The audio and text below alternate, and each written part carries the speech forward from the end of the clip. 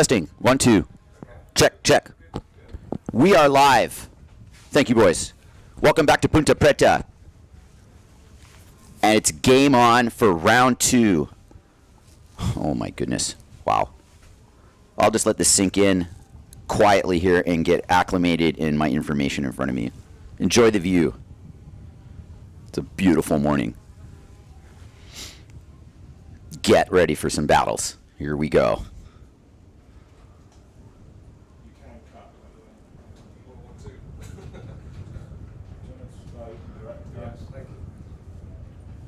Okay, guys. So, Alex, what's going on with Alex? Yeah, well, you're very hot at the moment, Alex.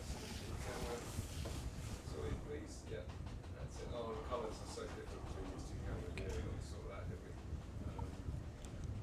Okay, how can we do this? Because what are you running on, Ash? What temperature are you running on? You're live at the moment. 4.5. Okay, Alex. What are you on, Alex?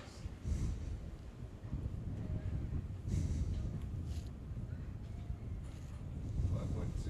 Okay, go to 4.5, please. Yeah. Well, yeah, they're different cameras, I know, but this is pretty shit at the moment, basically. Okay, Ash, you're going to have to go in a bit tighter. You haven't really got anything else. Is it?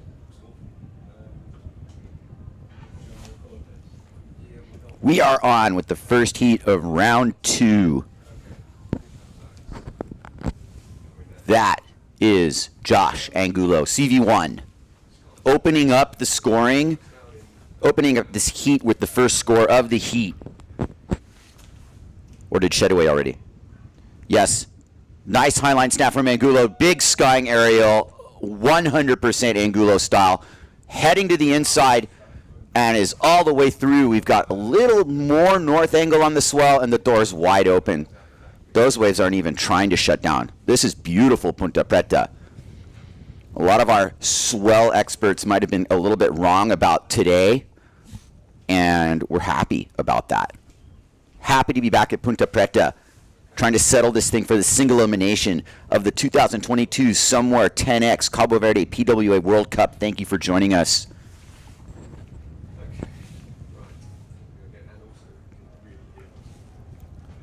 Traversa, Juban, Campello, and Angulo. Does that sound like a final? It should. This is the second round. This is our quarters here. Round of 16. Obviously some critical battles here. And 2 wave world champions in the seat, that being Traversa and Angulo. World titles between them. Camille Juban's a multiple event winner at Hukipa, 2018 Aloha Classic champion. From Guadeloupe, Camille Juban with his new AV boards, levitating. Shoulder high wave for Camille. Outside of him, Thomas Traversa, Gastra Taboo, opens up his round. Nice aerial with a little bit of inside rail work to ensure that he's going to go all the way down the line here, but he got hung up on that as the wave itself magneted on the reef. It was like a no-go. He needed to kick out. Looking outside, great angle here. Let's get everybody in on the perspective of how Ponta Preta works. What you're looking at, that buoy and that sign, is basically a diagonal line to the northwest, and that's kind of the channel, so to speak. Inside of that is the actual reef at the point. There's a reef that also breaks on a left-hander to your right of the screen. And some heavy waves come in on both of these reefs, but what these guys are aiming for is actually being behind the wave so that when it hits the point, they're speeding in behind it for their opening bottom turn. Ideally. The swell's a little bit more north, so you're not backdooring it as much as yesterday. Plenty of scoring opportunities exist here, and the wind direction, I will add, is also optimal. It's not too offshore, which is making this happen. We're really blessed to have this. It's a great opportunity to continue competing here. Here comes Camille Juban. And he's going to ride this to the best of his ability. Big bottom turn, spray under the hook, gets the next turn, fitting his new AV board under the lip. As he continues his ride, we have V1111 Ricardo Campello on an even better wave. And that got dissected quite nicely, I must add. Josh Angulo outside of Campello as he finishes his scoring. Josh Angulo, CV1. Big highline speed, here it comes. Does he have the air? He cheats through the section there and gets the air and ejects. Unfortunately, the apparent wind on his new duotone rig got the best of him there, and I think he regrets not going on that first section. Too bad about that. Traversa. Big air from Traversa, as he is known for, but it's a kick out. And Duncan clearly stated the horizontal approach is not going to be rewarded. We're going for vertical wave riding, tight turns in the pocket. Critical positioning is one thing. Critical turning in critical positions is what we're really looking for here. Josh Angulo, quite frustrated that that wasn't a high score. It was certainly a beautiful wave. He had done the hard work of catching a good one. And I think his whole read, it just eluded him a tiny bit. He knows he's got a better one in him. He's got a 7.88 in first position. That certainly happened late after. Juban with a 6.5, being clearly rewarded for his positioning as well.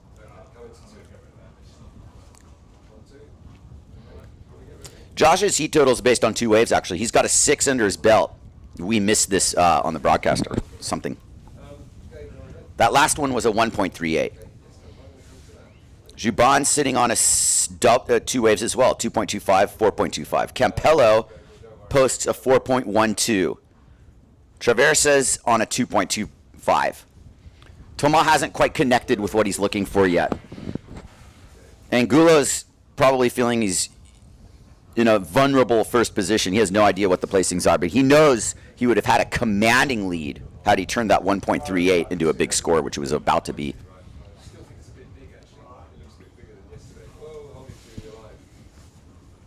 And the race is on, and what you see now, guys, is sail size choices are going to be in hot debate here. Other competitors in upcoming heats are watching this earnestly, in that the wind kicked in here mid-heat. It's quite windy. And we have Traversa on an absolute gem of a wave. Beautiful bottom turn, right in the pocket. He's plenty of experience sailing here. Big lip contact, brings drive down a little bit for the second air, one after the other, and safely kicks out. That was an interesting way to approach escaping that. He could have gone for the make and ended up straight on the rocks, or just skied that air as some form of a kick out. And there was like no time in between the landing the first air and bottom turning the second air. He landed in the bottom turn and just cracked that second hit. That was amazing. But it wasn't really a super long ride, and I think the judges also realized that the wave might have dictated a little bit of that. Forced him into what he did. Josh Angulo, CV1, knows what to do. And that is not settle for a less than optimal scoring opportunity. Josh has plenty of small wave game, but I think in a heat like this, right now, that he is close to being in control of in terms of his destiny. He can find good waves and get good scores. He knows that. Put himself in a really good position to make it through an absolutely stacked heat. Now, in terms of Campello, sitting in 4th position here with a 3.88 and world title aspirations, you know, all 3 sailors behind Josh Angulo are current World Tour sailors looking for a title here. Angulo's retired. He's in the game here. Home spot. Defense. Here comes Camille Juban. A little bit of a head dip air. Those apparently, the word got out that those are scoring a little extra. Nice lip slide and out. And Josh is behind the peak And what you look at there is just the position battle. Campello's way out the back waiting for a haymaker. Traversa's just getting busy on what's coming in. Here he goes again. TT off the bottom and rips the top off of that wave. A very clean offering for Ponta Preta. It's still good, guys. Hanging in there. Oh, yeah. Nice air Traversa. Skies the section right over the rocks. And the Santa Maria Express. Why not another nice turn? I really don't mind the Santa Maria section if it's being ridden like that. Wow. Go just check on into your hotel room and go back out for more. Welcome to Cabo Verde, where we sail a point break unlike any other in the world. Ponta Preta is so unique. There's the boys. Me too. Joe Silva, a couple of the locals there. Those of you who know. There's No Angulo, Josh's son. Yeah. There's definitely some hometown pride going on here. Josh is loved and respected on this island. And he has brought a whole culture of wind sports behind him. It's awesome. Judges, a little bit of an in-between moment. 33 seconds, minutes and 57 seconds remaining here. 32:55, pardon me. Still a little early. And it's good we're getting, I don't know how many places in the world you can, sail a firing point break before 9 in the morning, but Ponta Preta occasionally is one of them.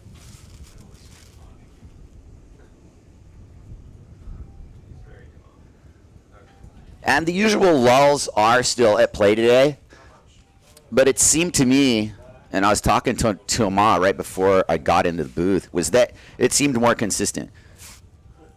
And maybe that's partly due to the swell turning north a little and the period shortening, but also the swell itself, the main bulk of it filling in. The Atlantic's been very active. I don't have a swell chart I can show you, but there are some giant storms rolling in to northern Europe right now. And we're getting the first part of those lows before they bend up. My friend Tommy in Norway, for instance. Hello, my friends in Unstad. It must be enormous up there right now. Oh my goodness, I saw a chart. I was like, wow.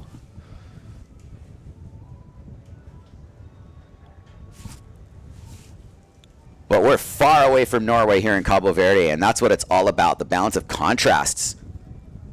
And the difference of riding reef break and point break and beach break.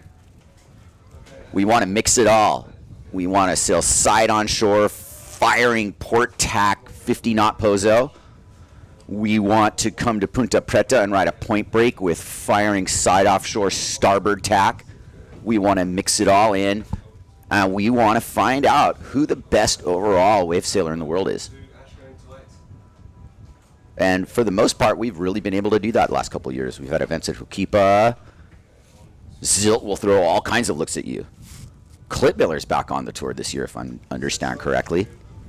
It looks very well balanced, and this event, kicking it off right here for the 2022 season, really makes it seem justified. Let's hang on for the conditions and watch these guys jockey for some scores. Let's see what happens here. There's a lower set. The same effect of everybody sailing upwind to gain position and therefore priority can backfire. If you get stuck in no wind there, then you end up like Josh Angulo, who wisely stuck a little closer to the peak. Nobody else is going to catch one wave in this set. But here goes Angulo with a full rail bottom turn. Fundamentals. CV1. Nice. A couple cheers from the crowd. A lot of local support. Rightfully so.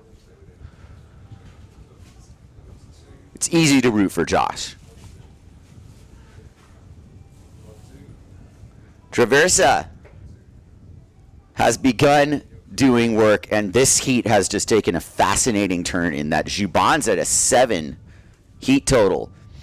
Angulo's at 7.5, but he just backed up his score and took the lead again. So the battle between second and third got heated. Campello isn't on the board for a while now, but he's about to be, because this setup now has favored the guys who went outside. And we're patiently waiting because there's a good size upper set here. And Camille Jubon wisely doesn't take wave number 1. You never want to. Campello is on a very, very good wave. His best wave of the heat for sure. Here comes V1111 riding for Nash. Ricardo Campello from Venezuela sets up shop at the point. Beautiful bottom turn, gets his board around, inside rail, in the water, peeling point break, wrap around cutback. A little bit more, here we go. Campello's going downwind and cracks a taka but doesn't rotate. No make on the goiter. Traversa's first hit is a very, very discombobulated in front of the rocks aerial that will not do anything for his scoreline. Jubon on a grower. This thing's going to grow, and then behind him, Angulo's on an absolute nugget. Here comes Camille. This has Camille written all over it with the big air attempt. He's out the back. Angulo quits on his ride as well. We can stick with Camille. No action.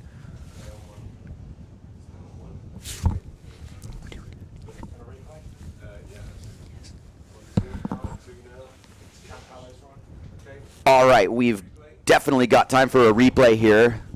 We're doing good, boys. We're not missing any action. I'm super stoked about that. Here we go. Campello. Nice driving bottom turn.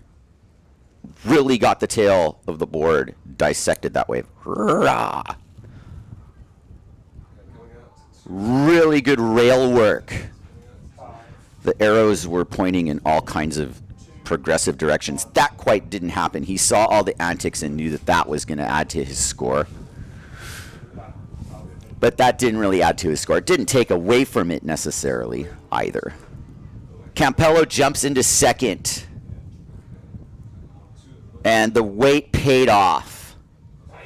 7.8 to 9.88. Angulo knows the game. You know, 9.88's a solid heat total. All 4 of these sailors are capable of over 15-point heats. Takes being on the right wave, and in the case of Camille Jubon, sheer bag of tricks can unlock it as well. Except Ponta Preta, you know, except for a few types of moves, isn't really where that whole bag of tricks can go. And Jubon on the Santa Maria Express, over the rocks, mind you, has decided that this is actually a viable scoring opportunity, and he's right. He just blinged that thing all the way through to the shore break, and I think he went through about 4 different rock sections there. That was impressive in its own right. You look at those rocks, that's right where Camille just went right through there, weaving through those rocks, doing little aerials. Crazy. Oh my God. Don't come to Ponta Preta if you're afraid of rocks.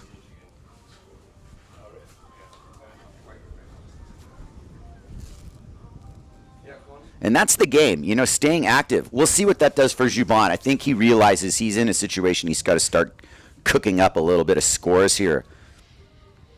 Who's asking? It's in the lower third, basically. Jubon with a 3.38. So that was his thinking, is that I must be sitting on a really bad second score. So he upped his second score and put himself within striking distance of Traversa. In fact, now he's tied with Traversa. And Ricardo Campello is only 0.3 ahead of both of them. Angulo does, you know, must feel pretty secure with 9.88, but that doesn't mean he's going to let his foot off the gas. There's Wesh and the boys, Pierre Bourrat, Danel, heavy crew. A lot of Frenchies in this contest. It's cool. They all rip.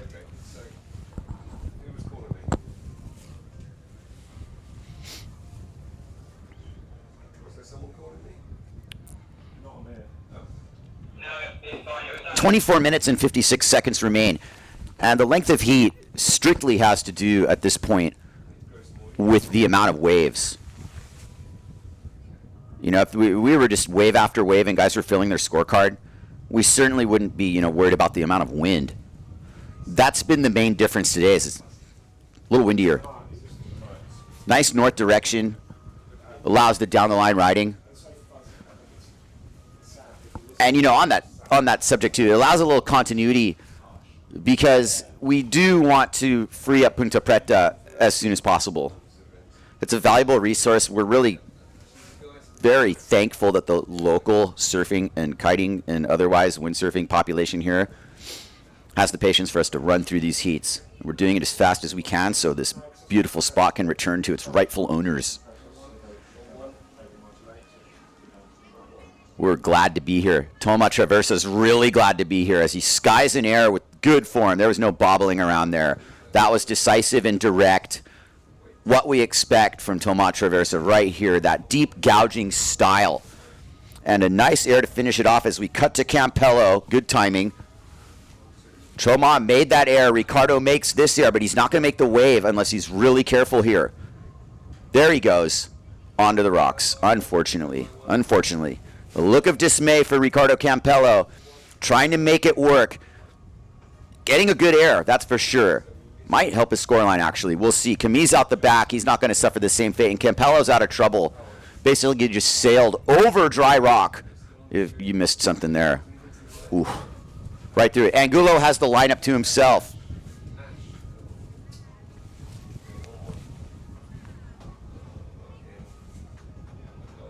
Josh Angulo out alone. Not a whole lot coming, but you never know. 22 minutes and 48 seconds remain in this heat. Angulo's got the lead. And he probably, you know, feels first or second is probably where he's at. He's probably feeling like he's got first, actually. It's really hard to tell. And he actually has just dropped to second place because infamous Toma Traversa dropped a 5.88 to go with this 5.10. They rewarded him for that ride. When we cut away, he made that error. I mean, you saw it happening. It was a make. And Campello's basically waiting, 2.5, which would have been much higher had it not just been one really super nice aerial. Here comes Josh, kind of herked in his competition posture, ready to throw a couple uppercuts. And this wave's actually forming down low. Josh has gotten on the Santa Maria Express here. You know, free ride all the way down to town. And here he goes, right through the rock line as well, but he's over that little trick stuff. He wants to get a bomb and sail like a man. All right. Camille Bond just pinching a high line here. This one's also got a lower section. So it's this mixture of doing what you can on the wave in front of you and then just checking down the line to make sure that you don't miss an opportunity to do that. Juban kind of trying to chase above a 3. Maybe even above a 4, which, you know, I pause when I say that because I've seen the guy post 9s like it's drinking water.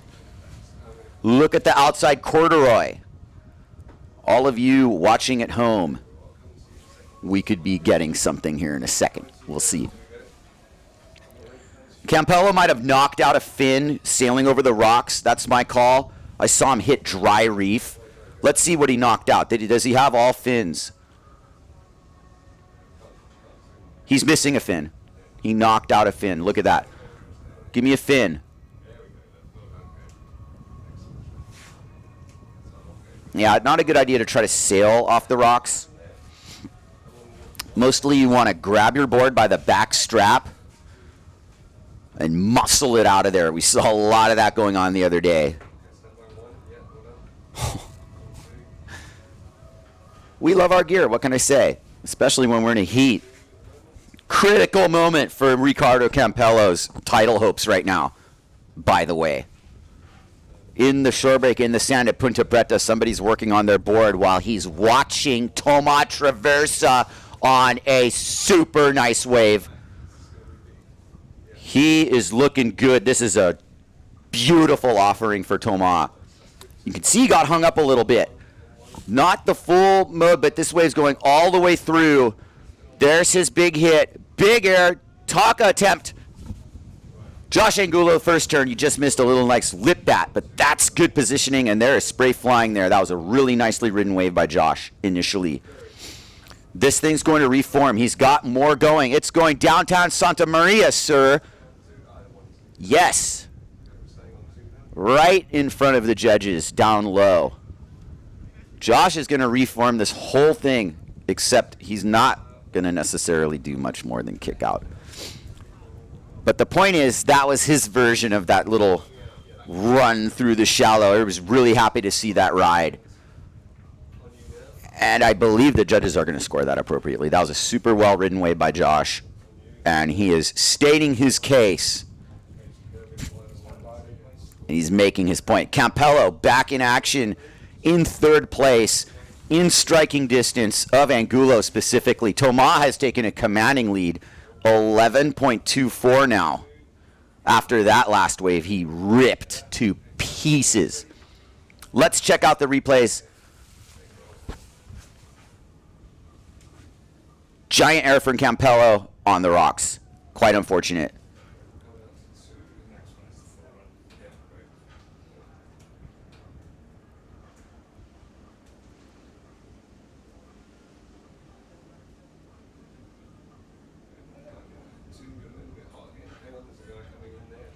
Yeah, you see that inside rail just staying glued to its line, allowing Josh to put that board right where he wants to. Fundamentals. Here we go. Camille Jubon live. Punts a good section. Maybe got a little bit ahead of it there, but that means he can just make the wave. It's so funny here. You think you're far ahead of it, and all of a sudden the thing just throws, and you're right in the right spot. Camille's sailing fresh. Really nice looking board. Getting some good turns. We're still with Camille here, who is definitely heading to you-know-where. And maybe thought that that had more to offer, but that was actually a really super well-ridden wave. And he got a lot of cool little hits and hacks and turns, illustrating the play park nature of Ponta Preta. Here comes Campello. Really needs a score, needs a wave. Has a wave. He is on this thing. This is now V11's time to shine. Here he goes. Beautiful bottom turn. Ooh. Really nice off the lip there. Really hacked that thing. But it didn't offer too much more. Unfortunately for Ricardo, this hasn't been a heat that things have lined up for him on its own. He's had to force everything, but he's also been somehow not on the receiving end of these exchanges in terms of the wave selection. And when Thomas Traversa and Jubon and Campello and Traversa, you know, you're dealing with Josh Angulo too, obviously. When Angulo decides he wants a wave, you're not touching it.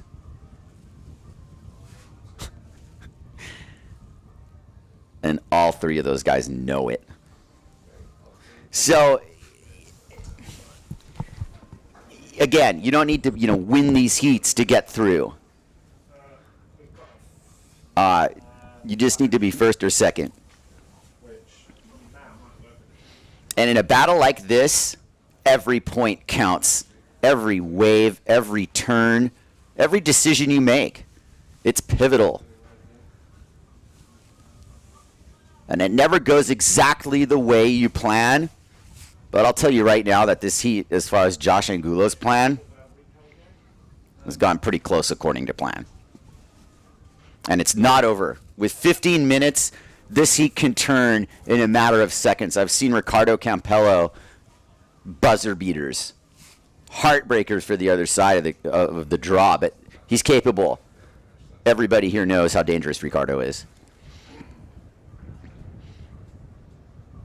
But you still got to get on the waves, and that is the name of the game. Angulo playing it a little bit lower, and what he has seen is what nobody else has seen. It's a lower set. So the race is on. Angulo and Jubon spy it. They can see the line. Now Josh is going to choose. Which one is it? The first one or the second one?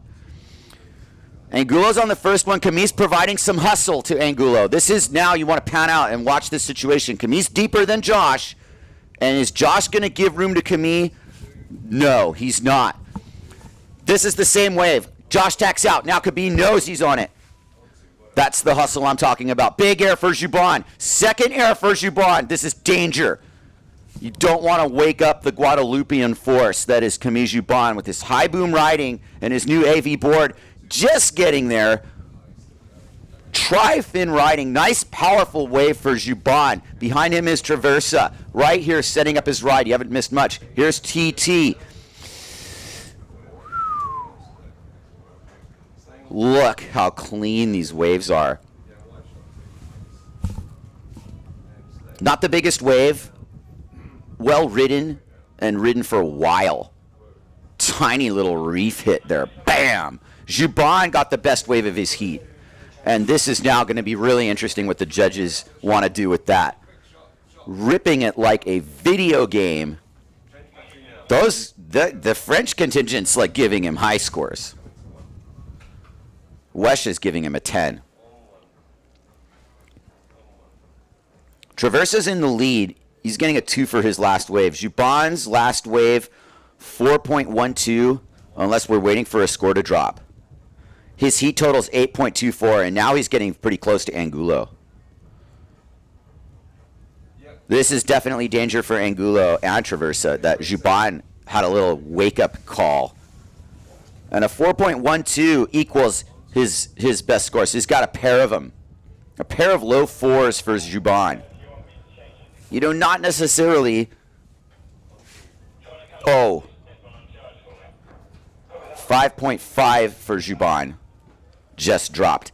Now he is directly next to Angulo. 9.6 to 9.88 with 12.54 to go. Anybody who knows the game knows that this can happen when you've got players like these players in the game and conditions like these conditions. And here comes a super important moment in this heat, and it involves Ricardo Campello deciding to tack out of a wave. And what's he doing? Is he sitting on Josh? No, he didn't want that one, I guess. That's an understandable decision. There's plenty of time left, and Ricardo knows that that's not going to all the most likely do it for him.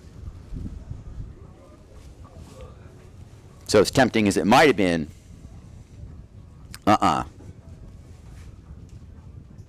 now starts the poker game.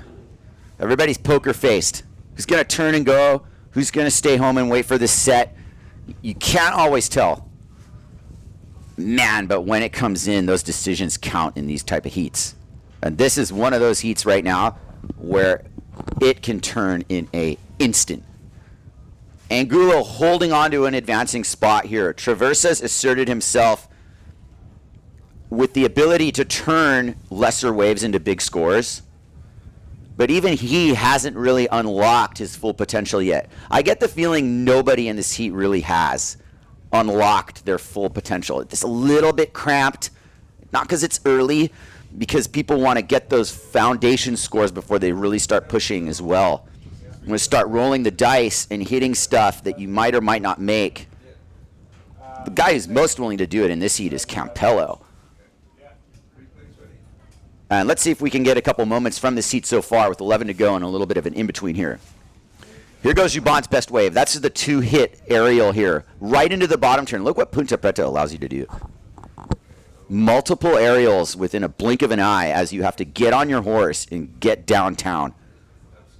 Beautiful shot. Well shot there. You really get the feeling that you're one of the bystanders right there watching this. This is probably one of the, if not the best wave event to watch live, you know, here at the beach. Right in front of the point. Nice Traversa. Super high line there, just blasting through the inside.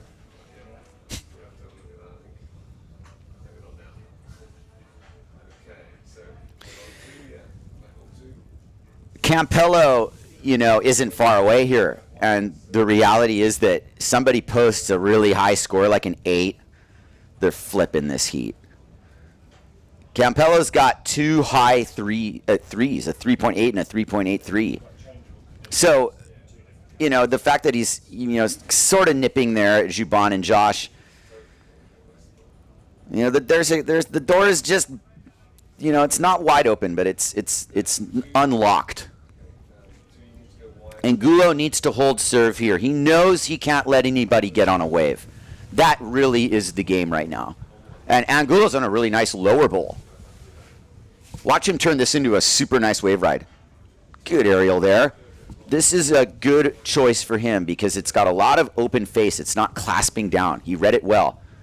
Trademark floater line and out. No need to scrape the single fin on the reef there. Beautiful turn from Camille, but out the back it is. Just too much apparent wind force to do a wraparound cutback. And you know what's coming if you don't make the turn. You're on the rocks. Whew. There's no difference makers ridden in that. If I'm not mistaken, I don't really see Angulo changing his score line there. Maybe he did. A 6 and a high 3.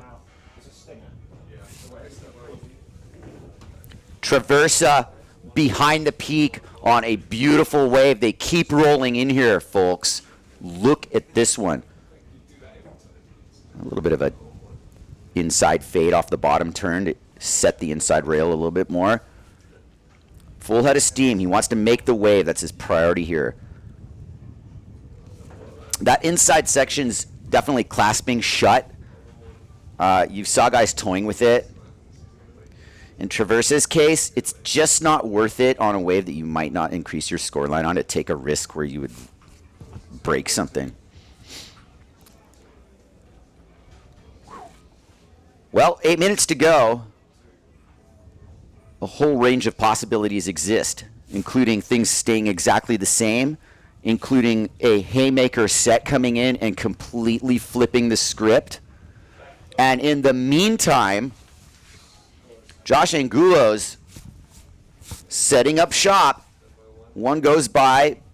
There's Campello and Juban on the outside of him, waiting and baiting. Angulo doesn't drop into the wave. He's heading back out.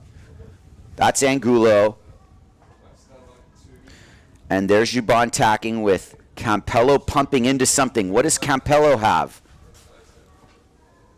Campello pumping on a plane onto what looks like an upper wave that's going to break. He's going to be able to fade into it. I'm curious as to how big it actually will be, but it does have a lower line to it. So while this tight shot doesn't show it, I'm claiming Ricardo's going to ride this wave. And he baits it and stalls, and here he goes out the back. Didn't like it.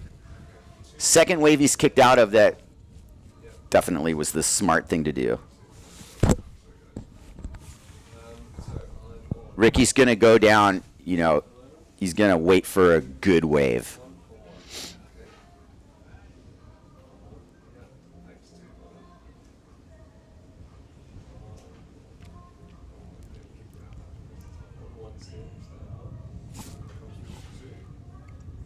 It's definitely part of a mental game as well. And the best thing to do is stay busy. Angulo's in a good cycle. And it's a good way to ride Ponta Preta. You get on a wave, you kick out, you feel like you're on some sort of conveyor belt. You get on another good one. Definitely better than being on the part of the cycle where you're headed out and you're watching your competitor drop in on a really good wave right in front of you. That means you're not on the cycle. You're not out there to be spectating. You're out there to be scoring points and catching waves. Outside of Josh is some corduroy, but I don't think it's that consequential. And I see Josh has spied a pretty good midsection wave. This is something he'll commit to. The boys are signaling him into it. And when the boys are watching, he's like, oh, I'm not going to go hit the reef on this thing. TT might have different aspirations.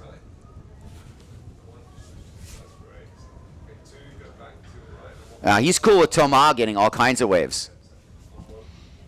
Angulo's fending off Campello and Juban is kind of what he's doing.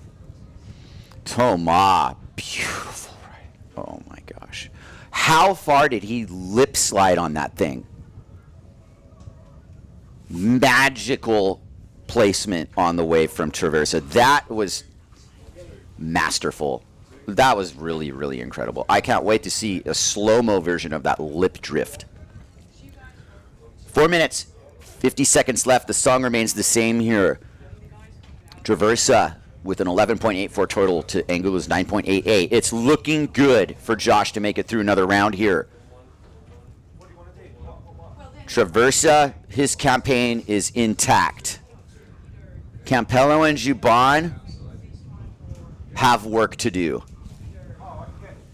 But Ponta Preta seems like it's being abundantly fair with our competitors with a nice set offering, and Campello's patience is paying off, and Juban's patience is paying off. Lo and behold, both of them are on good waves. Here comes Juban first and Campello second. Juban skies the air with the look back. That's a big aerial and a lot of point potential there. Second air for Juban as Campello sets up shop. There he is. Beautiful bottom turn, and doesn't quite make the wave. Campello suffering the lip axe. Traversa off the fade line, points it down the line, heading downtown himself. Looks like he's got a fin setup that allows a lot of freedom in his riding. Angulo kicks out, and that's what you saw there. That was fine. I thought that pan was perfect. It showed that Angulo kicked out and that Traversa was continuing his ride, and then he kicked out. That was basically what I would have done had I been looking around. I applaud that effort. I think those of you at home understand that Camille Juban's on the rocks because he kind of tried to make that last wave, you know, score lots of points, and there he is, suffering on the rocks, but also with not a ton of waves coming, so he's probably going to be able to make a great escape there. The swell's north enough that you're not getting purely taxed when you go on, because you were probably on a bigger wave than the other ones coming in, and you just alligator crawl off of them. Poor Campello, you know, like, it's hard to just make it happen sometimes. No matter how hard you try or how prepared you are, sometimes you just don't have that moment go your way. And he's had a couple waves here where it's just been one little edge wrong, and it ends him up where he is right now in fourth place in this heat. Behind Camille Juban, who did he better his heat total? Does he done better than a 4.12? Is he going to catch Angulo on the basis of that? You know, the judges understand the body of work that's at play here. And Camille's caught a ton of waves, but I see a 1.88 here. And 4.12 and 5.5 is Camille's heat total. He is very close to Angulo, but I don't think they're giving him a score that's going to pass him. He needs another, you know, a low 5, high 4, something like that.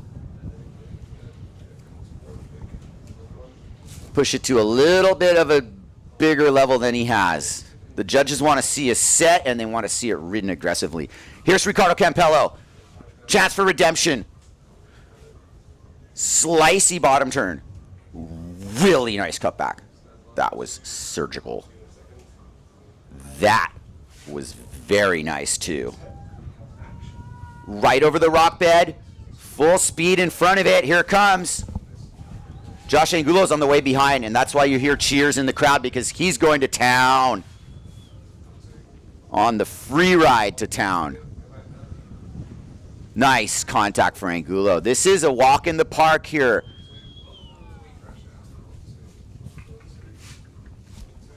Applause for Angulo with 43 seconds to go. He knows that's his last wave of the heat. And his thinking's probably, well, that wasn't my best wave of the heat, but nobody else got it. Campello's ride, pretty good. Is it enough to leapfrog into second? We're about to find out.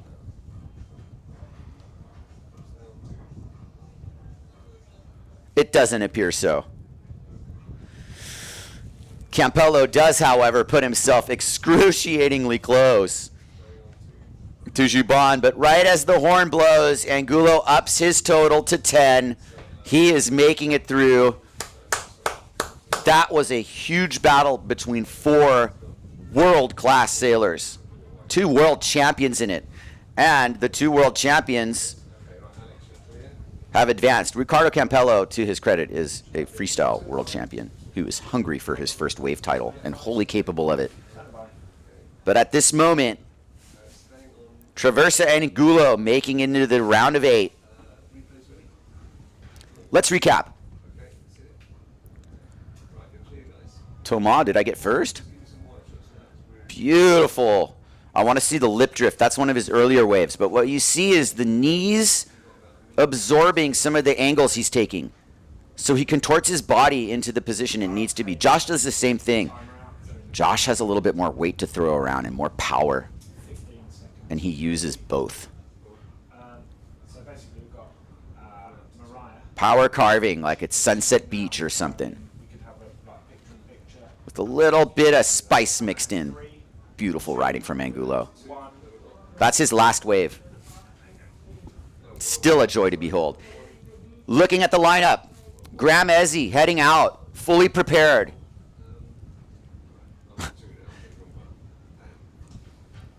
Graham's definitely prepared for this. This is a big moment for him in an equally stacked heat. My goodness, the stack of this heat is just as heavy as the last one, if not more. People, we're in the day. USA 1, Ezzy, K89 Swift, BRA 105 Brown, and HI 101 Noiro. This is by far the gnarliest heat ever. I'm just looking at this going,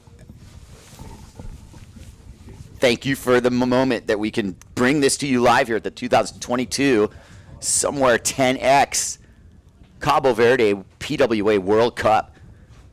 Day 2. Working our way through the round of 16 here. 44 minutes and change. And all kinds of gnarly shredders here just waiting for the opportunity to start the scoring. Brasinho in the yellow Goya all the way to your right is furthest out. Ezzy on the Ezzy yellow sail is the next in line. Swifty and Noiro on the Neil Prides respectively. That'll be a little tough to tell right away who's who. And I'll do my best with that, but they're both my good friends, and I will be able to tell the difference. And those of you who know their styles at home will also know the difference.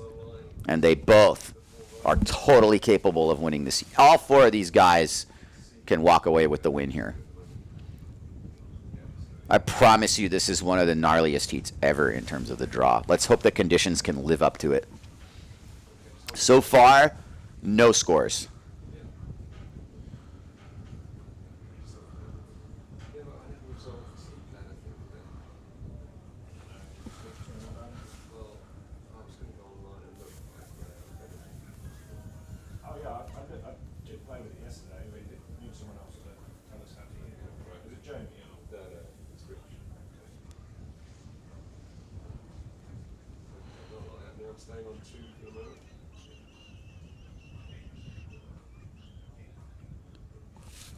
Definitely a down moment in the action. We were hoping after Dunkerbeck's visit yesterday we could get a couple all-stars here to sit down and take some of the pressure off of me and offer a different voice to the commentary. I'm sure many of you would appreciate that, myself included. And we'll see how we can factor that in. A little bit different with the interviews on site and our technical difficulties versus missing action versus just having somebody here next to me calling it, whether you can see him or not. Who cares?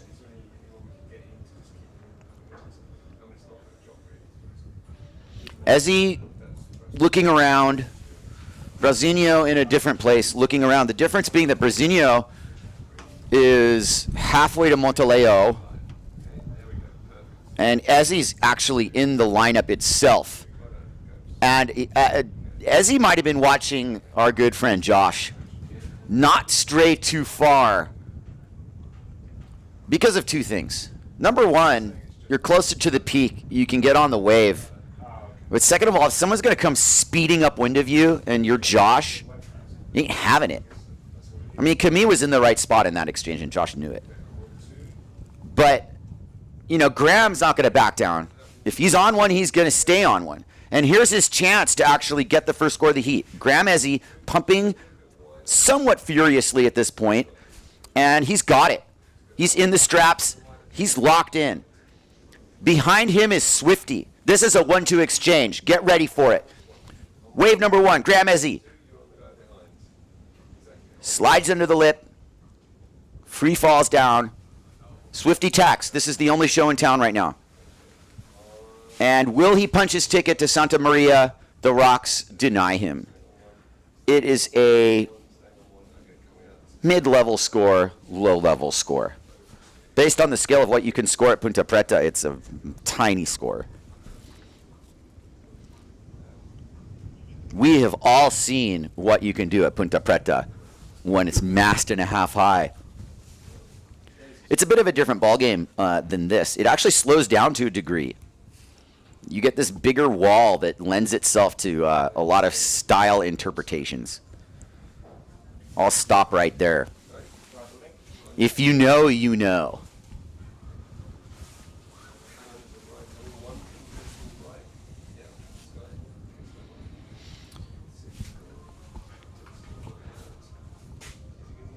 I think that's Noiro. It certainly is. Morgan Noiro now opens his riding. This was a good choice. A beautiful offering. And it's not going to waste. Here he comes. Big punt off the lip. Noiro getting busy. Morgan's not done. There's a little bit left of this before it hits the rock bed.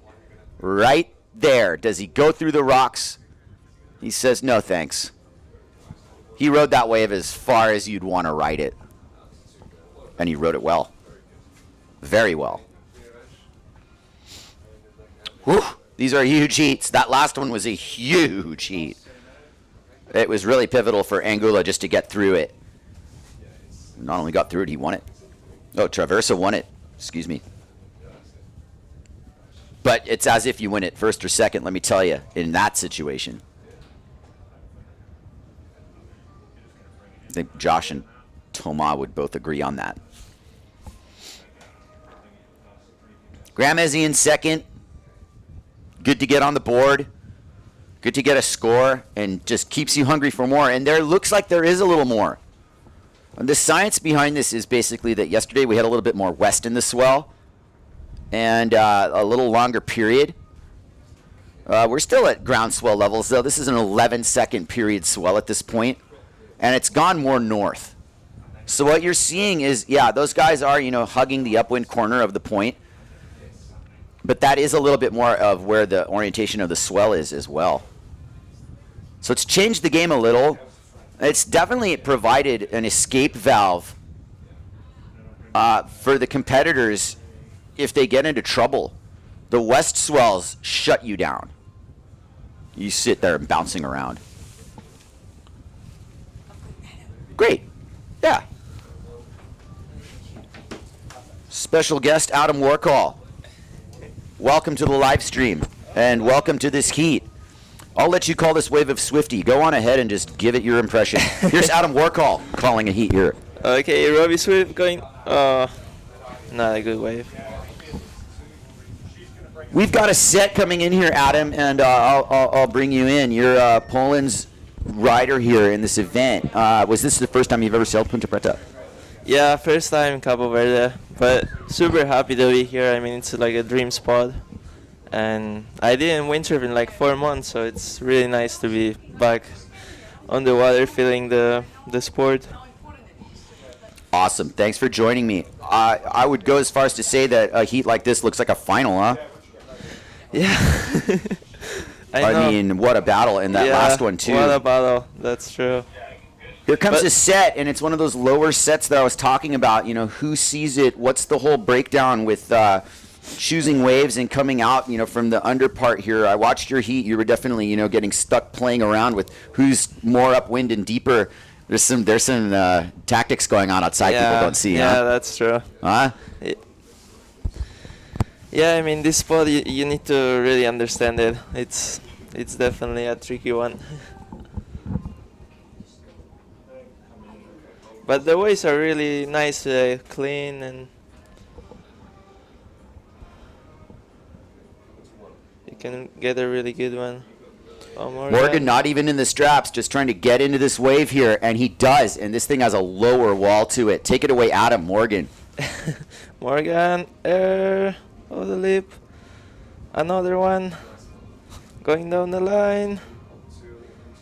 And a couple nice turns. Yeah, Morgan got busy there. There's Brow just getting somewhat acclimated himself, just taking a look. Let's not forget, who's in this heat, Adam. 36, to 10 minutes in. That was the first look you had of Brow practically. Yeah, Brozinho didn't get a wave yet, no? It's pretty hard. Hard situation. Yeah.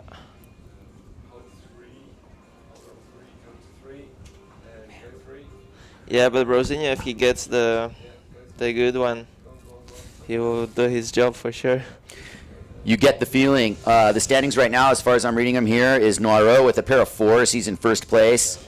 Ezzy with the 2.38, clinging to his second. I don't really see a score from Swifty, and I don't think they've given Brow anything yet or at all, if that was just a kick out. Was that even a score? Here, you sit down. I mean, the heat started super slow anyways. There's... Oh. Yeah, please. Be my guest. I need to stay on my feet.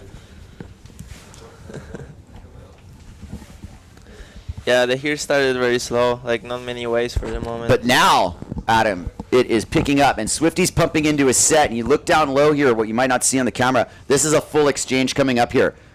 And on this wave is Robbie Swift. He's starting up the scoring, and Ezzy behind him. Here comes a 1-2 combo. Swifty on the high line, drops his rail down, and bottom turns in a beautiful wall.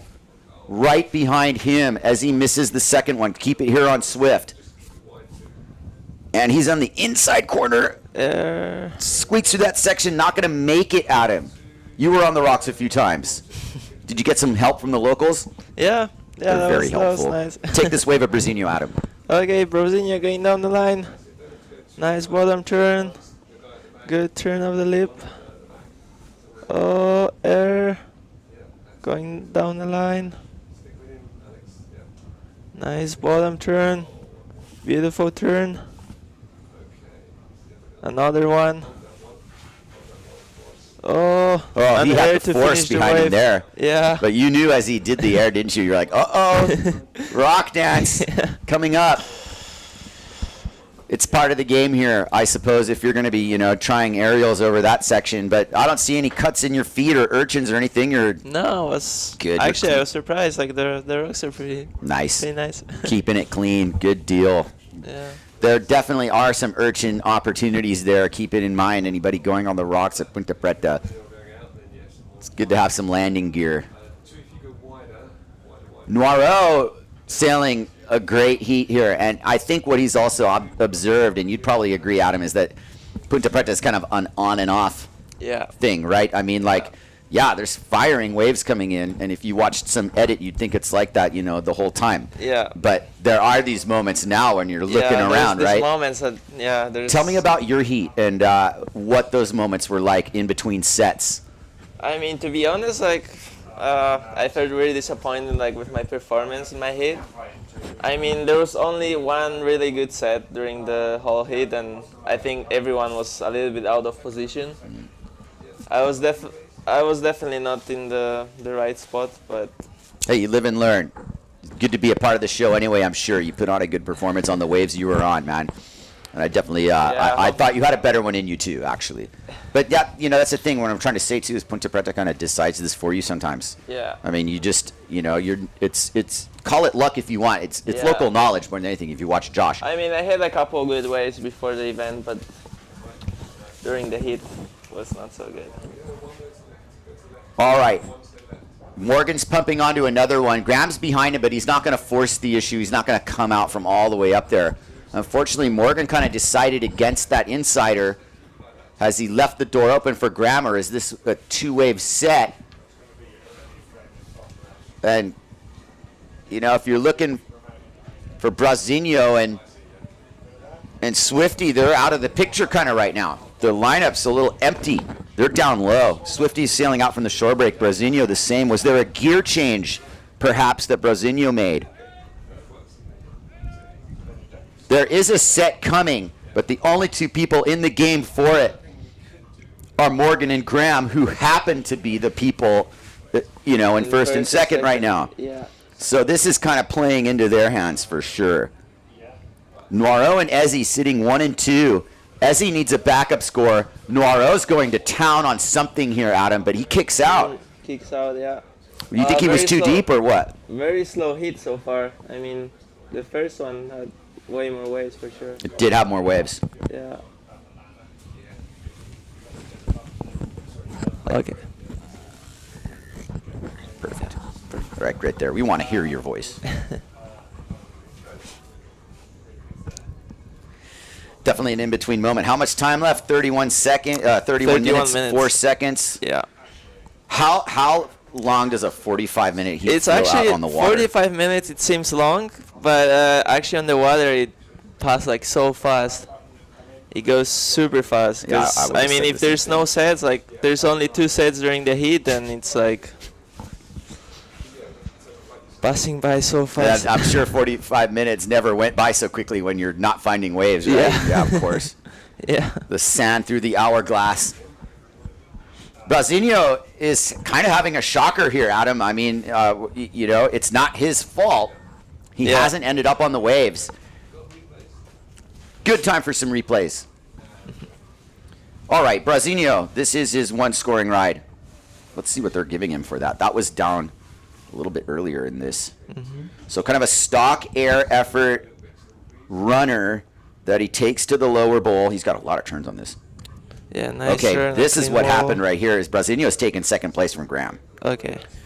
Yeah, that's a 5.62, Adam. Just so you know. 5.62. Noiro's holding a pair of 4s.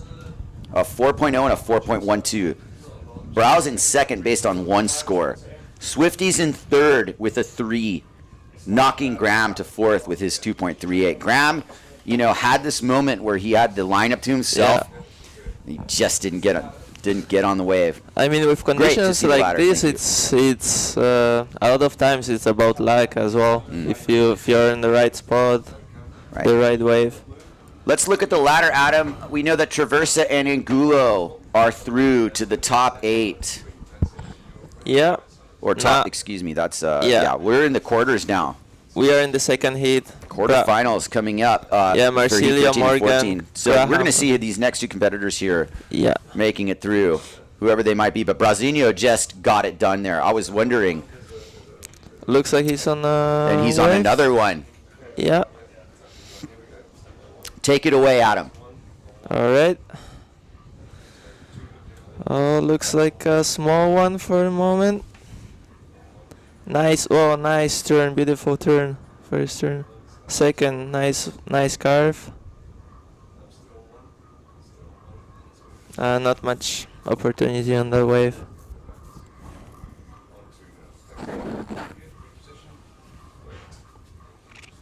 Very slow hit. It has slowed down. There's Yeah. been moments, but what you're seeing is maybe the tide's filling in, just Probably like the yesterday. tide, yeah, going And up. it's going to fatten us out. And I don't remember how many heats we got done before we took a break yesterday. Yeah, But yesterday. Duncan's watching close. I mean, they canceled my hit when I was on the third hit, so Would you have agreed with that? It was pretty slow. yeah, because Very there's like nothing. I mean, you really. were going on the rocks. It was like Yeah. right on the rocks, right? Yeah. That's what happens. And you see the water creeping up over the shelf here. 2 things happen when it goes higher tide is you get a little bit of a wobblier wave quality. Yeah. And the other thing is that it's pushing so close that it really squeezes you in. And guys really do start just sacrificing on the rocks. And that kind of slows us down on the scoring because I mean, we saw yesterday afternoon the conditions improved a lot with the Yes. lower tide. it so. sure did. And that's probably what you're seeing in the science, the barythmy of Ponta Preta is it just needs an in-between tide more than anything. But it just can't be like a full-blown, flooded-out high tide when you're already in a swell situation where it's turning more north and you're losing your exposure to it. So it is what it is.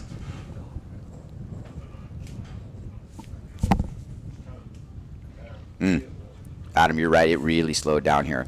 Yeah. And, you know, I mean, Morgan there- and Brasinho wouldn't mind if it counts. Yeah. I mean, there's plenty of time still. There's so plenty of time. let's see if. But Duncan's looking at this the following way, I'm sure, is if another 20 minutes goes by and there's no scores, Yeah, then they cancel. he might it. not have a choice. Yeah. Looking at it, Ezzy's the guy right now who kind of, is on the lesser end of, getting waves. He's got one score just like Swifty. Those are really the two guys you watch right now. Because if you're Noiro, it's been a fair heat. And if you're Brasinho, you've got a good score in one wave, but even he would tell you it's pretty tough. It's pretty slow. Yeah. And here comes an exchange. We have Morgan Noiro fully moving. His mobility's been really on point. And if he just blew by Swifty onto a nice-looking wave, Morgan Noiro is playing the game here. Man, he's really gotten on some good ones. He's having a great heat. And Graham Ezzy's finally going to connect on one behind him. I fully expect Morgan to go on this wave. Yeah, Morgan, nice looking wave. Big aerial. Nice cleared section there. That was gorgeous. And he gets the wraparound, and he's fully on the shoulder of this wave. Going to make the whole thing here. Morgan's on solid ground. Graham really has nothing to work with. Is it really worth it, Adam, to go on those second ones that break out right on the rocks and you're going to get like a 2-point ride out of it? No, I already learned that. You found that out, didn't you? And you know what? Like, you can't fault you for trying because you're in a heat. But Like during a free session, I wouldn't go for them, but during the competition, it's like it's the pressure that you're not catching waves, and then you go for the bad ones, and the.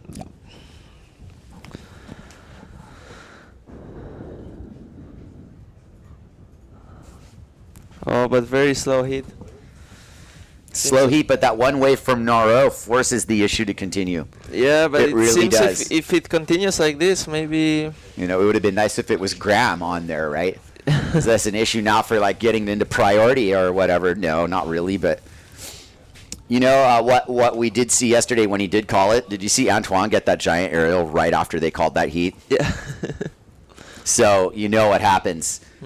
Antoine and I talked about that for a little while, and you just in some situations, especially here, you maybe just have to just gut it out and let the heat run and then see. But Antoine's aerial, after they call it, was one of the biggest errors of the time I've been here now. Yeah, but it's again like just that one set. It's just that one set, and that's a good point. It is just one set. Here is Robbie Swift trying to better a 3 and get into the game, and it was a patient wait. And now he understands that he's where he is, right in front of the point as it's getting a little critical there, but he points his board down the line and heads to the inside section. This is where you can get your points and your money made here. Right over the rocks. downtown, secondary hit, making errors to make the wave. Super well ridden and red wave from Swifty with a little bit of a kick there. Adam, are you impressed with that ride? Yeah, that was a good ride. Like the wave was not great, but he made the most of it. For He sure. made the most of it. Very much so made the most of it. I think Swifty, Marcilio has stolen the first place here in that second exchange, and he's done his homework. Swifty has a pair of 3s. He's a little closer now.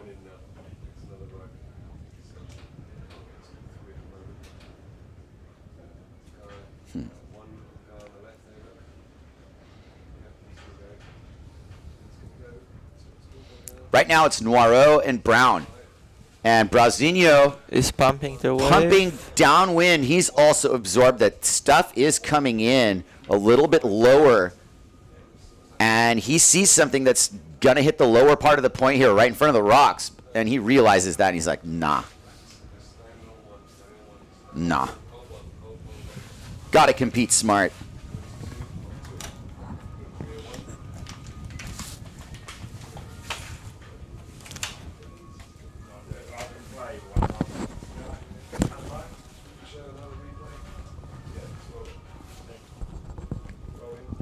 Oh, that's Robbie wave. That was critical. And if he'd done a straight air, he would have gone on the rocks. He wouldn't have made the wave. Yeah. So you saw how that the air made the wave, just like that. Yeah. Over the rocks. over the rocks. I'm going to see what the judges gave that. My feeling is that that really sealed the deal for me. So he's got a 3 and a 3.25. They're like throwing him a little bit of a bone. We really can't get into like our opinion of the scores here, Adam. I've been staying away from that, but they gave him what they gave him. 3.25. In my defense, I'm kind of like a sucker for things like I would be a bad judge. I would always throw out big scores. I get too enthusiastic about what I see. Yeah. And Duncan's also looking at this, Adam, like on the scale of what you can do in Ponta Preta. Okay, that was like a 3. Yeah, of course. Okay. That's really what you got to consider here. Yeah. Where we are and what you can do here. That's the scale. It's not like the day. The thing is that there's like no better ways for the moment, like to perform better. So that's the problem. But it's a contest, and contests need to roll, and you can't finish them if you don't start them, and that's what Duncan said yesterday. I think he came to a moment of clarity where it's like, listen, you know, these in-between moments, don't be scared of them. Just realize you got to roll through them.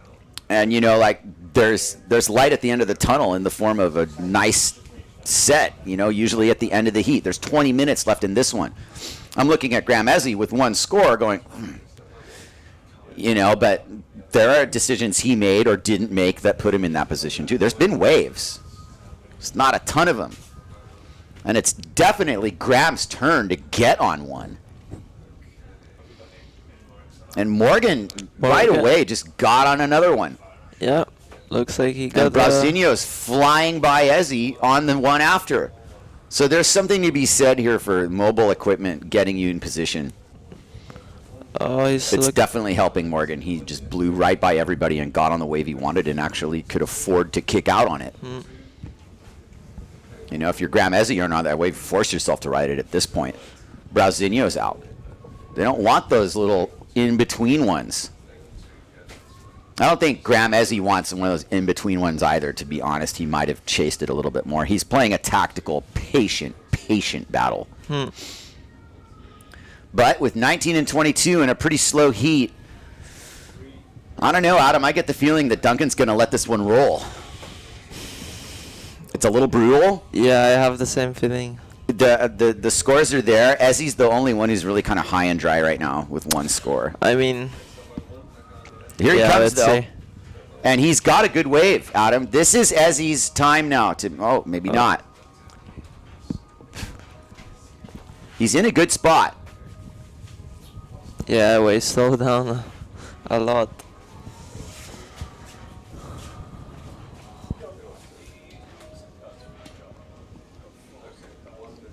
But there's really not much on offer. I see some corduroy outside, and that's really just serving a little bit more bait than fact.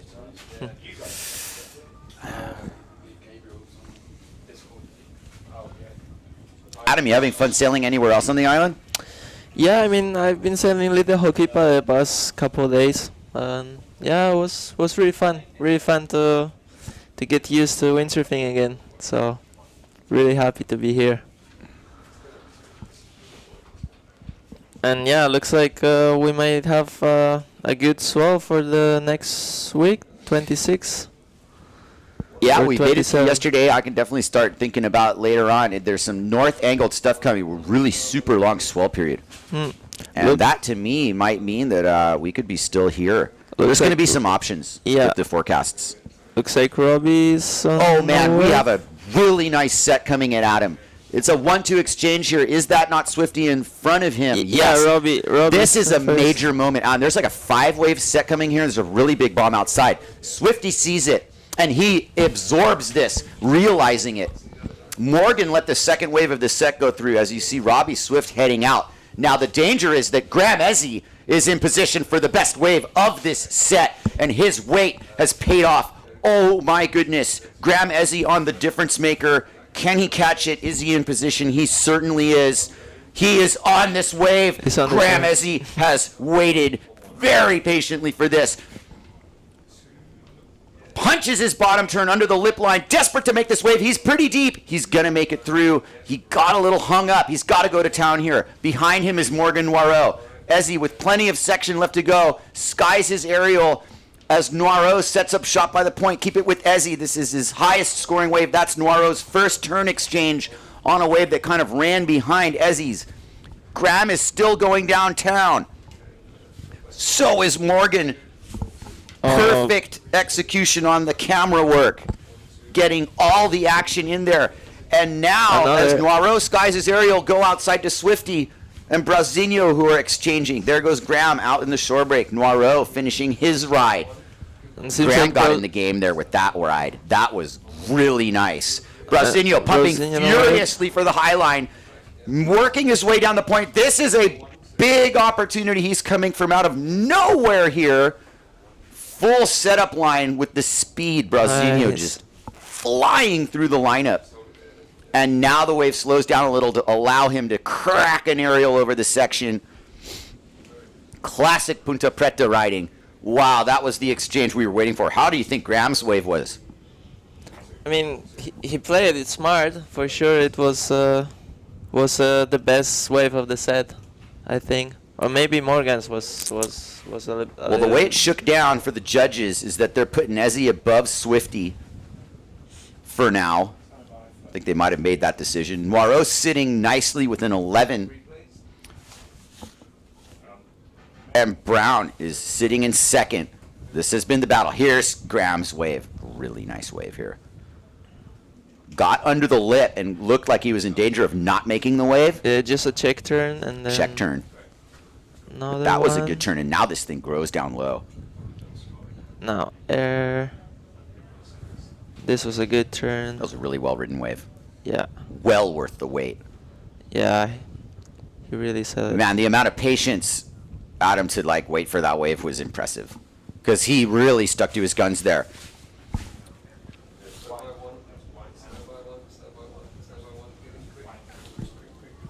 And then Morgan on a little smaller wave, but more critical. There we go. section. This is live. This is Robbie Swift. Sorry to interrupt. Okay. And under the lip line, kind of trying to make the whole wave get to the point where you can punt the aerial. The judges aren't really going to reward that according to judges' scale. Duncan, briefed the judges and was talking about rewarding a more vertical approach of riding, a more critical approach of riding, versus that kind of safer horizontal make the way thing. I hope Duncan also understands that it's so offshore here that you kind of get forced into that. Yeah, I mean it's super tough conditions. Like you can't really see on the screen of the video, but it's really hard out there, really close to the rocks, and the waves are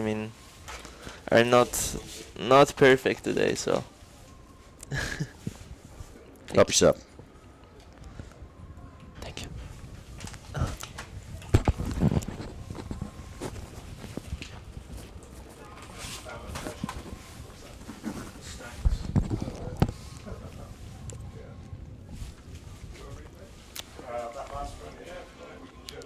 We've got time. Let's do a replay. Brazinho might be setting up for something, but it doesn't look too significant. Here's Brazinho's off the end of a really big speed run to make it to this part of the wave. Lots of board placement. He's probably riding, his slice and dice model. Something a little shorter, a little slashier. Swifty having a good time. Having a good go here. Etching his name into the history books of Ponta Preta. Right through the rocks. It's crazy stuff. Yeah. I'm glad I'm glad I'm riding a board that I don't really care about here. Yeah, they're making airs over the rocks. I saw Ricard on the first hit. I think he went over the rocks. Straight over. And I think he broke his fin. A couple times. Knocked out his fin. Yeah, right? He knocked out his fin, yeah. He knocked out his fin actually trying to sail out over the rocks. It's on tape. Our standings haven't changed. The scores are getting a little tighter. Brazinho's got a 9.4 against Noirot, 11.24. And what I'm observing about Noirot is that he's kind of learned the game here every wave he rides. That's Swifty in front of Noirot. Yeah. Seems like a good wave. Okay, it's a 1-2 exchange, guys. Swifty first. Beautiful wave from Swifty. Wow, this thing is going all the way down the line. Nicer. Nice air. Oh, Morgan Noiro setting up shop a little bit deeper. Does the fade line as well. It's nice to get that inside rail buried before your bottom turn. You get more angle. Beautiful tight line from Noiro. Slicing down the line here. Nice aerial.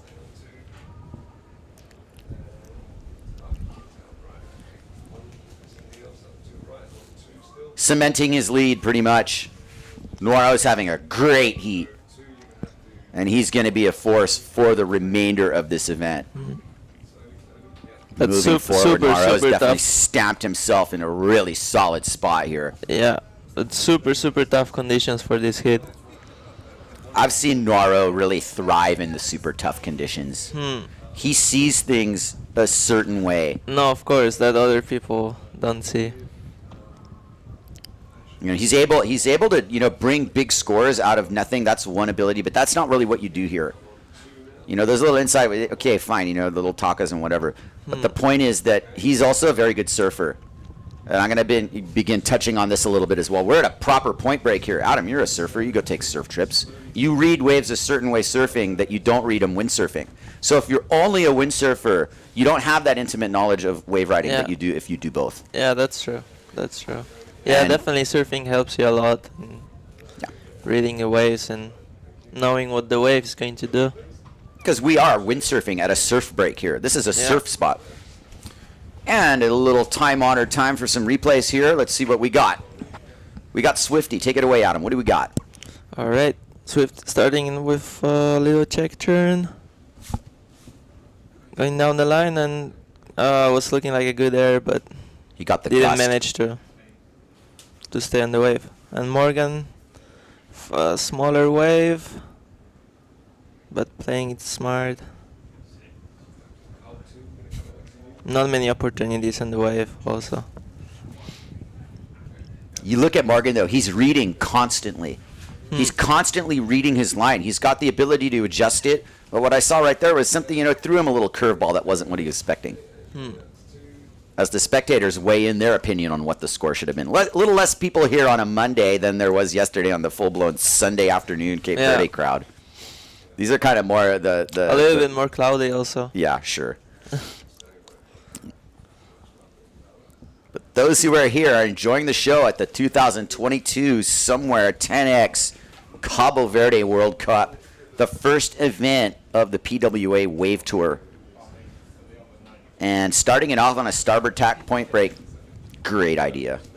The Hukipa sailors do not mind that at all. And there are a number of the locals here showed up with hopes to a great start for the year. Morgan Noiro is off to a great start right now. Marcilio Brown, great start. Even Graham Ezzy and Swift, all four of these guys. Now, Adam, you know, the heat was slow, but they all have their scores. This one's counting. We know it is. Yeah. But I mean, it's strange because yesterday there was also one hit that Duncan canceled at the end, and everyone has had his scores, but it was just like not so many opportunities for the riders. So maybe there's a little time for some reassessment after this heat and see what we're trying to do. Wait for the tide to switch. It's definitely factored in. Really hard situation. You make the most of these waves when they're breaking right on top of the point.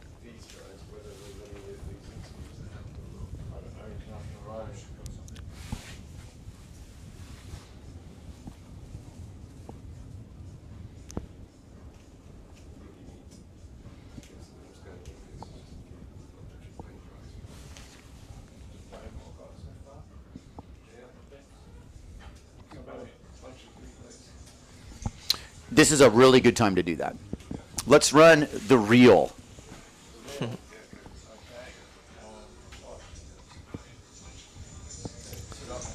This is a really good time to do that. Let's run the... Graham Ezzy showing that intricate rail work. I saw Morgan do it, and I saw Brazinho doing it off that fade line bottom turn, Adam. Did you see how they were inside rail off the drop? Yeah. That's a really good thing to do here. It's Yeah. kind of a stall tactic, puts you more in the critical part of the wave. You get in front of it. It's a That's- different angle than Hukipa. Totally different situation, you know, wave-wise. You're on this runner. Yeah. So you're both doing turns to position yourself, to slow yourself down and make sections. It's the whole bag. And it's all about what you're seeing and what you're reading. Look at Swifty. He's all eyes forward. Boom. He's reading it. He's like, I got to do an air to make that. There's a rock. There's another rock. And through. I mean, it's really intricate stuff. It's fascinating to see all the different approaches. I really like the little kick tweak. Because Swifty's not one, you know, he's not like a Traversa getting gunned out. He's got, you know, the fundamentals, a little more like Josh. But this was Graham's good way of getting that under the lip snap and then having to get on his horse to get around this section. Graham also, you know, you see the read. He's just doing what the wave's asking him to do. And, you know, I don't know how much the judges reward this extra stuff down low. I don't mind it. And I think as long as you do something good like that, they should reward it a little. Yeah, of course. I don't think it's make or break, though. Because then you force everybody to do it and it looks No, pretty of stale. course. Yeah, yeah. You know what I mean? Like, Morgan understands it. He's going to keep the high line and the trim line, but it's got to be something worth doing. There. Boom. Okay. Definitely. Brazinho, look how fast he was going there. Yeah. You ride for Goya. You know, elaborate a little bit on what these boards and sails, at least the ones that you ride, do for you on the wave. Let's hear about it. I mean, I'm really happy with my equipment. My boards are I'm riding quattro boards. Oh, live. We're live. Yeah, it looks like it's working for you. Graham as well kind of took a look at that and was like, Oh, Brozinho, a good started wave. good, but then he was going to get drawn into the Santa Maria Express syndrome. And he opts out, but Brazinho's on the better wave of this exchange. And with 5 minutes to go, he is going to go under the lip here with an really, if you blink, you missed it type of turn. And this north angle swell's offering these first looks, but the lower part of the wave now is missing a little bit. Oh. And so he goes chasing a little bit. He's still chasing, keeping the judge's attention on him. Swifty's on a better way behind him. Thank you, cameraman, for focusing on that, because here comes Robbie Swift with plenty to play for here as the wave loads up on the reef. Swifty engages his bottom turn. Nice lip contact there. Oh, That's what Duncan was good asking one. for. Critical Yeah. positioning. That was under the lip.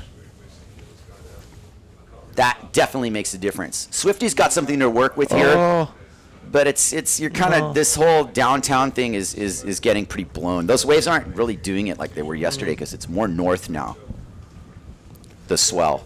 Yeah, I think you guys were really unlucky in this hit. It was Yeah. really slow. 4 minutes and change, 3 minutes and change, winding down. Still time for one more wave. If, Definitely time for more and more wave. Let's see what the if standings the are. ocean wants to cooperate. Can we get some scores up? Thank you very much. Punch them up. There we go. A fair bit of distance between Brown and Noiro. Swifty and Ezzy are splitting hairs. They're one haymaker away from getting into the game. And that means that they are only looking for the set waves. Oh, Brozinho dropped another score, so now it's they need a bigger Easy and Swift.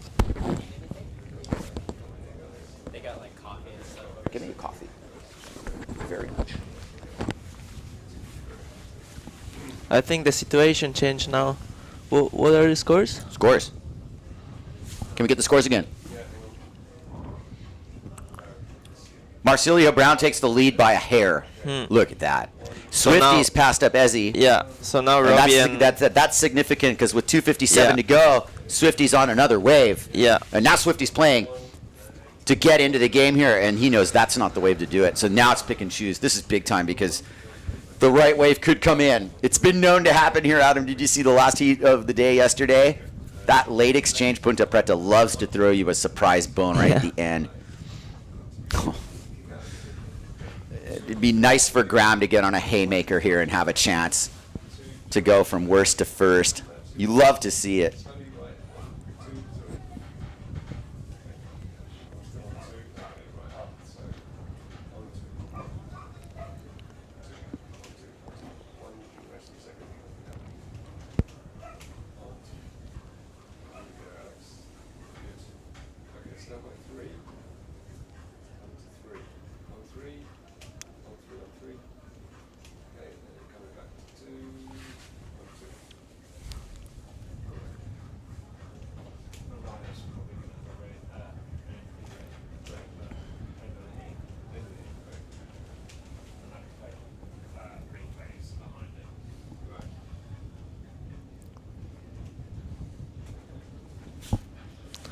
Still 1 minute Sheesh. 37 1 minute seconds left. left. What do you see, Adam? Anything coming in? Not for the moment. I hope they get one more opportunity in this hit. Yeah, it's very justified to have a last exchange here. This is right around the period of time with 1.5 minutes that you can look on the outside and see some of these lines that are imminently approaching. I see a little something. You know, does Brazinho see it? As he's in spot for it. You know what, Adam? I think something's coming. I think something's coming. And it really does look like it. Brazinho's distracted by this very nice wave, and rightfully so. But as you saw right before we cut straight to him, let's watch Brazinho, though. High line express. This is a beautiful wave. Full rotation. Woohoo! Beautiful. That was worth the price of admission. Oh, he rotated that thing. So sweet. Nobody else is on anything, but there's waves incoming. This is Brazinho's last wave of his heat. And he puts the stamp of approval for Brazil. Graham Ezzy is in position for a difference maker. This is what he was waiting for, and there's 4 waves after this. This heat is ending on a bang. Man. Oh, now is the best set of the heat, I think. Best set of the heat. You called it, Adam. Graham Ezzy off the bottom. Beautiful offering. Second bottom turn, Soul and Flow, and getting on his horse here with Robbie Swift right behind him. Graham gets a little stood up by the lip look and doesn't make contact. Meanwhile, Swifty behind him. There's Swifty on his first look. He cracks it under the... Doesn't quite get the projection. Just wants to make the wave and get an opportunity. Here it comes. Noiro behind him. Here goes Swifty. Gets his aerial. Not quite the projection he might have been looking for, but he's still going. And he's into the shallow part of the wave, trying to make the most of it. Morgan's first turn. Seamless transition to that. You didn't miss a thing. Beautiful. That's exactly what it's all about. Perfect panning and editing, camera crew. You're on it. Great job. Morgan Noiro with his victory lap. And that's going to be the end of that heat. Oh, man. Wow. Thank you very much. Brent Rodinger. Cheers. Come join me in a little bit if you got time later. Adam, who's in your heat? When's that coming up? Second round. Do you know? Yeah. They'll start figuring that out now. Not sure. This guy's getting knocked out, so you're going to have a pretty good idea who you're on with. Yeah. Anyway, judges. Mussolini, Emilio, Tom, Frankie Berthaud. Doing the math and doing it well. Ooh, that was a big heat, Adam. Yeah. What can you say? That was definitely a big hit. A little bit, they were a little bit like not lucky with the waves, but yeah. Ezzy put in a good effort there. I'm not sure what they're going to give him for that last wave. Absolutely worth the price of admission. Great sailing, Graham and Robbie, ready to get busy in the double. But seems like Brown and Morgan are going to advance. There's Graham's last wave. Let's put this apart. Nice fade line. And he really cut back well there. Yeah, he really got started the contact really but well got the held wave. up, right? That's hard not to just be hitting lips right there, but you can't because you'll blow the whole wave. And then Swifty. Yeah, a little bit too early there. Nice turn. Another one. We have 10 seconds.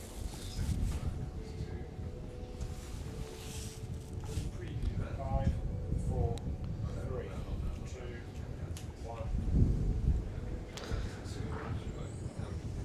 I mean, they really made the most of the waves. They really did. I think that rings true. And you're seeing the level of efficiency of the riding. Man, like, it's gone through the roof. It's nice that you're a part of it, Adam. You're ripping too, man. You definitely have an upside that's got the future moves, and I think you're learning this part about a little more the classic style points.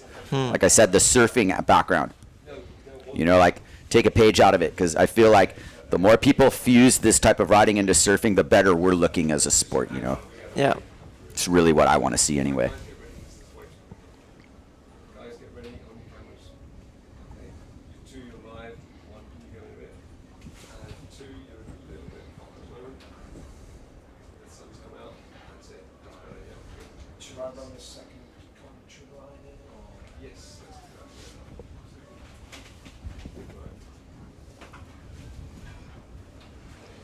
Oh, we have Antoine Martin, Bujma, Jake Shedawi, and Liam Dunkerbeck. The next hit. This one.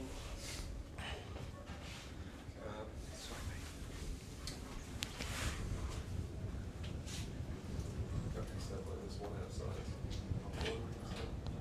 One. This guy's lining up. Yeah, that's the guy. Let's go down and up. Oh, looks like Liam is on a wave. Yeah, heat's on. Liam Dunkerbeck. Behind him, Bujma is on another one. Bujma's looking around.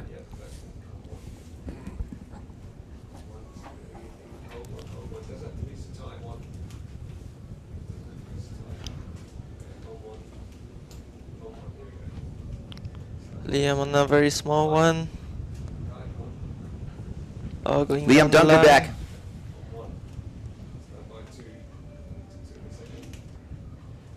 Nice little inside ride. Bujma goes to town, though. That's the hook we want to see. Right there under the lip into the driving off the lip. Nice. Behind him Oh, is beautiful. Antoine Martin. Beautiful. Turn from Bujma. Oh, massive air from That was the Antoine. biggest air ever. Huge air from Antoine Martin. That was sky launching.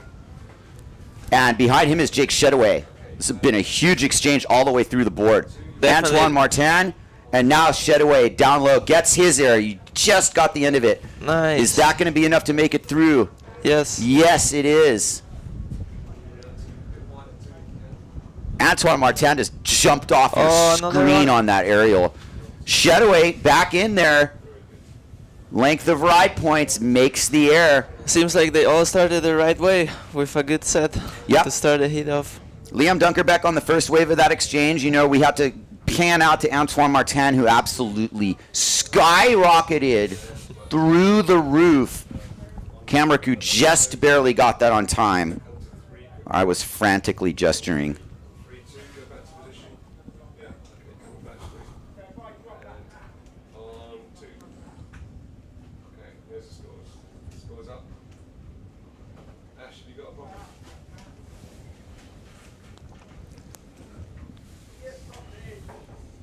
Oh, it's Tom. Yeah, it seems like Antoine got the better exchange of those waves. We'll get those scores in a second, but yeah, there.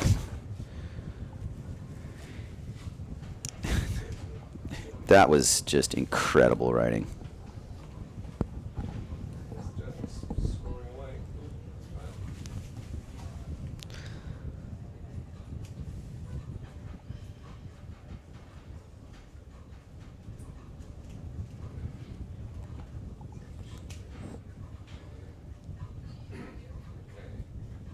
Still on 2 at the moment.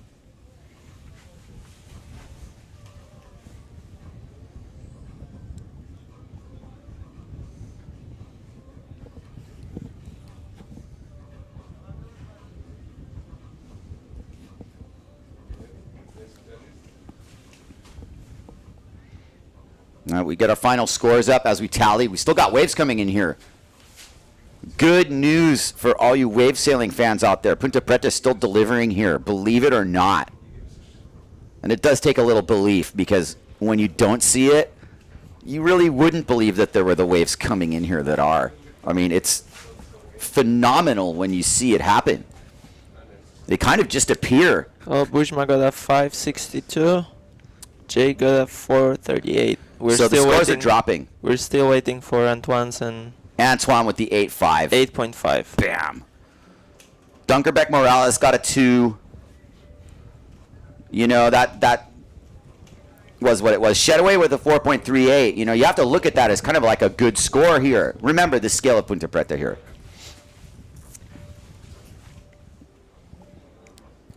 And remember what they're looking for, too, Adam. The vertical riding and the critical positioning.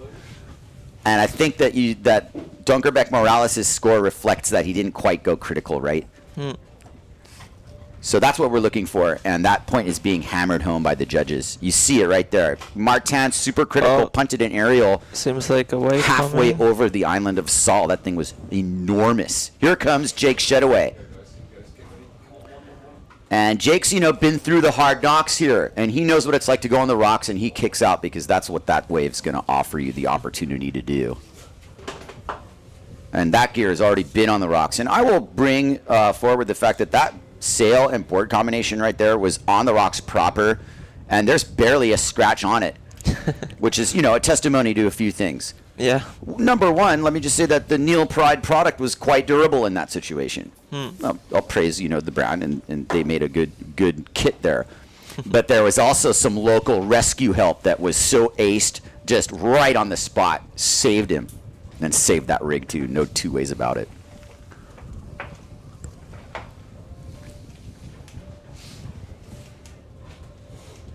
Yeah, it's super nice. The locals here are super kind and very helpful.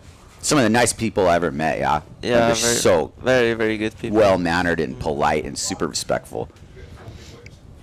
What I think is really important here, Adam, is that you show that respect back. Yeah. That's got to be unspoken. For sure. And once again, we are really thankful to be here for this event. And thank you to everybody who's helped organize this from the ground up. We're very lucky to be here. And that's not lost on any of these competitors who grew up watching the footage from this very location in various movies and edits and posts and whatever else have you. Looks Here comes like Antoine Antoine is Martin. pumping for a wave.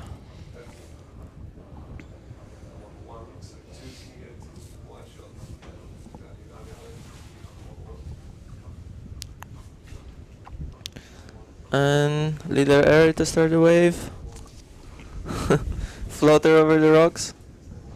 He doesn't mind. Another air. Straight up video game stuff going on with Martin. Yeah. We'll see the replay. Do we have a replay of his big air? We would like to see that. 36-28 to go. Martin in the lead. Bujma hacking away as well. Jake Shedaway and Dunker McMorales trying to claw into this thing.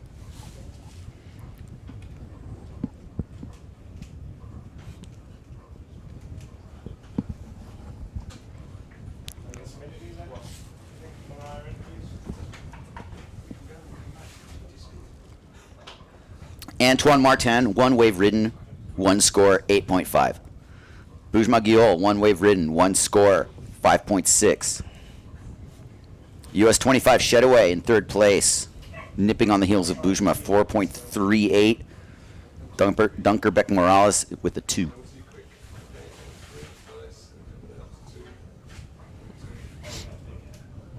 A beautiful Monday morning here, 10 o'clock, 10:15. Just getting started here. Gotten plenty in the bag. There's been some warfare on the shore here. There's been some big heats already. Oh, seems like they're going for a wave. This.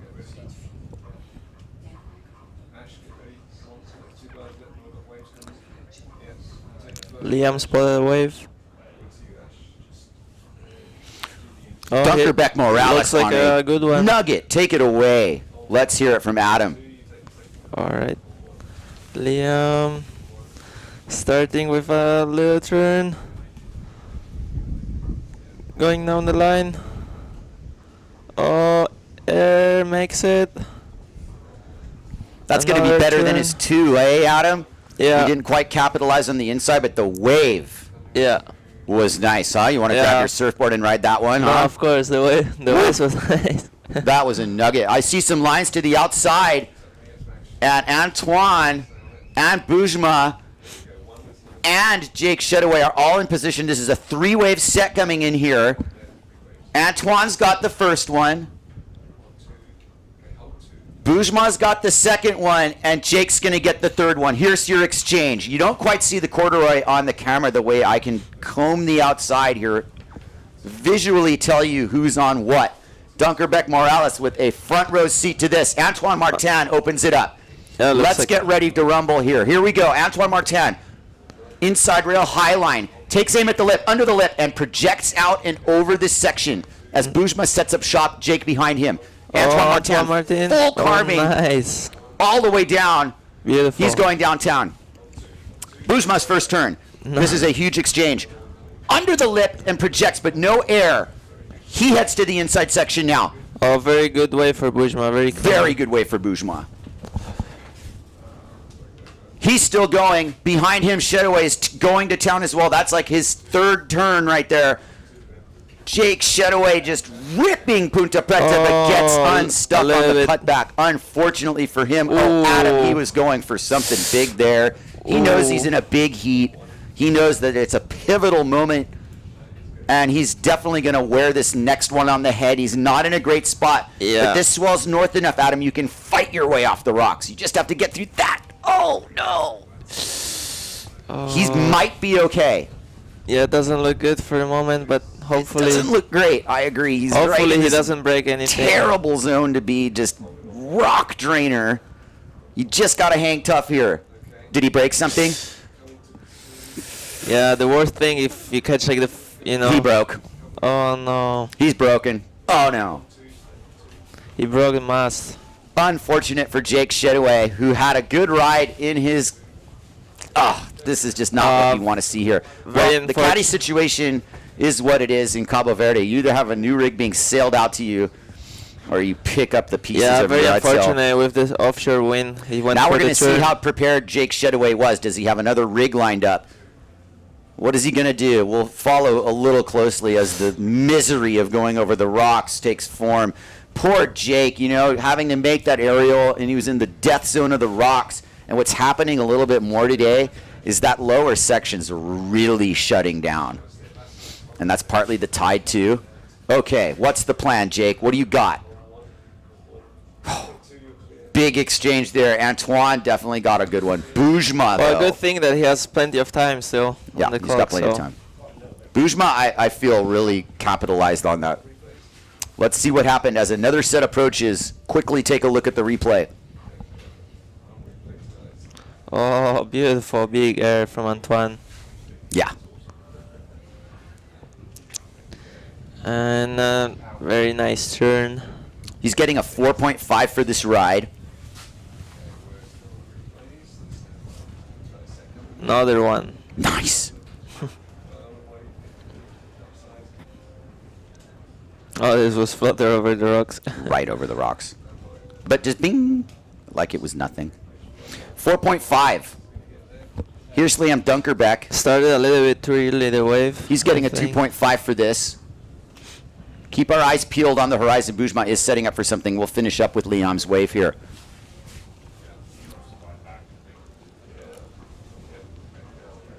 And we're live. Bujma Guiol setting up shop here. He's got a really nice wave.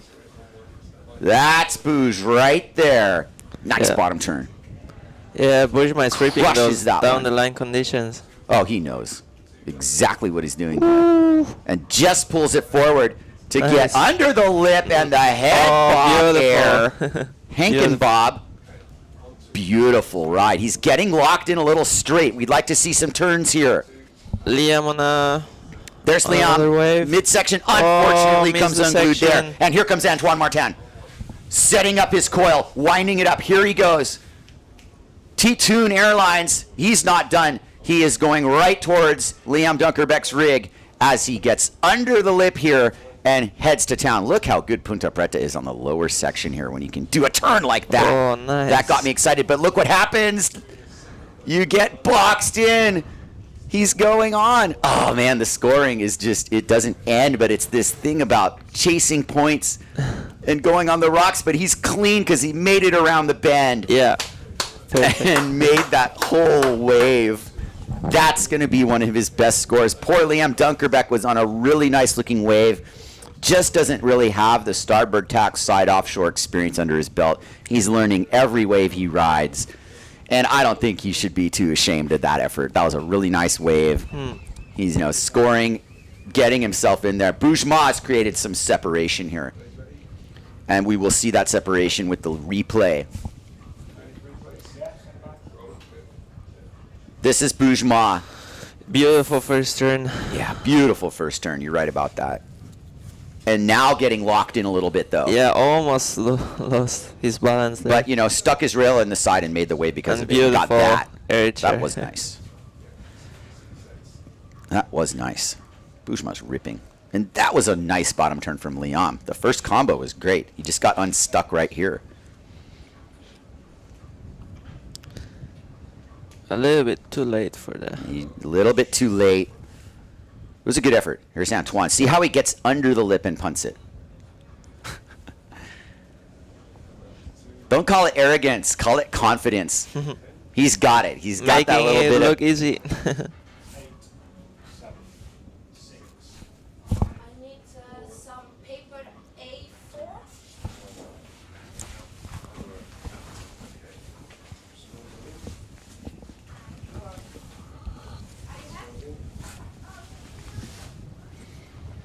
Martin having one of the highest scoring heats of the contest. 15.76. I think the highest one so I far. agree. I think that might be our ceiling right now. Yeah. Bujma Guiol owning it with a 12.74. That's total ownership of the lineup. Good for him. He gained a lot of momentum. I think he's sailing stronger than he was yesterday. Shedaway, US 25, dealing with his equipment breakdown. Let me see down low what he's got going on. Yeah, Bujma was a little bit unlucky with his heat yesterday, but just before the heat, I saw him like ripping a couple waves. Really enjoying the rides here. Jake Shedaway is out there on a bigger sail. He was prepared. It's not his favorite 4.5 though. I hope that survived to some degree. It seemed a little unnecessary to have to break gear there, but he's gone through some scrapes already where he probably could have and should have, so the fact that it took him that long, it's what happens.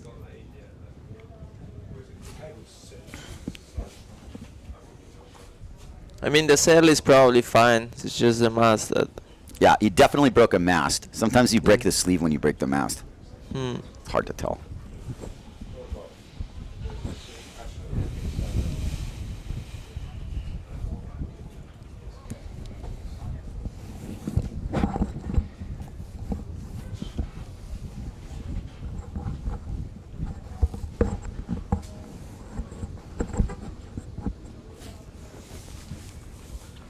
Definitely in between moment here. 26 minutes to go.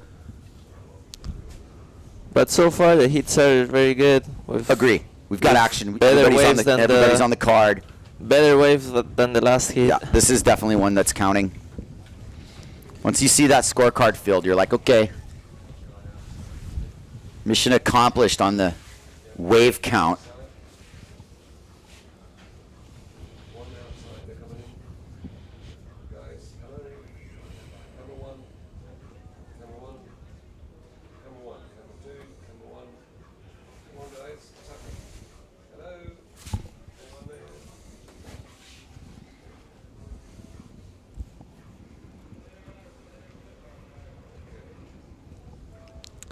25 minutes left on the clock.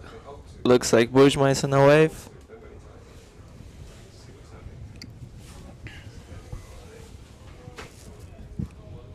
One-two exchange coming up here. It's Bujma and Jake.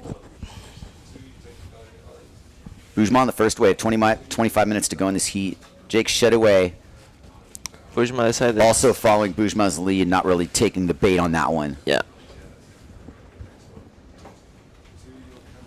We're not hearing you. What? I'm not hearing you on this. Not hearing you. We'll hear you on radio. This one? No, not yet. Still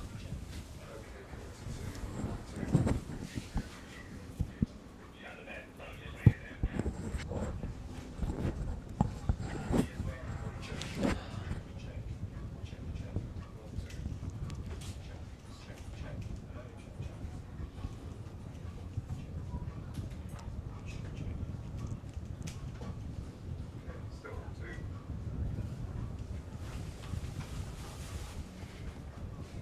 24 minutes to go. It's kind of like Dunkerbeck Morales are in a similar territory.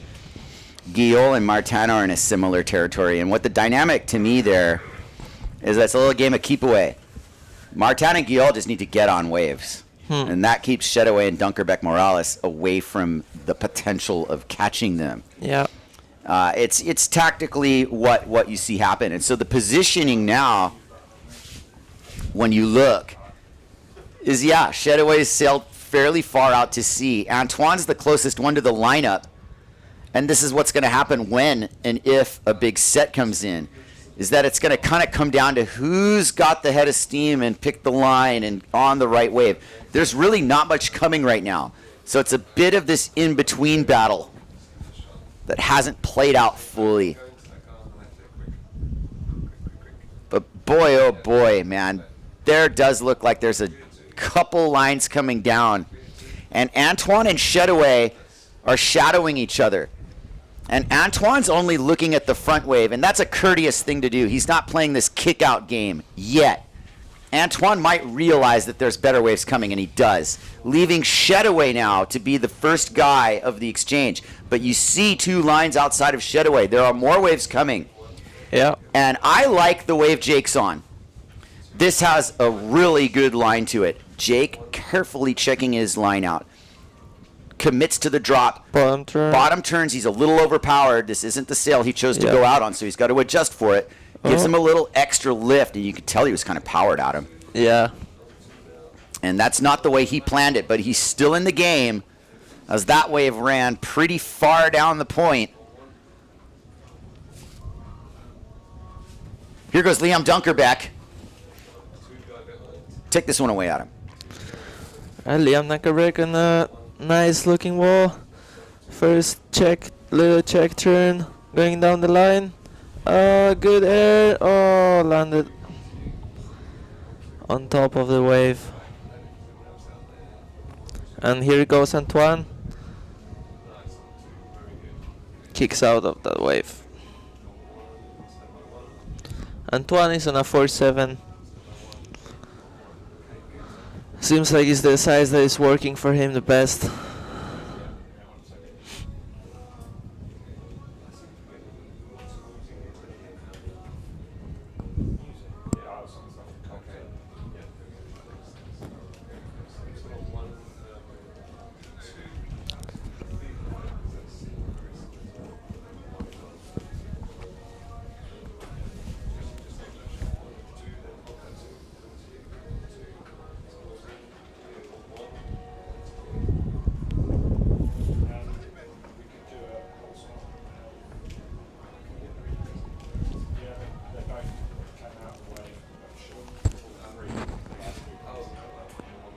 Really difficult conditions. You can't really see on the screen of your computer, but it's really hard out there. Very close to the rocks.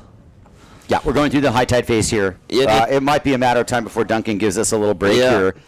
The swell, it hung in there. It's encouraging to see that, we had the action we had. Let's check out a little replay or something. What do we got? There it is, Jake Shedaway. A little bit overpowered on that bottom turn.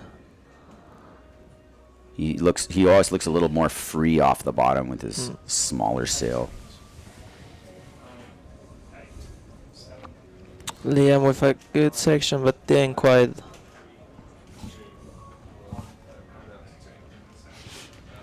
Flyaway kickouts being the like theme in that highlight reel. Good set coming. Definitely a set coming, as Adam observed. We got Antoine Martin on the first one and Jake Shedaway on the second one, and these are both nice looking difference makers. In Jake's case, it's a big opportunity. Here goes Antoine first. A nice wave. 100 air. A little bit of a shy one-hander, but he definitely got the hand off the boom as he heads down right under the lip. Another one. Goes down the line. Jake Shedaway opening up his ride. This is a critical one for him. Nice look from Shedaway. Just stares at the lip. You don't have to check your bottom turn chop here like you do. He'll keep a look at that. Beautiful offering from Shedaway. Definitely the best ride of his team in many respects. Boujma not to be overlooked. Boujma heading to the lower bowl right there. Oh, nice section. Nice turn from Boujma, who's definitely put his stamp on this. And I think we're watching Antoine picking himself off the rocks there. 360 from Boujma. Ooh, almost a 3. That's very rare for Ponta Preta. Antoine on the rocks. Antoine waiting for his moment to clear the rocks. He doesn't want to launch through the shore break. And I don't know if he's going to get it. Here he goes. He's going to try. Hopefully he doesn't knock his fin out like Campello did. Poor Ricky had a rough go there. Yeah. Antoine. Oh, that's rough. There's more waves coming. I mean, it's good when there's no more sets, but Yeah. when there's sets coming, then it gets really hard to get out of there.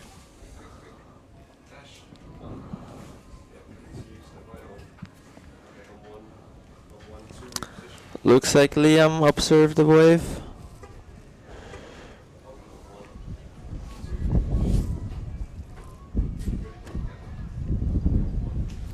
There's a 4-wave set coming in here.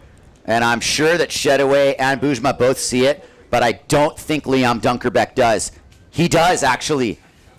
Eyes on it. Maybe he got the signal from Dunky. All 4 sailors are heading out into the teeth of the set, Ooh. except Liam catches a little side bobble gust and falls. That's very frustrating. And that's frustrating because that just opened up the door for Shedaway and Bujma, who are like, thank you, we don't mind at all. Shedaway, surprisingly, is going on the first wave of this exchange with lots of waves on the table outside. Does he realize it, or is he just going to go to town here? Shedaway takes aim under the lip and skies over the main section. Second Nice. arrow and No. bobbles down, and now he's going to wear this set on the head if he's not careful. Here comes Bujma Guillaume, A little bit. easily one of the better up-top waves of this set. Ooh, Bushman, a really good one. Really nice wave for Bujma as Oh, he best fades wave in of the front day it. so far, I think. No. Gets hung up on the top, but it's not done yet. This wave's just getting started, Beautiful reeling ball down the turn point. barrel. Antoine Martin behind him. Starting here, thank you very much for capturing that. We don't want to miss that, ever. Shedaway in trouble, but not going to get cleaned up while he watches Antoine Martin bottom turn right by him. No. After skying a huge error. Very good Antoine turn. arguably putting in the effort of this contest so far, and he is headed down the line with more antics in store. Oh, seems like the One-hand best riding. wave so far of this heat. This is one of the best ways of the contest. Yeah. He skied that thing. Antoine is in huge territory here. This is truly massive. What a ride from Antoine Martin. I'm gripped. That was a Oh, that was the set of the day that was a heavy exchange. for the moment. And it also was one of those up top sets. Okay, so that was now breaking in a zone that this new swell direction is going to strictly favor guys coming in under it like that. Replay time. Okay, bear with us. 17.5 heat total, easily Wow. the highest heat total of the event so far. Antoine Martin What did putting he in get for the work. last wave? Like 9? Let's find out.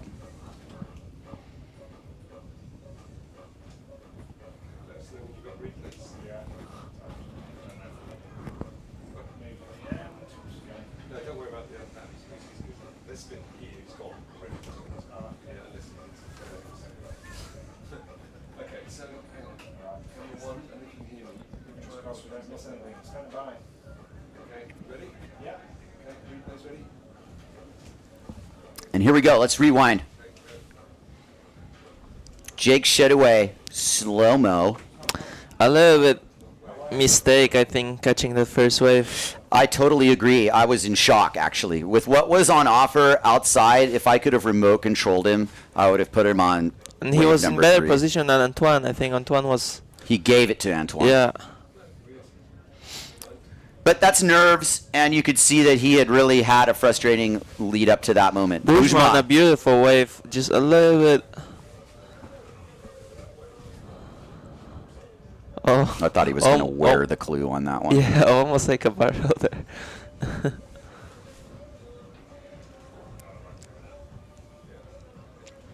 Oh, very nice, beautiful wave. And then Antoine with this massive air.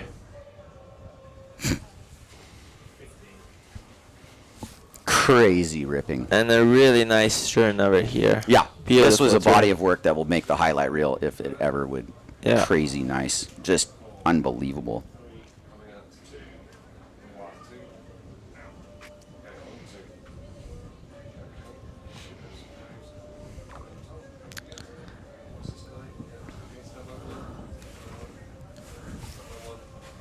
Antoine setting up shop on a medium wave. Maybe he'll get a chance to do an aerial back loop. Is it coming? Does he have the section? Look at this. Back loop of the lip. Boom! Did I call it? I called it. Nice try. But there you had the extra wind. Apparently, he had the perfect Yeah. section for it. Yeah, Nice- he needs nice to try try. it on the wave that he went before. Yeah, he looked like he was going to wind up for that. He certainly had the speed. Yeah. Could you imagine if he had made that? Like you know that he can. Looks like Jake and Fantastic, Liam man. need some bigger scores now. I think Jake needs. Yeah. All right, Liam Dunkerbeck. Trying to scrap into this affair here. Yeah, seems like a small wave. Started with a nice turn. Going down the line.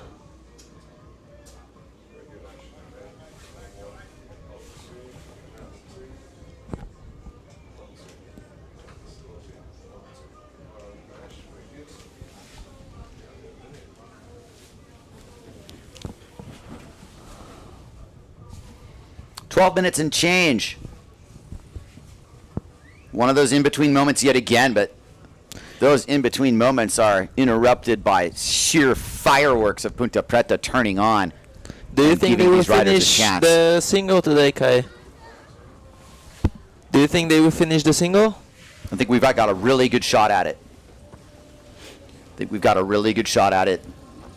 I'm unsure about the timing, and I think the heats might need to shorten if that's going to happen. Yeah. And it also I depends. mean, it if- seems like today and tomorrow there's still opportunity, and after it's the 26th, 27, there's a bigger swell coming. We're in good shape here, and what I'll say to that, Adam, is that I feel like we've been given more conditions than I thought the forecast would provide. Yeah. So, That's you know, true. like, let's roll with, hold that thought and be really stoked we're where we at. There's plenty to play for here. And really, at the end of the day, plenty to work with. It's just not constant. How much Antoine got for the wave? Oh, what did who get?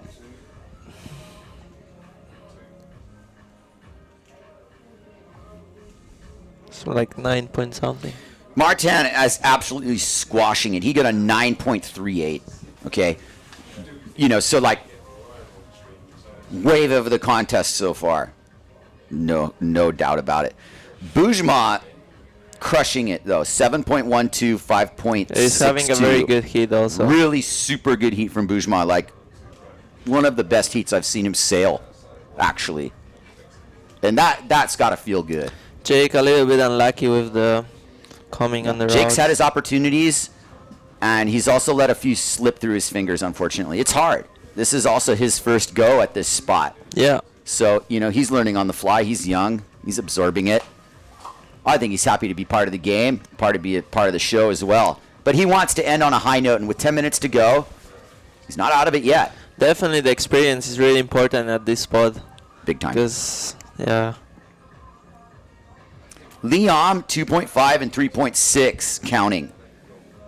So whatever he did to manifest that 3.6, he needs to repeat that. But it's already been a success story for Liam Dunkerbeck. Big time. You couldn't ask for a better first event at Ponta Preta. He's done really well. Jake Shedaway pumping onto something. What is it? It's a wave. 9 minutes, 30 seconds left. Oh, this definitely has a lower line to it. This one, Ponta Preta, really starts showing you a couple different looks.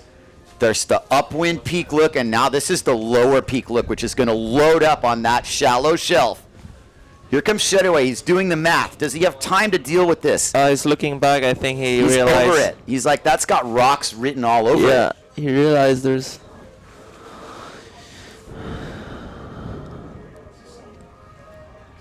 Yeah, Jake really needs to be in the on a set wave now if he hopes to advance.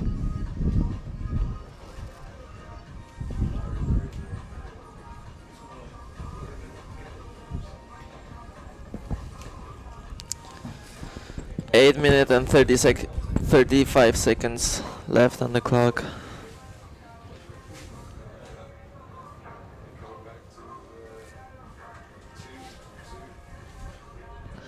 Seems like the wind is dropping a little bit. It's doing what it normally does. It's just this like midday look Yeah, that with you're the going to high get now. tide, it But drops. the waves are there. And it's And getting a somebody's little bit. pumping into something. Yeah. That's Antoine Martin up top. On a We'll see beautiful a- looking wave. We will see a backlop of the lip. Under the Oh. lip climb. Very nice top turn. Jake Shedaway tacking out of that one. Stick with Martin as he skies it. Another nice wave. Are you from kidding Antoine. me with going through the rock bed at 100? Awesome.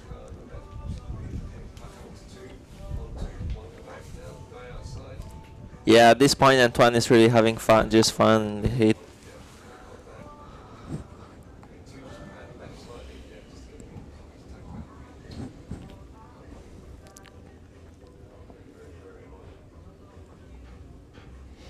Boujma is dropping fives like it's out of style. He's 5.62, 5.38, 2 fives outside of that, and a 7.12 as his high score.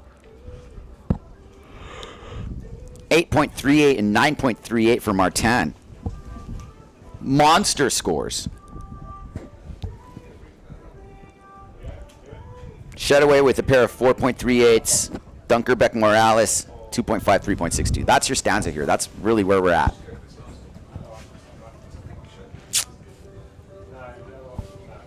6 minutes and change. A few of our competitors from the next heat getting set.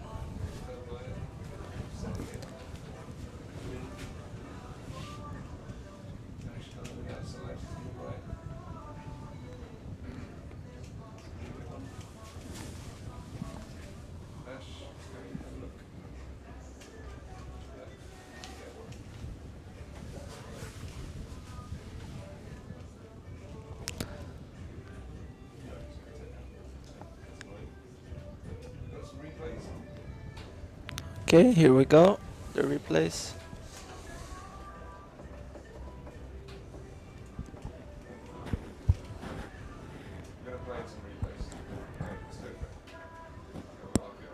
Oh, this is Antoine, best wave of the heat. Massive air. And very good rhythm wave. Jaw-dropping ride. Beautiful turn right here. Very well ridden wave. Best wave of the contest so far.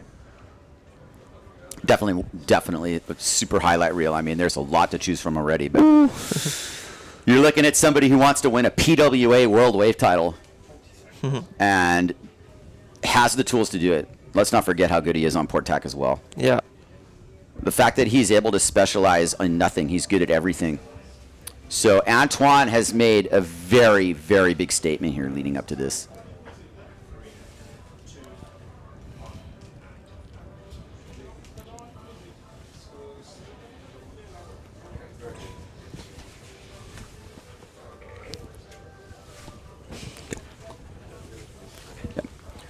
We'll hang on with Adam for the remainder of this heat. Really appreciate your help. No, stick with us till the end, of course.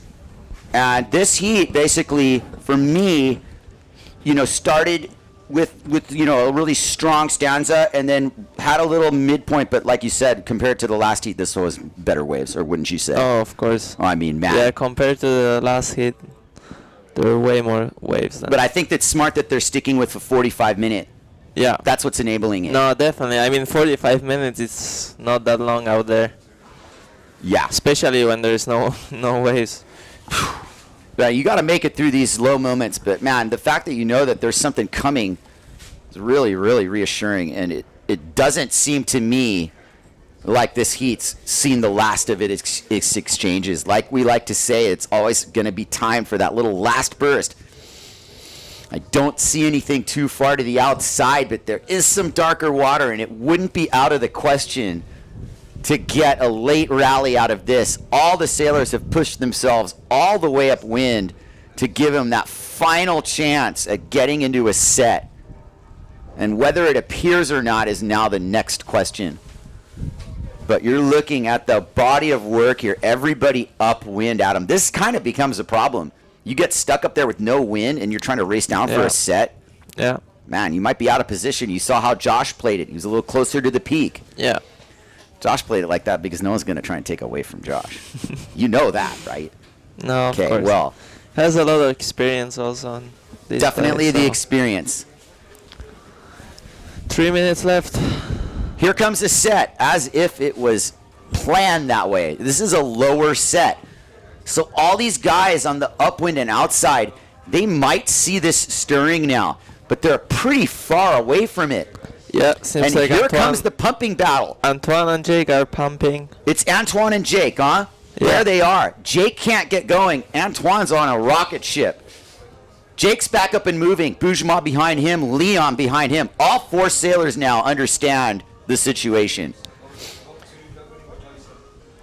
And it looks like Antoine has chosen wave number 2 of this set. Shed away on wave number 3. And Boujma is coming out of nowhere for the 4th wave of the set, but it's really about number 2 and number 3 here. Good Here's wave. the 2nd wave of the set. Antoine. Antoine and a good looking wave. Oh, No-handed air! What? Oh, you're kidding me, Adam. Was that the no-handed That air? was- Oh that my was gosh. sick. He felt that one. Jake kicks out. I hope he's okay. You ripped your chest off with that one. Yeah. Boujma. Oh, Oh, man. Show me the replay of the no-handed air. Oh! hopefully there's another chance. 1 minute 40 left. Looks like Liam is on a little wave.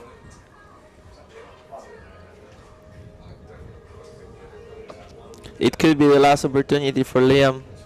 If he decides This looks to like the last exchange, but there is corduroy to the horizon, and all 4 sailors are in the area. But Leon first. if he decides to ride this wave. Do you think he's going to?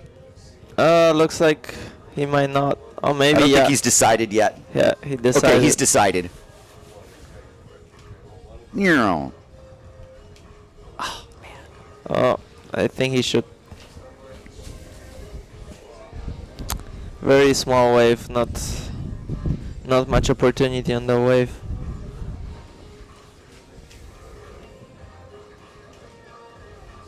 I think he's going all the way to the beach. Maybe not.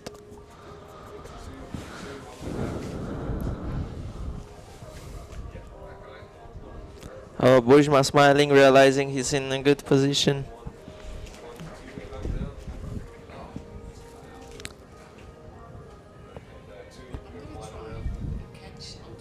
Okay. Okay. All right.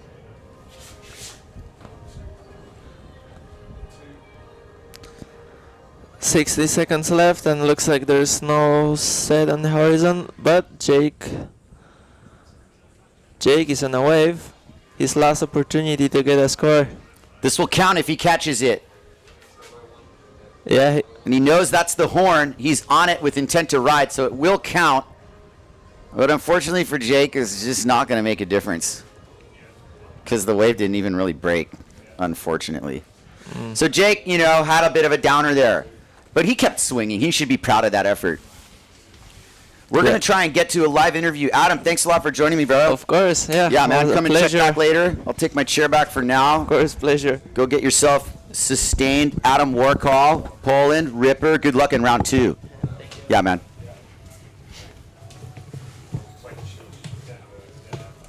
Adam Warcall from Poland. Had a little extra time as he's in the double elimination now. Let's see if we can pan straight to Maria, who's trying to catch Antoine Martin live.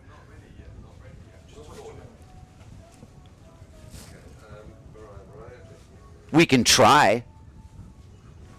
Sorry if I ruined the surprise for everybody.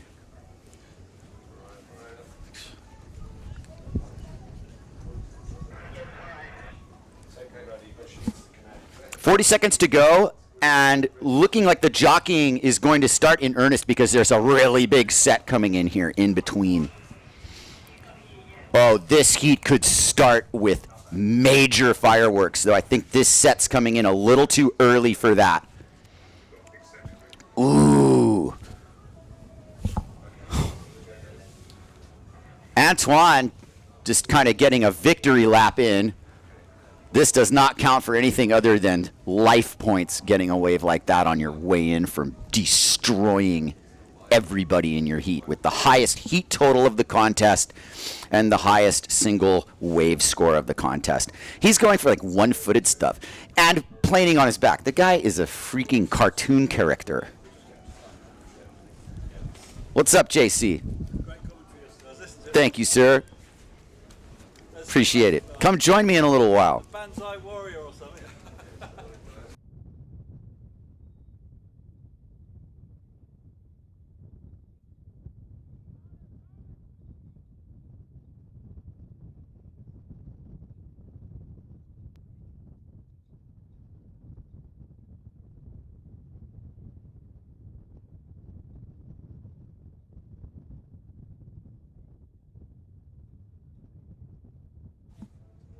This heat is on. The green flag's up.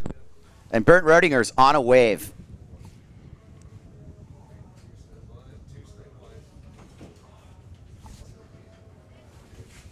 He opts out. That's Sugi opting out. Denell scoping.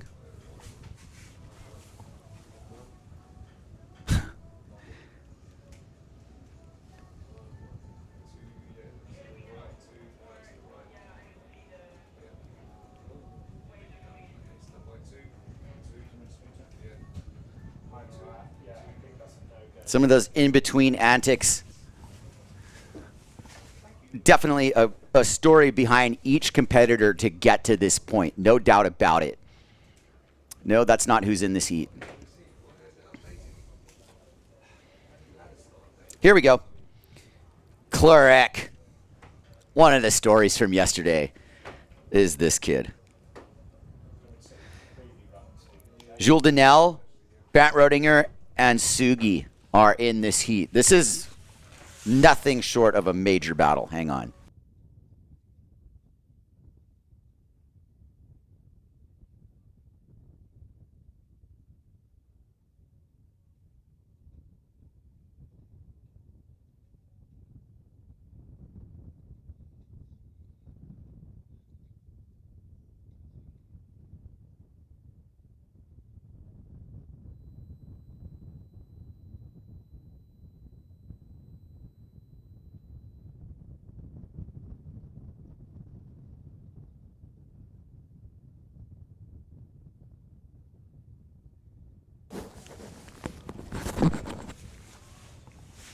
Jules Denel trying to get into this with 42 minutes to go. Chosen himself a mid-level wave, but I think part of this is just to get into the groove. This wave grew a little bit, and he hangs on to the cutback. We caught a lot of hyperextension there, which is a little bit unlike Jules. I never see him really get that loose. Nice ride for him, actually, what he turned that into. When he was dropping into that wave, I was like, what are you doing? He turned that into a pretty nice score. He did.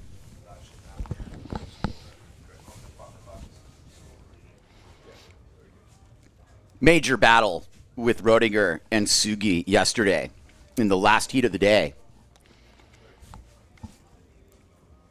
And that might be kind of a theme moving forward between these two. But let's not forget about our two Frenchmen, Clarek and Denel, who at the moment are leading this heat. 1 point and 2.8.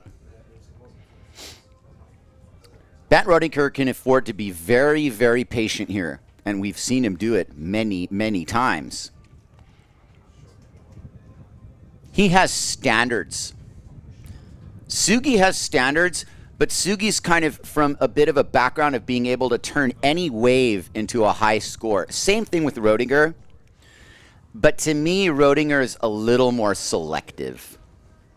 He knows exactly what he wants and what he wants to do with it. He's very aware. And Jules Denel, is going to start punching right away. He's not going to wait for that one perfect window. He's just going to start swinging. Not blindly, but he's going to start laying into it. Clarek, after watching him yesterday, I'm firmly convinced really could beat just about anybody. He's able to let the cards fall in his favor, but he's able to capitalize too. And Donnell has let one slip under everybody. And that's a nice lip blast there. Can he get under this?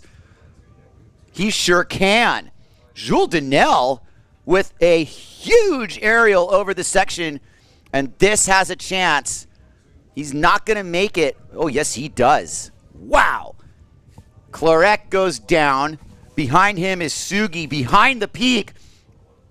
Sugi skies his air and makes it. Can he get into the other one? No! Everybody groans. Sugi, new to Ponta Preta, had an ambitious look at one of those landing into a bottom turn aerials that went painfully wrong for him. But it was an excellently ridden wave up until that point. We are watching Clarek's rig and Sugi's rig go on the rocks. And I can start the bidding now for some used gear if you guys are interested in an RRD rig. I'll give you a really good deal on one. Outside, as we are watching this ordeal unfold, is Bernd Rodinger all alone at firing Ponta Preta, and there is a huge set coming in. And this is exactly what he waited for. Bernd Rodinger at the peak. This is classic Ponta Preta. Don't move. What a beautiful wave this is. He gets it from the perfect spot and takes that flick aboard right under the lip. Bernd Rodinger projected in front.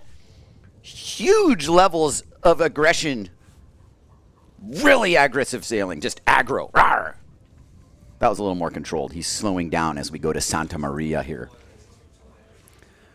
Oh, the Samurai gets a little stuck in the lip there, but that doesn't matter because the swell's so north that you just get away with it on that lower section.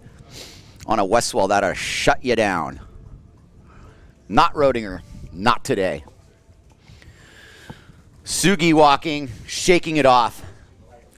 Ponta Preta just cracked him right upside the head.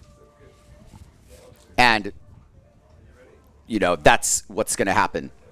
Jules Donnell in first place with an 8 on multiple scores. Now let's look at a little bit of a highlight wipeout reel.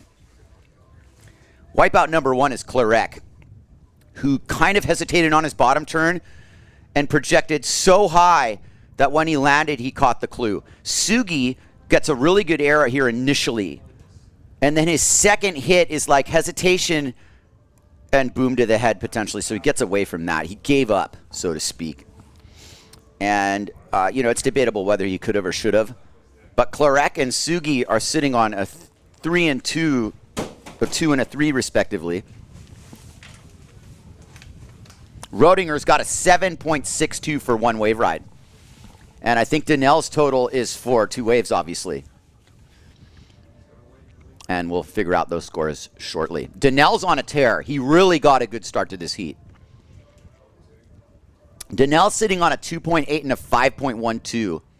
Rodinger's chilling with the 7.6. Just chilling. With 36 minutes to go.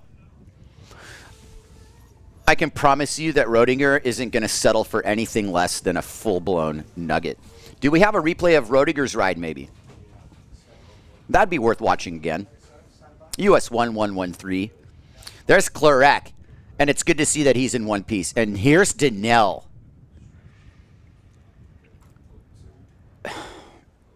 Excellent riding from him, and a really good job of reading this wave.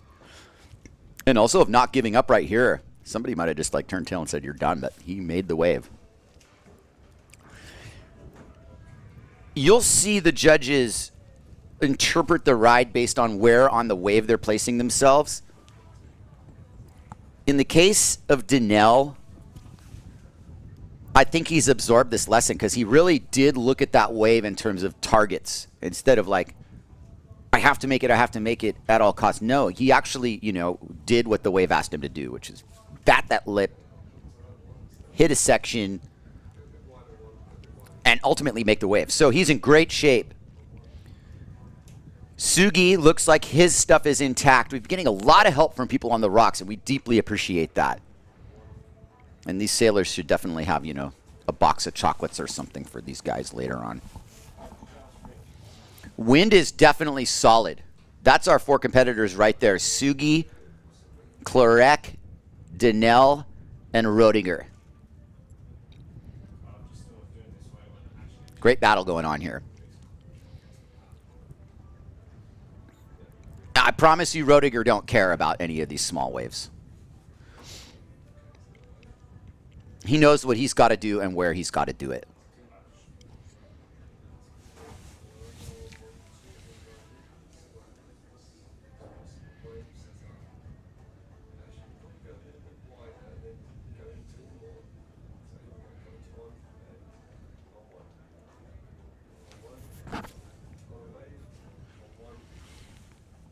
Clarek in one piece, still intact, and kicks out. Certainly a decent effort there, but it's one of those, in the case of, you know, I'm not going to say why bother, but thank you for watching. Next. It's too tempting to ride these small waves. I mean, they're still really fun to ride, and you get the jitters off and you make sure your equipment's working. I mean, I get it. But you also leave the door open for the better sets to roll in. It is what it is.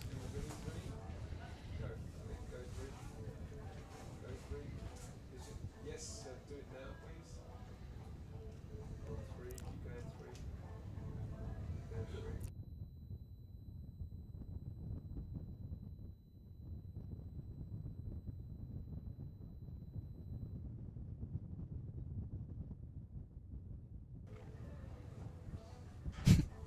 You've got to be patient.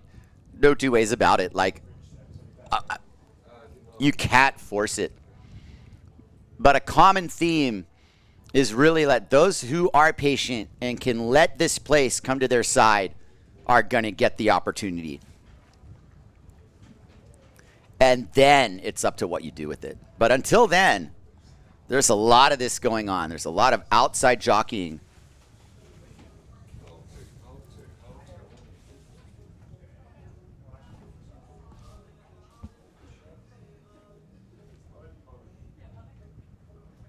In between some of this, we'd also like to get some interviews. I'm not sure who we might or might not be able to get, but stay tuned for some of that too. And those of you at home would like to see someone in particular, chime in on the comments. And we will try to make it happen for you.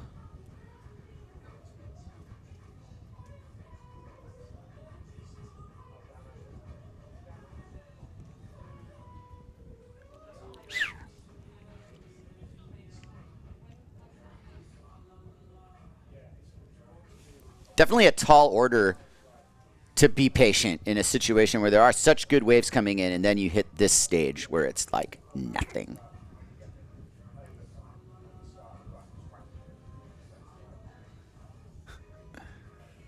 Oh, man. I'm glad people have, you know, feelings about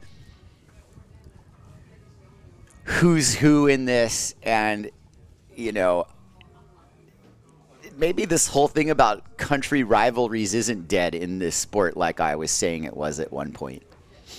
No, I mean, it does matter. I mean, the majority, the country that's sending the most sailors to this event are the French. And they're a force to be reckoned with. And I'm sure that there are some French fans out there on the rocks, and they have a strong contingent of riders. Jules Denel right now is sitting in first place in this heat with 31 minutes to go, holding on to a lead. But he's got someone right behind him who is hungry for another wave. And it would only be fair if a 4-wave perfect set came in to provide them with that opportunity. Right now, there's a lot of in-between, looking around. Is there a wave coming down low to the reef? Can you be the first person on it?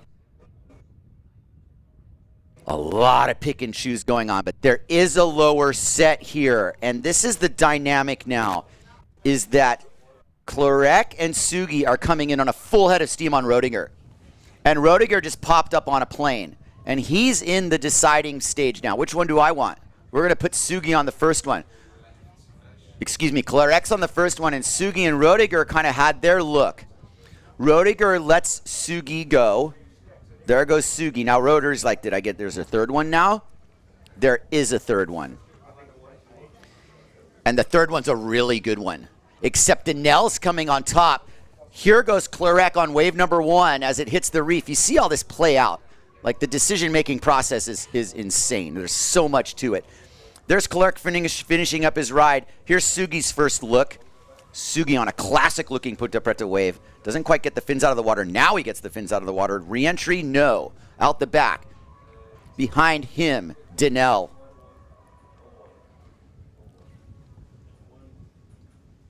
Very nice, deliberate, vertical line there.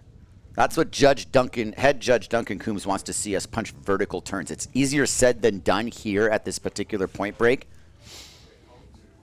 And what happened there was that these three guys who just rode waves, they kind of hustled Rodiger out. And it was really one of those who's upwind the most, who got the wave thing. I don't quite agree with that. I think it's the person who's closest to the peak. And had Rodiger put his foot down and caught one of those three waves and said, hey, I'm the one closest to the peak. You just came slaloming up from Monteleo on me. We will talk about the wave rules and rights on that. Right now, it's been remarkably cordial. And in my opinion, Rodiger right there, he might have made the assessment that none of those waves were really decisive enough for him to force the issue. I also think that that wave number 3, he thought that was his until he looked upwind and saw Denell coming down on it. And then he was like, oh, man, I got aced out. So Rodiger now sails out to sea. And the effect of that is basically that everybody's pushing each other upwind and out of the peak. And now, strangely enough, the three people who were forcing that issue on Rodiger are now on the peak. So it became this cat and mouse game, and the set that did roll in was a darn good set. It was a darn good set, and there it is. Secondary exchange coming in here with Sugi starting to scrap together some scores. And it's just a matter of time before Sugi gets a backup score and puts a little heat on Rodiger, who's being super patient, well-mannered, but inside he's like, I would like to get a wave now. But according to Rodiger's script, how he typically sails heats, he's not going to catch a really good wave until about 30 seconds left in this heat and leave us on the seat of our edge of our seats.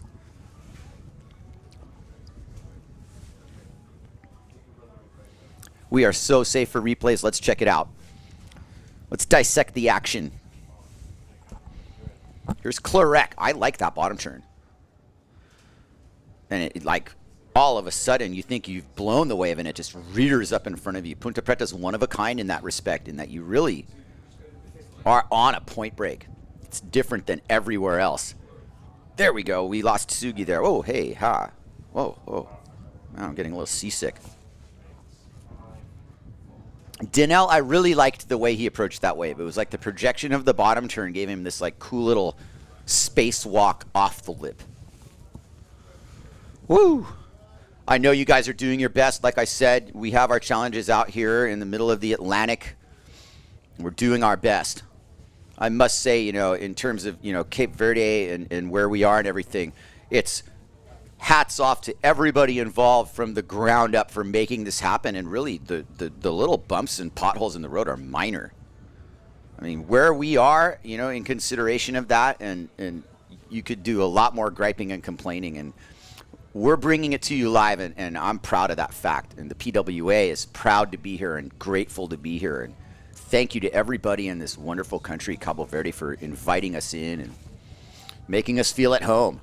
It's a privilege to be here. It's not lost on me ever. And I hope everybody else, from the competitors to the spectators, take care of Ponta Preta for us. Clarek's taking care of Ponta Preta, and Ponta Preta will take care of Clarek with a nice small wave that is now going to go right in front of the rocks. Let's see how daring he is. Bing, bing, out. You don't want to hit the rocks. So, you know, in terms of bidding for the equipment right now, there is no equipment available because usually it's the broken equipment that I'm trying to sell. I can't steal anything from anybody. That's not good. Here comes Danelle. Danelle's a savvy lineup technician, and what I'll say about him is, you know, he knows the hustle. And he's definitely playing the wave selection game quite smart. And that's a case in point there because he realizes he can't get caught up in these lesser scoring opportunities. And as soon as I say that, he's tacked onto something very similar to the wave that he was on. And this is shaking down the following way. As you watch Rodinger speeding downwind, we'll keep it with Danelle for now. Danelle engages his inside rail and jibes out of that wave too. Oh, wow.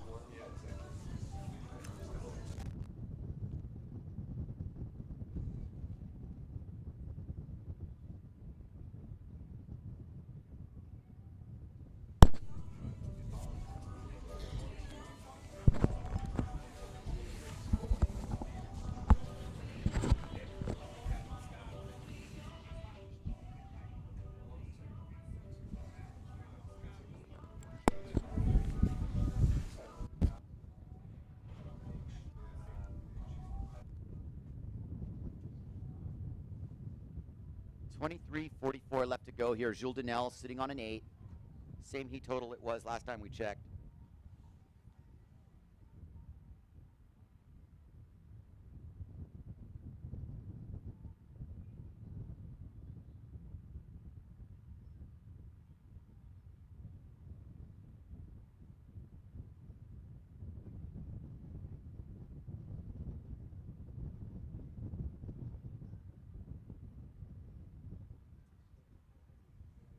Clorec setting up shop.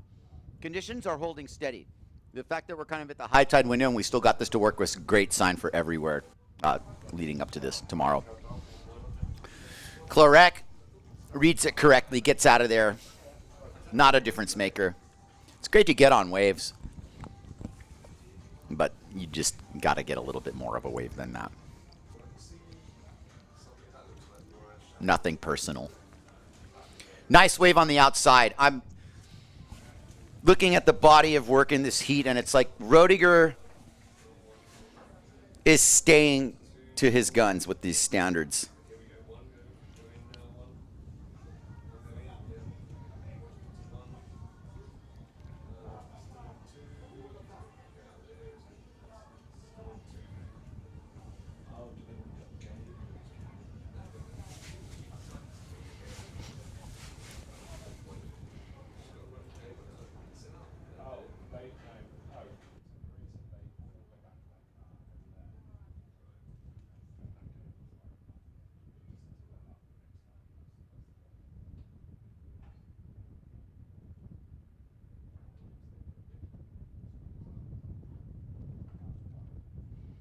Thank you, everybody out there, for the kind comments and supportive vibes about the commentary. Generally speaking, we have a few harpers who won't remain nameless. And it's all good. You know, you have your opinion, and I have mine. And I'm glad to be sitting in here bringing it to you. Somebody who's been coming here for 26 years and definitely likes this spot in particular. I feel like I have a body of knowledge to be able to bring it to you. And I'll be diplomatic about it, but I definitely won't be a judge. So what you're going to get is my take on what you see happening. And what I see happening here with Clorec is that he's not quite on the magic run he was yesterday. Right now, he's kind of picking up the scraps. He's been kind of dealt the leftovers, so to speak. And this happens when you've got guys out there like Danelle. Danelle, like I was saying, his lineup savvy is one thing. And I'm not going to just flat out call him a snake, but he knows how to hustle. And he will hustle you. But he's gotten these waves today to get himself in the position he's in by being a little bit more opportunistic. I think that his level of reading Ponta Preta has put him in this position because while Rodinger waited for the one wave that really came in perfectly, just absolute quality control, I think Donnell realized he probably needed to get busy a little earlier than that. And Donnell's definitely gotten on a bunch of the waves that a guy like Clarek or Sugi would have loved to have gotten on. Rodinger is kind of just like, whatever, it's going to happen when it happens, and then I'm going to be ready.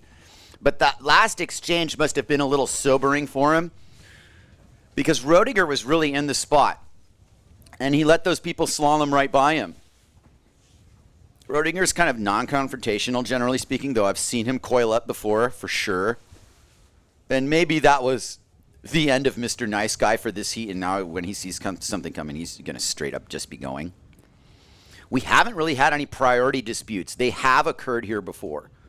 I can talk about a couple really key moments in these contests here that have occurred when, you know, a little something happened between two riders that altered the course of their thinking and their general approach to what they were doing and threw them off. And I won't name names, but what happens is that you take the focus away from what you need to be focusing on, which is catching the best waves you can find, and you start getting rattled. I'm not going to say anybody right now in this heat's necessarily rattled, but it gets old after a while when you can't get on waves for whatever reason. You just got to be patient. There's 19 minutes left in this heat, and oh boy, do I see a set on the outside. And you see Rodinger pumping with a little bit more urgency than normal, because this, if I'm not mistaken, is a really good set coming in here.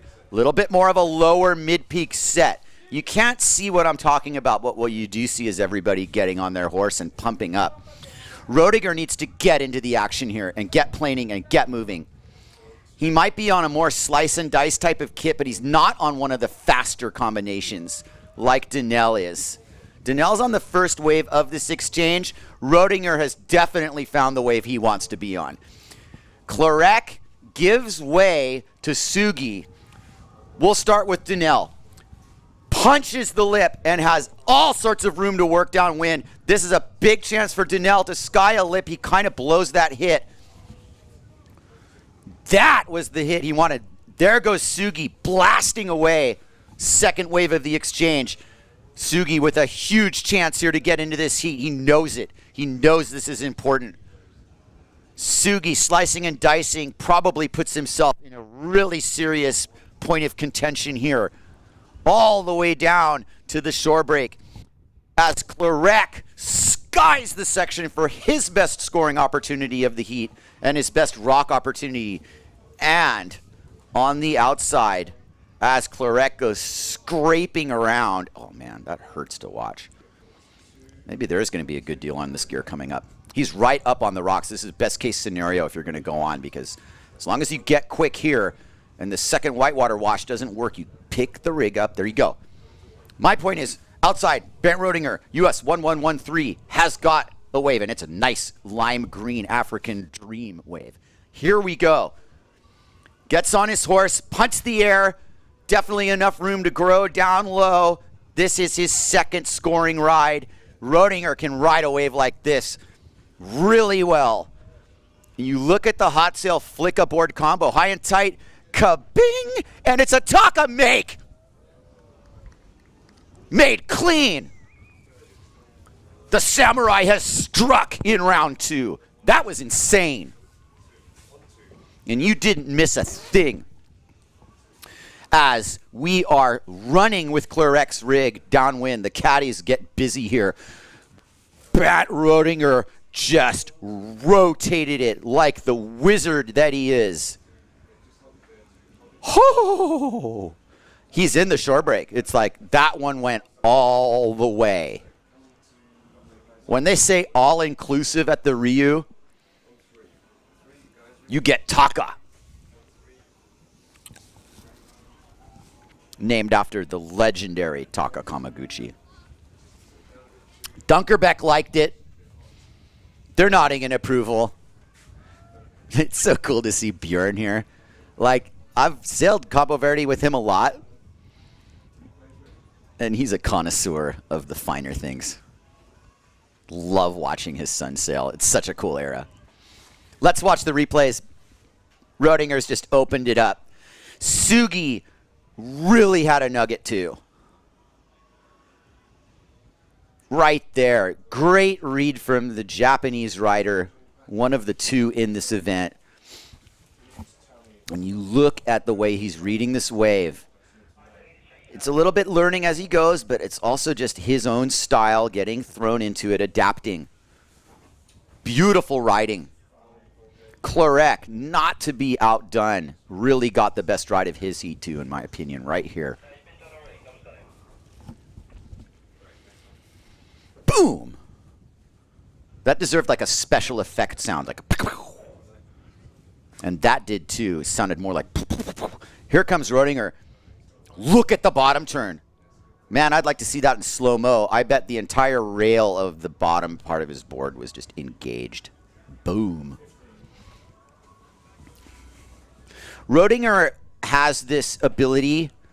Look at him with the boom grip. Now he's decided he's doing it wide. Kabam! Whoa! Whoa! Absolutely incredible with the head dip. I will leave you at home to ponder the significance of that.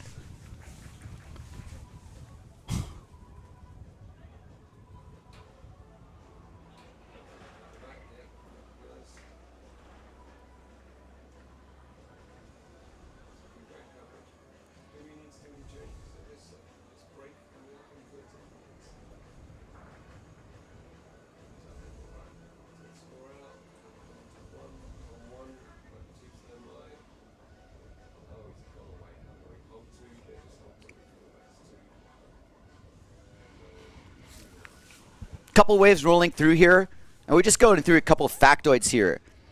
And you know, the typical cycle of an event has to do with, you know, stickering up your sails. Well, we don't have event stickers here for the anti-plastic efforts of SOMWR. The event lycras are made 100% from cotton for the same reasons. They're called SOMWR and SOMWR, not SOMWR 10X. 10X stands for climate positive. Okay, I get it. SOMWR. Thank you.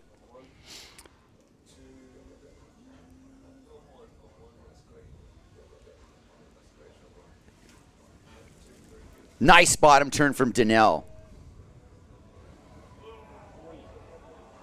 Oh, God, that was excruciating. Massive air from Sugi on a bomb set here. The action is heating up. Classic Ponta Preta on offer here. Clarek on the best wave of his heat, hands down. Sugi rotates Ataka. Didn't quite make it like Roedinger, but got around. Clarek still alive. Beautiful wave for him. This is non-stop action here. Roedinger kicks out of his effort. Clarek still going. It's really coming down to it. I mean, conditions are rising up for the occasion here. And Clarek's just going bing, bing, bing, bing. Anything he can do. Here's an up front and close personal view of Jules Donnell's destroyed Neil Pride rig. That's a broken boom and a broken mast.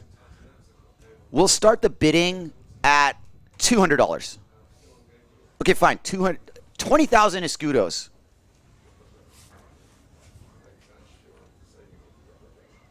Payable in cash.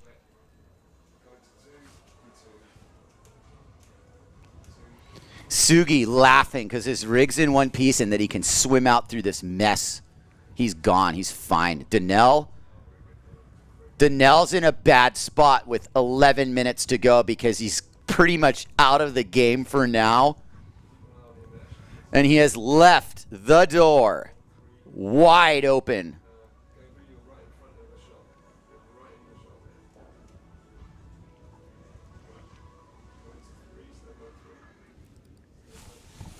Back to SOMWR. Again, we're not using event stickers because we want to be plastic negative here. The lycras, 100% cotton for the same reasons. We're going to be climate positive here. 10X stands for 10 times climate positive, making that statement, you know, Send that message home. Yeah, I never really liked event stickers anyway because they made your sail heavier.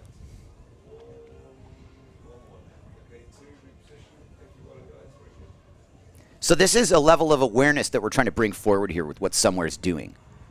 And what we should do every day is just be climate positive. Whether it's picking a piece of trash up off the ground, which many people here in Cabo Verde have suddenly seemed to have like started doing. This place is cleaner than I've ever seen it. And while it might be, you know, desert Africa dirt, I'll tell you, it's beautiful dirt and it should be litter free. And for the most part it is. I walked around Santa Maria last night down this walkway. Used to be a street so full of plastic and trash that it was just kind of, you ignored it, but it affected you. So it's really a really nice change here. People are taking the environment seriously, and we thank SOMWR for their efforts, not only sponsoring this event, but raising the awareness overall. And there's Sugi being environmentally aware of his lip hitting ability. Really got 2 full carves in there. One was under the lip, and one was right in the hook. Sugi's a emerging star of the sport, and he's able to get that rotation around too. And while that might have helped his score somewhat, I don't think it would have boosted it like Rodinger got boosted there. Clarek easily on the best wave of his heat.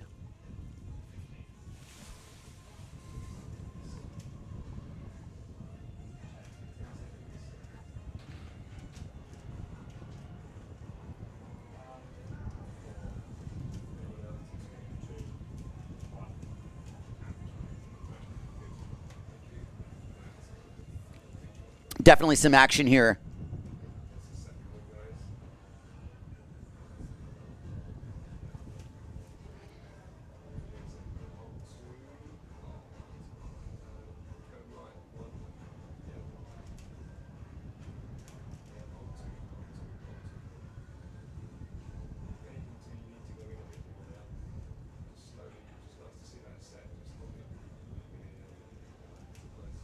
Beautiful Ponta Preta has one to herself. Look how perfect that wave is. It's a surfing wave, guys.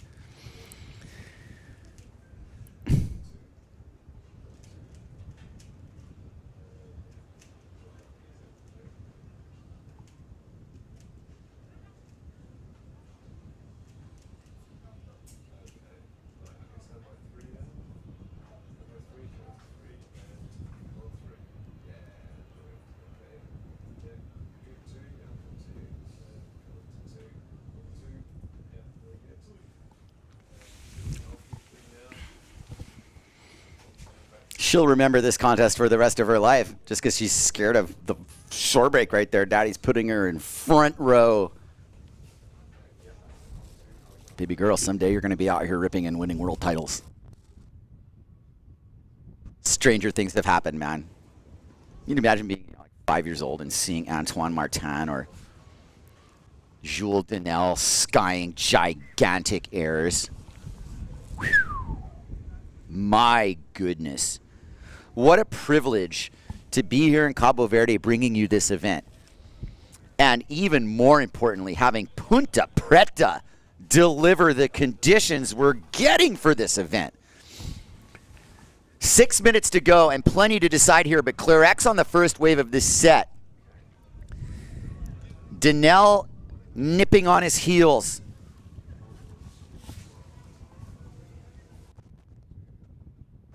Sugi's the guy who's hungry for a score here. Clarek throws himself in the bottom turn. Beautiful lip contact. Clarek's improving wave by wave. This one's going to possibly shut the door. Big floater line, and he is going to need to go on the rocks. Such a painful decision to have to make. Maybe it's easier when it's made for you. God, that was excruciating to watch. That thing rolled over him.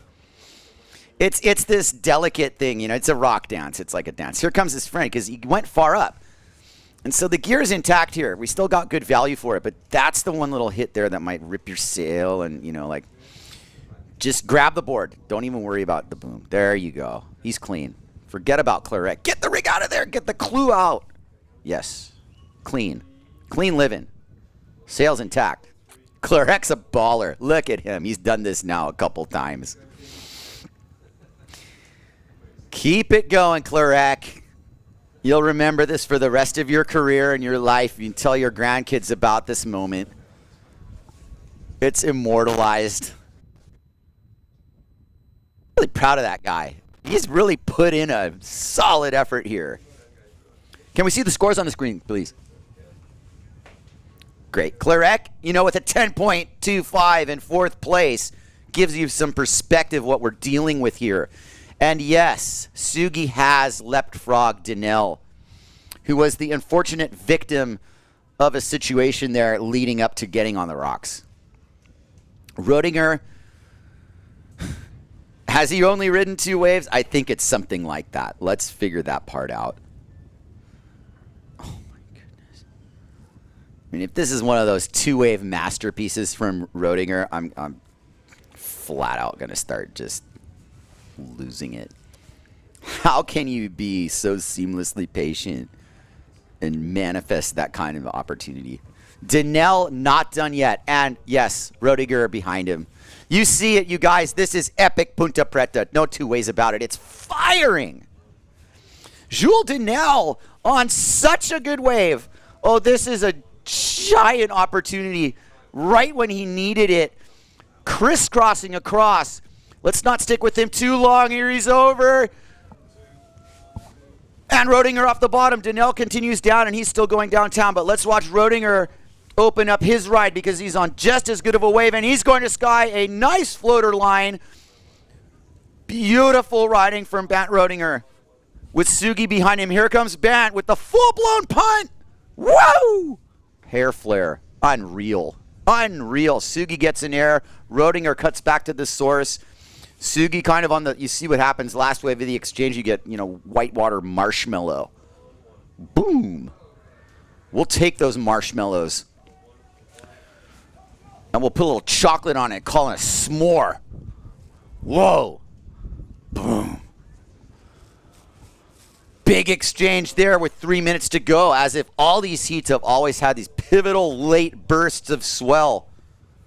And I'm pacing around here in this container, just not lost on me how the script of some of these heats is played out. I'm still trying to answer my own question of how many waves Rodinger's ridden. And it's not many. And he's in the lead. And that you're going to need to absorb that the following way. 3 waves ridden for Rodinger. 7.62, 9.25, and 8.25. 3 waves ridden. Sugi, 4 waves ridden. His last 2 are his highest scores, 6.8, 7.38. Danielle's a little bit, he's been in the mid-range the whole time, but his last score dropped, 6.12. And 6.25 are his best scores. So they looked at the flow of Danielle, got hung up on a turn or 2 there, but he had a great ride and a really nice wave. 4.5 and 5.75, and this has really turned into a special day of competition here. I didn't really know what to think when I woke up this morning, but I was having breakfast with the boys at the Angulo Center, and I saw Punta Sinu light up. I was like, it's going to be on.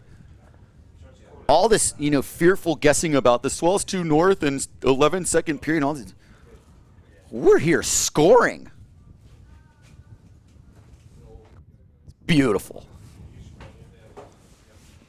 The rest of the event window looks beautiful. Here goes Clarek. This is a chance for him to make a major crack here. Bam! Got under the lip. He's making it. Floater line, and it's all make on that kind of an approach. He really read that well. Sky-high aerial for Clarek. He's getting better and better. Really applaudable effort. Worth going on the rocks again for. Danielle.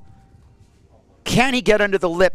His momentum meter has gone slightly downward in this heat. He just, you know, was that upper side of being able to, you know, hit the lip. As Danielle makes his way downtown, Rodinger is going to town. Danielle still going, getting full credit for that ride. Bernd Rodinger, midway through his ride, there's been some big fireworks already, though it's not going to be one of his highest scores yet. Had he made a 3, it might very well have been. The 360 seems pretty elusive here at Ponta Preta. And I think the timing about getting under the lip is one thing. And I also think that the risk factor of going on the rocks is immense. I can't really remember too many 360s being made here. This heat's winding down. And I don't think we're going to see any changes.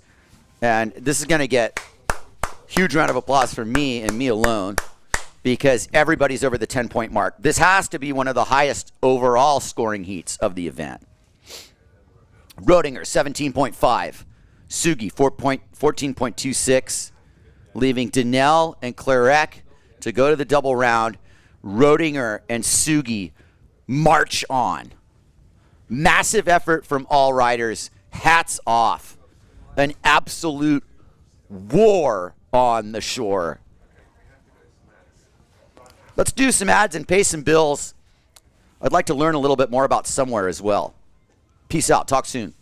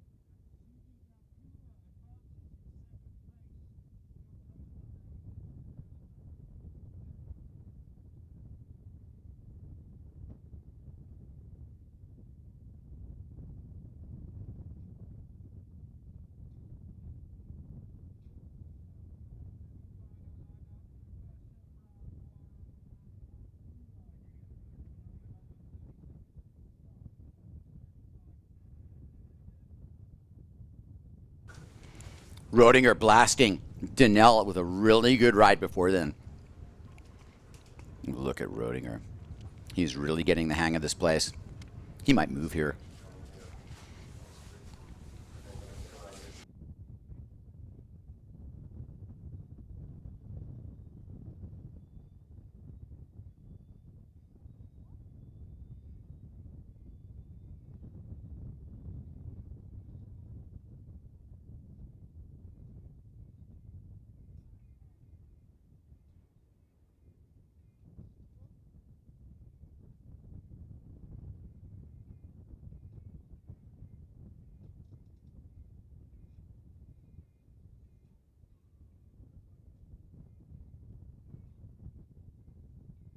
This heat's on. 44:35 on the clock. Angulo just got started.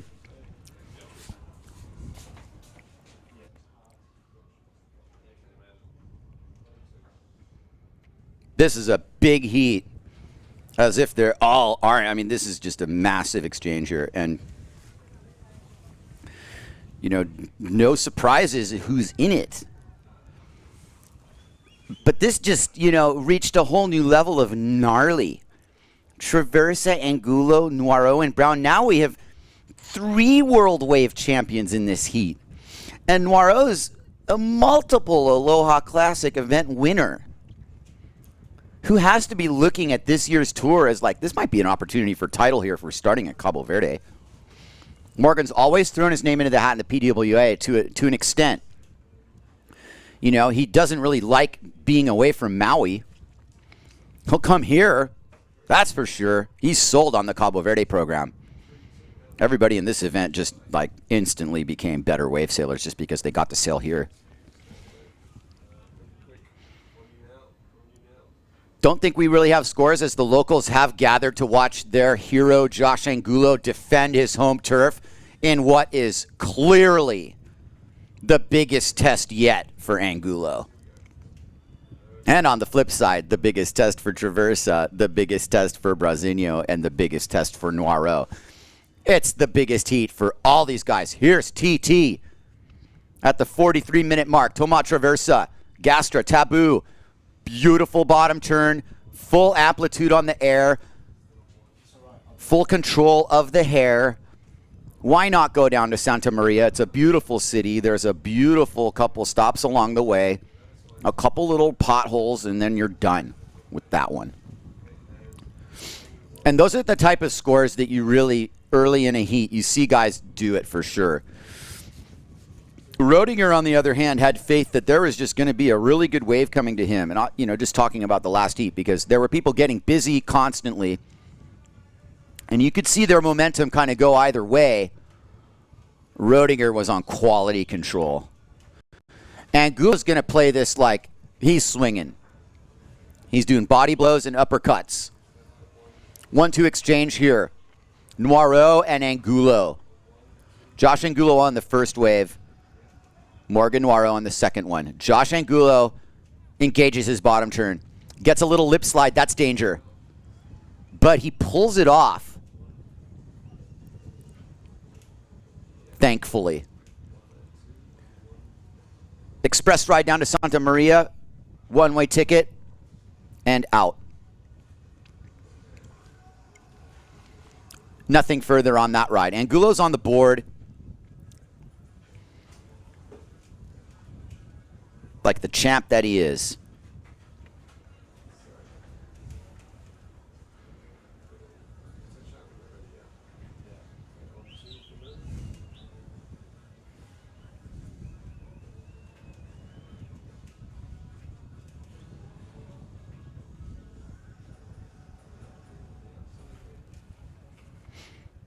And now the waiting and baiting game begins.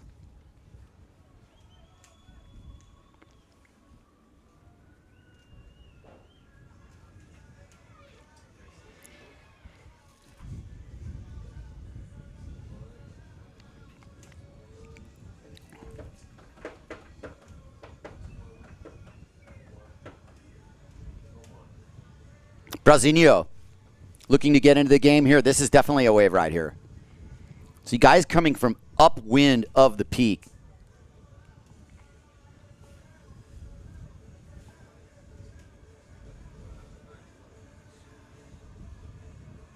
Brasinho being really patient, letting this wave form up here.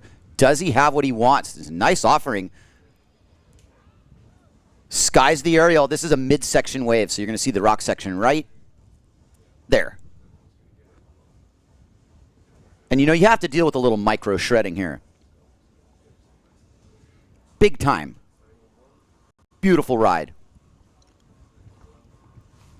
We've got highlight reel stuff here for a while to come. It's just really reassuring that this went down the way it did.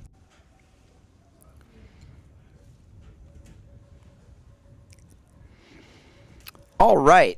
I'm on the old Facebook here, and I'm trying to get caught up with everybody's feedback.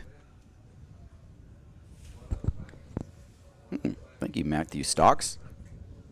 Sorry about the volume. I'll pull my mic out for you.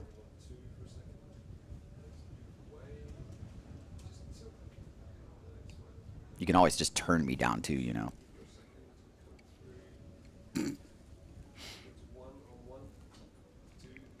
Toma Traversa.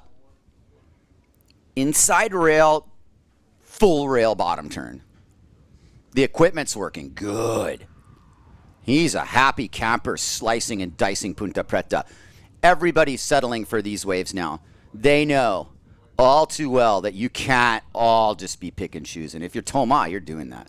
Josh has his version of it. It's a little bit nuts and bolts, you know, a little bit more bump and grind. You can see the difference in the approach these boards are taking, but Josh has the local knowledge that these guys just don't have. And Angulo might have bobbled that last turn a little bit.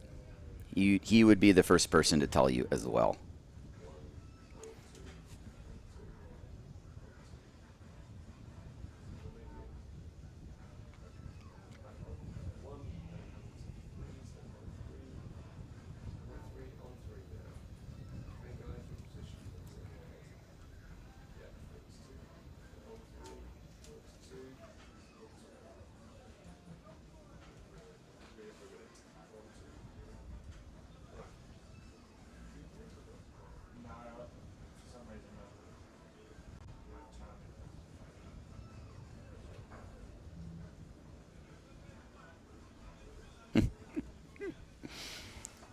Keyboard warriors. Laughing. It's really a privilege to bring this to you. And as somebody who's just a fan of the sport, above all else, you know, we're all in that book, whether we're sailing in this event or helping organize it or watching it at home. We all love the sport of windsurfing. And wave sailing is one of those aspects of windsurfing where it's not like as objective as a race. It's definitely something that's opinionated.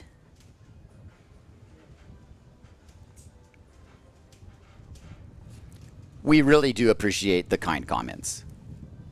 Keeps us going. We can handle the negative ones too. In fact, they're hilarious. Oh, I'm laughing. All right. Ponta Preta kind of taking a break.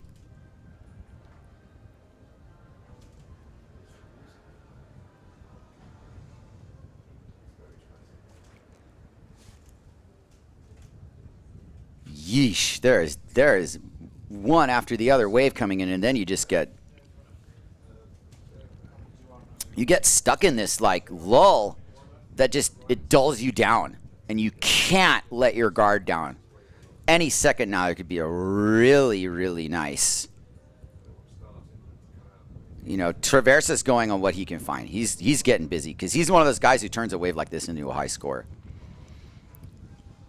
Going with the stock air. It's a safe way to go. Rotations are in his bag.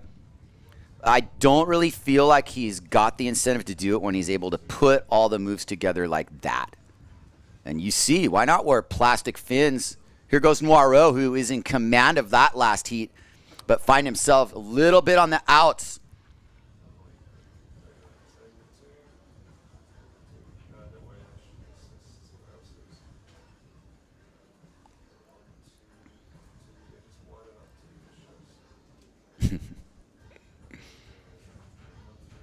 Oh boy.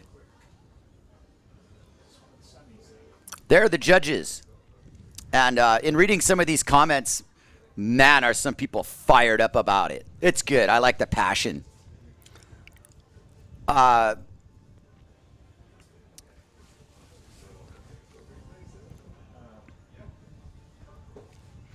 Severin Summer, I really appreciate that comment. And your comment about the cameraman to stay a bit longer on the guy riding the wave. The back and forth is irritating, but you have to look at it through eye perspective too, because there's maybe 3 waves being ridden. And if you stay with the first guy, you miss what the second and the third guy does. We're trying to bring out the law of averages. And on that subject, if we had a camera, I think looking up the point, we could pan out and you could get all 3 people down. We did that at Hokipa for the Aloha Classic. Yep, that's what you're saying. Would be more enjoyable to watch, in your opinion. And it is. We are trying to get every angle. We do like that tight angle. I mean, there's been a couple shots that are legendary. Antoine's aerial, we got it perfectly. And so you can't get it all.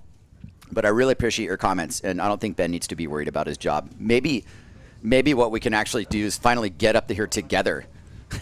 Hi, Ben. Appreciate it, man. And can't wait to call an event with you. I think it's long overdue. Replays, yes, please. Here's Angulo on one of those, not really quite a Josh Angulo type of wave. I'm just saying. But he's got to get something done. And he does, with the little bobble there. Wasn't terrible, but he's got a better one in him, and he knows it.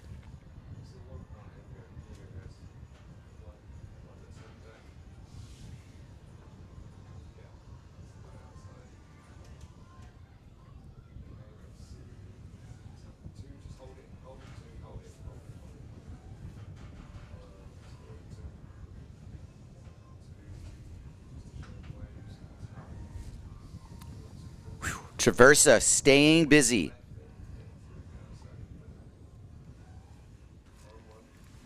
Huge head of steam for Traversa. Big punting air.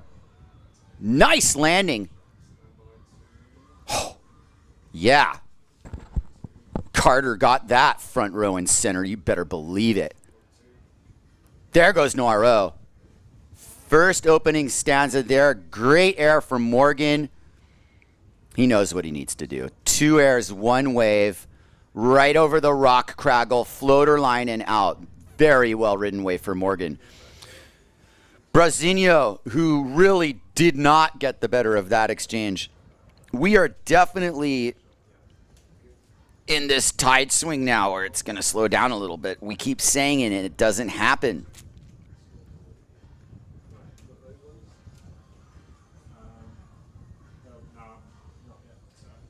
yet.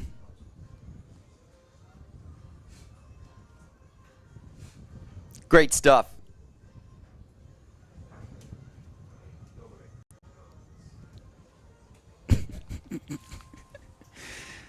Oh, man. Thank you for your comments, you guys. There's some funny stuff here. I'm going to have to maybe not pay as close attention.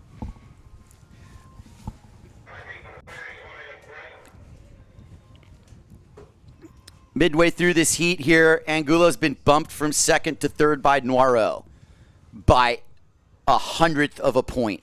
Oh, no. Oh, man. Noiro splitting hairs.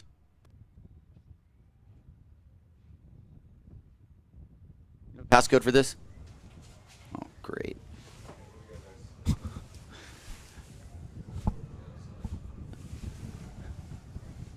BR.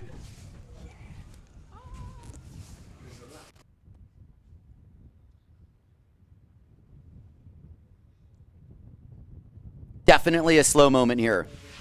This is a gripper heat, and everybody's got scores because people got busy early. And now you're looking at this painful look where there's not a lot of corduroy coming in. The tide's kind of high. You want to play that patient wait and bait game, but man, it takes a toll on you after about 10, 15, 20 minutes. But lo and behold, there is a lower set approaching. Angulo sniffs it out. He's made his decision. He wants wave number 1. Brazinho's behind him, most likely in position for the next one. Here comes Josh Angulo, CV1. All the marbles in play. He's in third place. He needs to get busy here. Classic Angulo bottom turn. Note the rail work. The local cheers from his friends and family as he unfortunately gets passed up by Ponta Preta. It happens, and he is going to have about 20 people rescuing him. And some of the other sailors are like, I didn't have anybody rescuing me. Well, that's because you're not CV1. You didn't win 2 world wave titles for your country. Get that sail up. Nice rescue. Look at it. Up and tight. There goes Josh.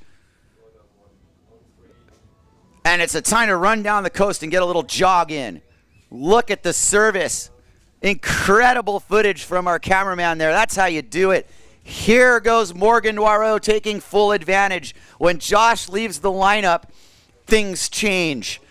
All of a sudden, there's a level of availability for these waves that wasn't there before. Oh, was it not there before? It wasn't there. Here goes Morgan trying to fade into this thing. Turns it into a high line and executes a nice cutback. 2 waves behind it. Nobody in position for it. Here goes Morgan. Stay with him. Slice and dice. Meanwhile, Angulo running to the shore break after his hit misread there. Doom! Phenomenal riding. And I mean, on display in a situation where, you know, there might not have been a lot to work with there.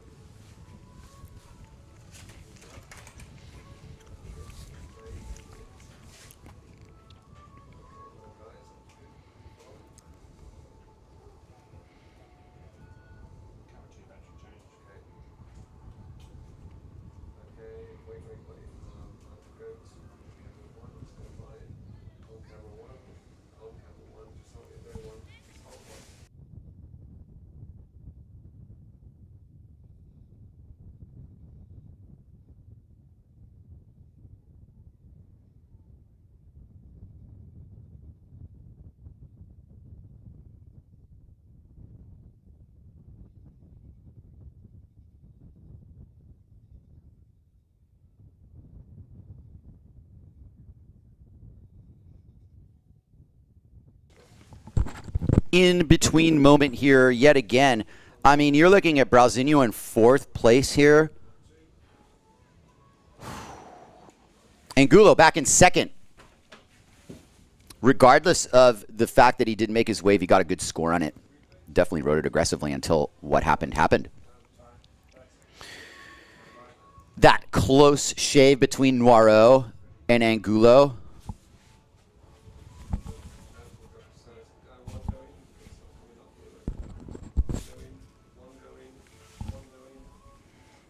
Traversa's on a wave, and there's one behind it, and I don't think Brauzinho's going to sniff it necessarily.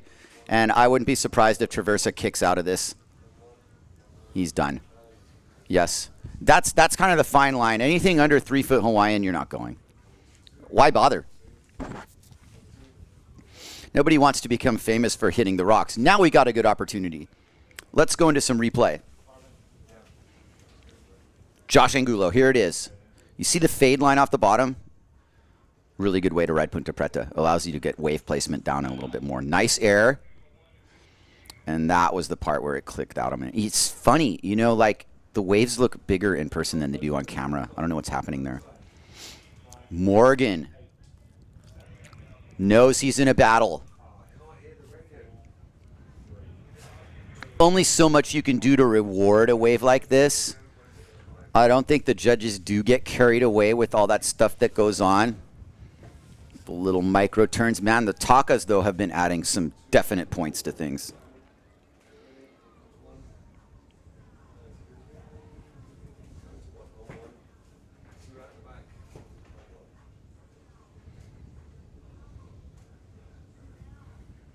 Traversa. High speed, low drag. Boom. Oh! Dolph. Definitely felt that one. But I'll tell you something about TT. That boy can take a punch. No problem. Took one right under the chin and just stared at you like, that's all you got? I mean, you got my attention, but that's all you got? What?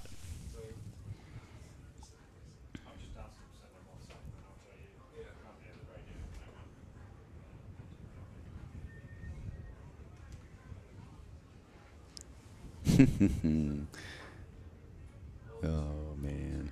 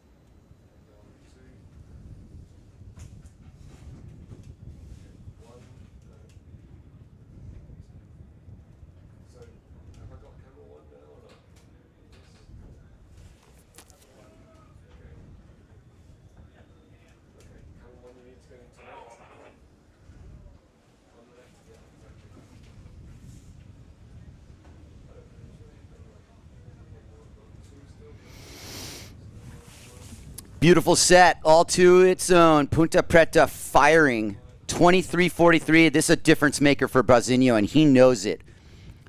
And he's good under pressure. And right now, he knows. This is an important ride for him. Beautiful wave. Hit vertically. Judges take note of the approach that was asked for by head judge Duncan Coombs, because Brauzinho just delivered that in spades. Another vertical batting. Josh Angulo going to town behind him. That's been a double aerial wave for Josh on a much bigger, better wave. Josh isn't wasting a second to put his stamp of authority down. Nice aerial for Angulo. The spectators love it. And behind him is Morgan Wazo Noiro, flying down the line. Ponta Preta serving it up. TT getting into the game. Lots of spray flying there.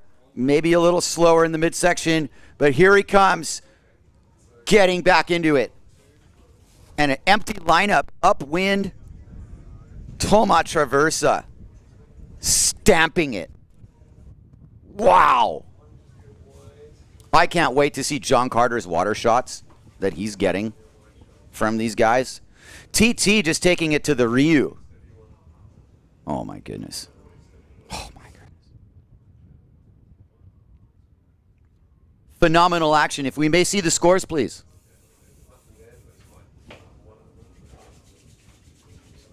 There we go. Noiro and Angulo in some sort of heavy exchange here. Now, we don't have Brasinho's score. We don't have Josh's score, I don't think. And there was a score from Noiro that probably dropped. Let me double check on that.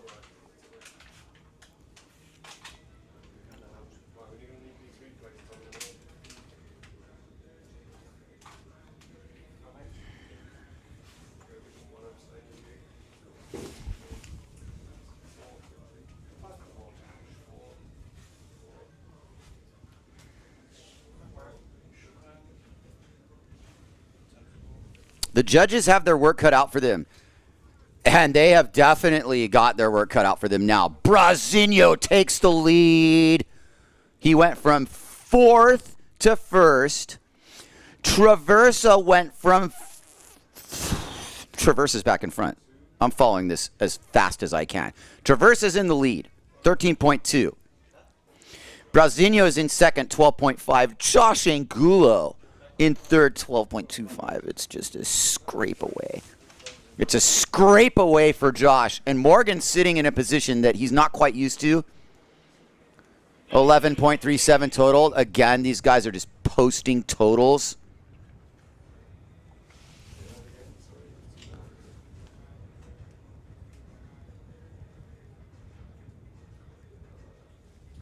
Wow. Everybody's over the 10-point mark. Josh Marsilio and Traversa are in, big territory here. That's a lot of points being scored. Traversa has had an interesting way of approaching this. And we will see that approach shortly. Here we go. Replay time. There's Angulo with the fade line, straight line, right off the bottom turn, hooking it under the lip and flying through the sky. Whew. Beautiful riding from Josh.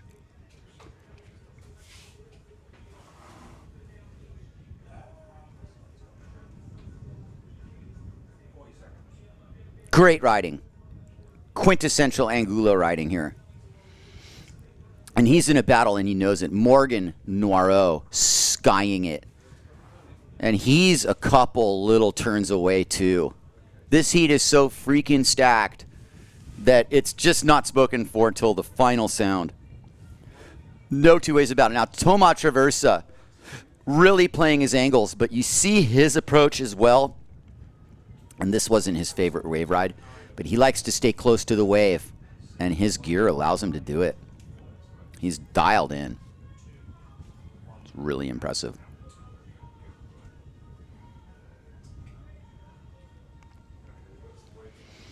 Morgan's trajectory is the following: 4.25 for his second wave and a 7.12 for his fourth wave. So he's been on this incremental increase. Josh Angulo's best score is his last wave, 7.5, and he's got a 4.75 to back that up, which he's wholly capable of beating. Nice turn from Morgan. This is live. And there is a couple nice waves coming. Morgan wraps around the Taka but doesn't make it. Nice kick out move. Toma Traversa. Full bottom turn, lip slide combination. Darting across. Brasinho out the back. Please. There we go. Punches his bottom turn. Lacerates the top of that wave. 100% dissection. To the floater line. Brasinho's starting to get his groove on. Great stuff. That was a really solid exchange.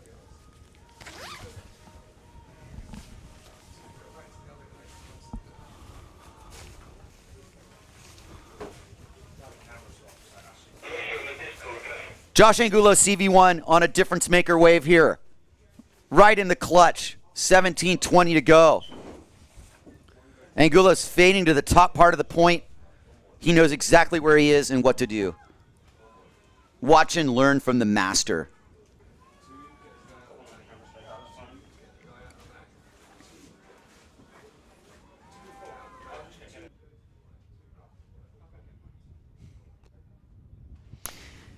Yep, that's how it's done. Josh Angulo, CV1, trying to beat a mid-4 with that. He might have gotten it. He might have just gotten it. Take a little bit of generosity from the judges and buying into what he was selling. But I think Angulo's stock, if it's not rising, it's holding steady. His momentum is steady. And he knows what we're seeing.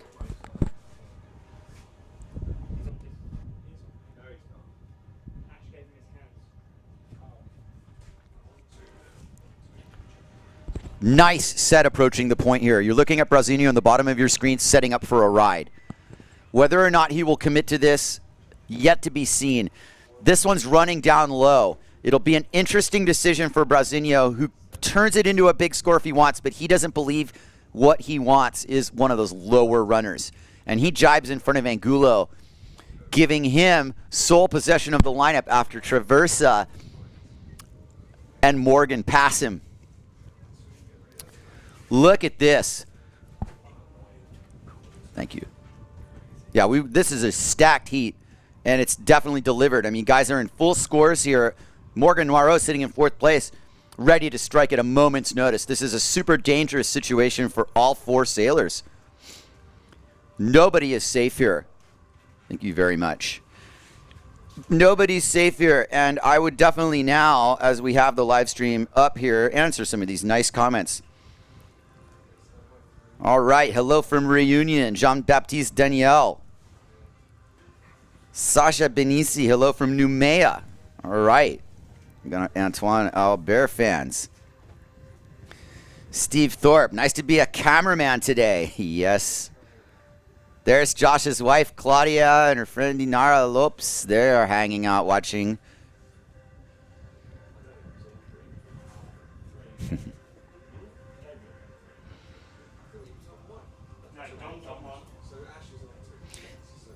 Adrian Garçon, thanks to PWA and local team to bring us this breakfast. Bravo. Thank you. That's a nice comment. Dave Rosa, what happened? Campello broke his slot box. Yeah, Campello tried to sail out through this rock, and he hit a rock and broke his fin. A lot of people with some feelings about a score Camille got or didn't get.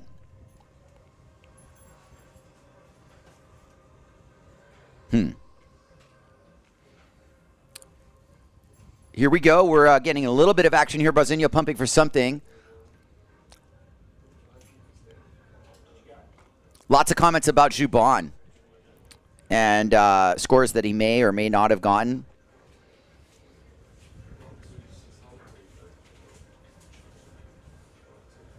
Can they ride more than 10 waves on the score sheet? That's a good question. You used not to be able to do that in surfing. You would get taxed. Yeah, a lot of people with some opinions on Jubon.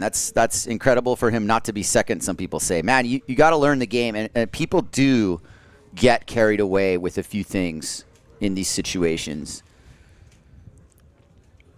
And that is, you might see like an isolated highlight and get carried away thinking that is the overall impression. I say it all the time. My competing days, when I came in from a heat and someone's like, you got it for sure. That's the kiss of death. You don't got it for sure. Someone saw one move and think you took the whole heat.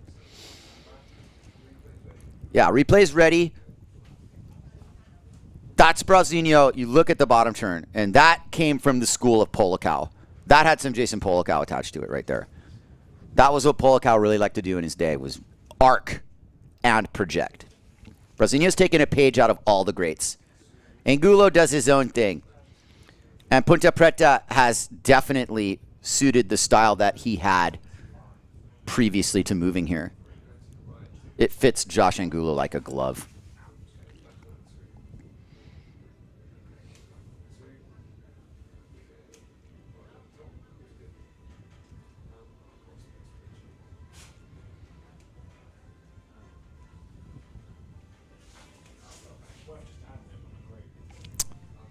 Yes, this is the question of the contest so far. Why does almost nobody have sponsor stickers on their sails?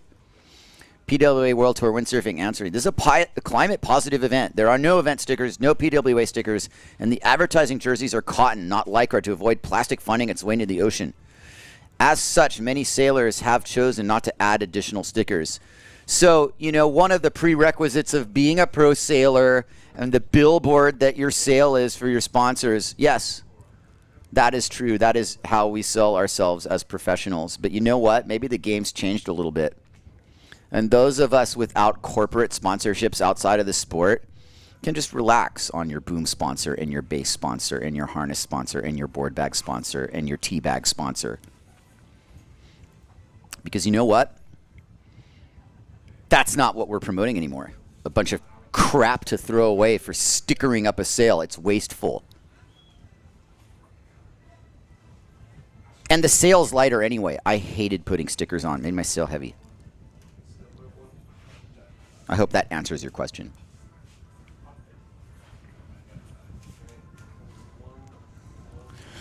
Slow moment in the wind here. We're into that mid-afternoon bit. 12 noon plus a few here.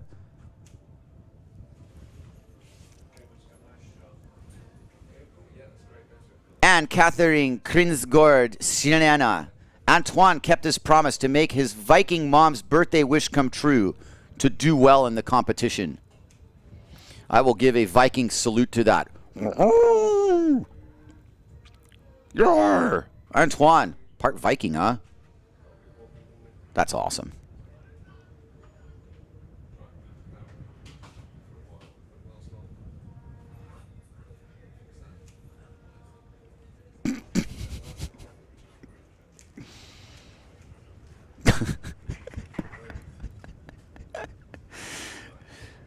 Oh man, people having a take on my name. I'm such an easy target. I can't even repeat. It's so good. Oh man. Okay, Morgan Noiro, let's focus here.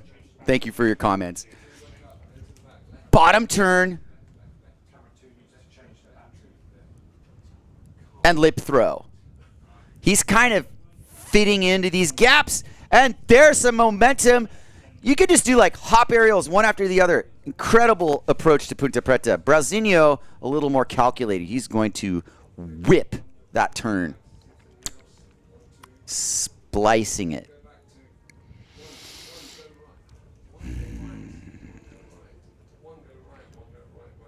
Nice turn from Brasinho. Underwater almost. Josh Angulo is lining something up. There's some corduroy to the outside. Traversa's aware of it. I think Josh is aware of it too because he just chose number 2 after number 3. But with Traversa behind him, Angulo actually goes for the nudge. And now, as Brasinho is sailing out, thank you.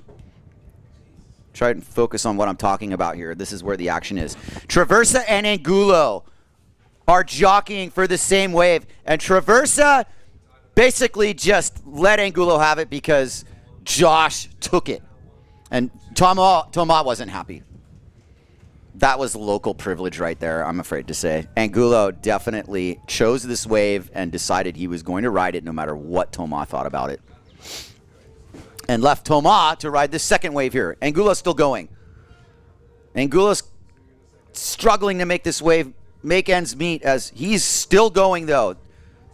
Not struggling anymore. Big air down low. Thomas on the lesser wave of this exchange and, you know, feeling like he kind of got robbed of it. But it's, you know, the unspoken priority is what you saw there.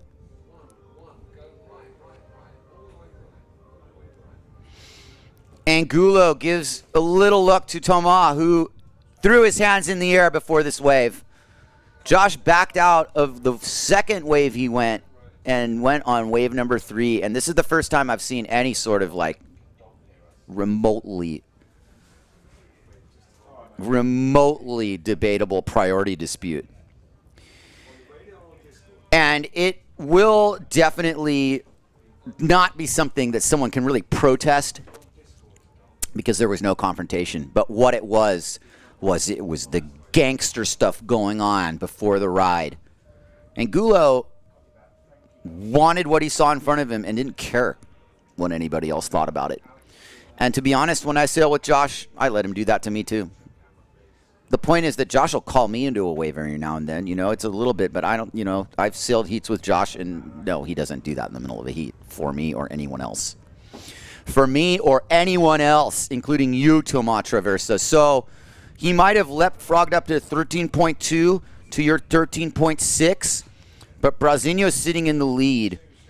And now we have a real battle on our hands with 6:35 left.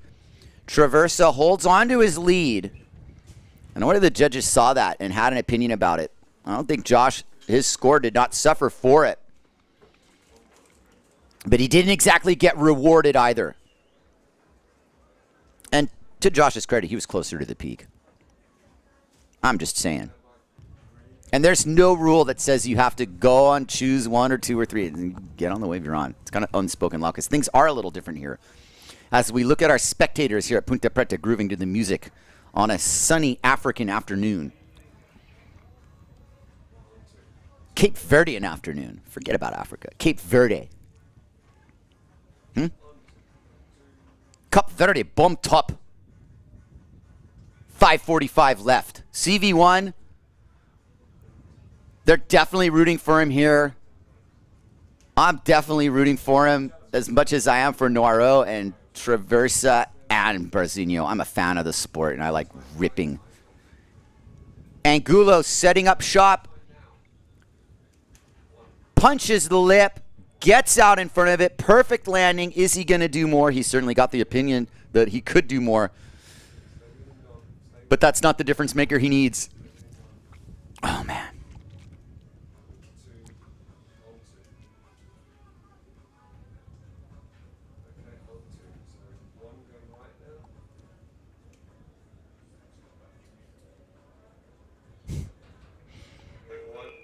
Big battle went down here.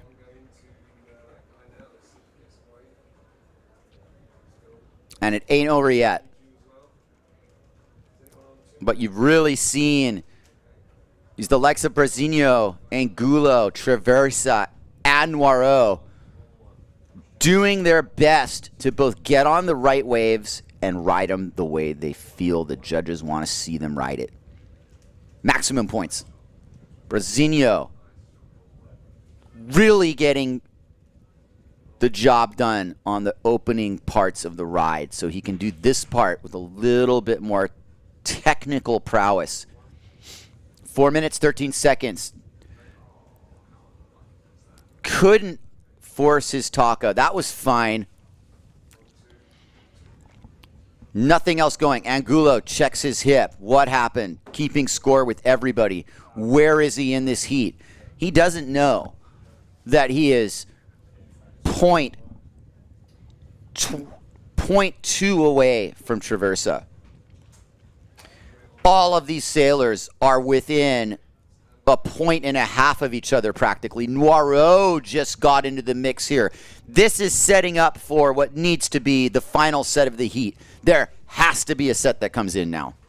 Ponta Preta has to make this right. And as if on cue, there is a set. It's a 2-wave set. Traversa's on Angulo.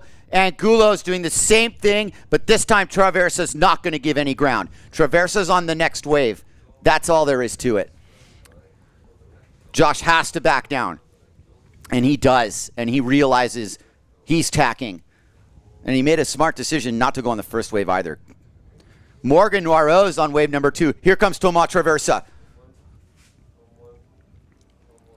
Placing his rail, committing his line. There was a lot of water moving there. Spray, if you will. Huge projection here. Tomas is destroying it. Man. TT is in the house. Taking it home. Little bit of freestyle claimage for the climate, everybody.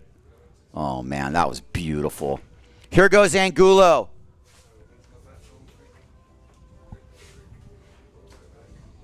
He's out.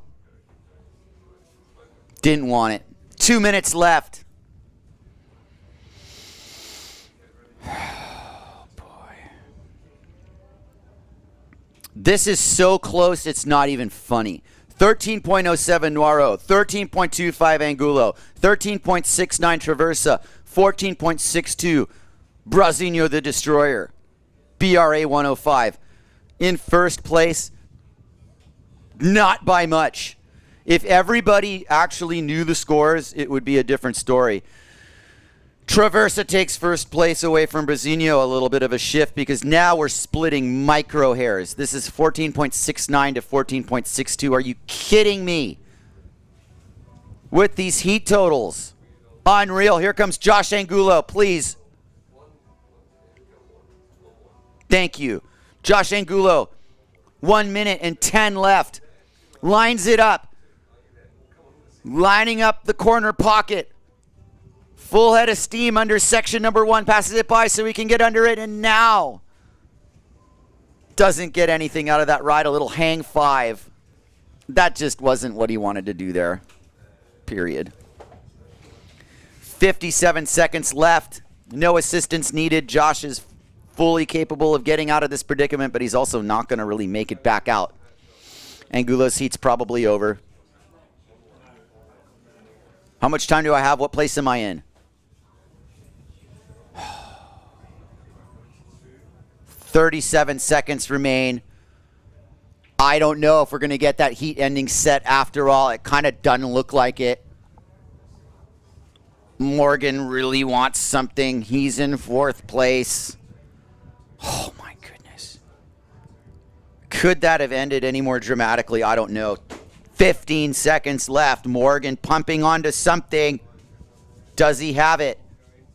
Negative. This heat's over. 5, 4, 3, 2, 1. Angulo, no shame in that performance at all, Josh.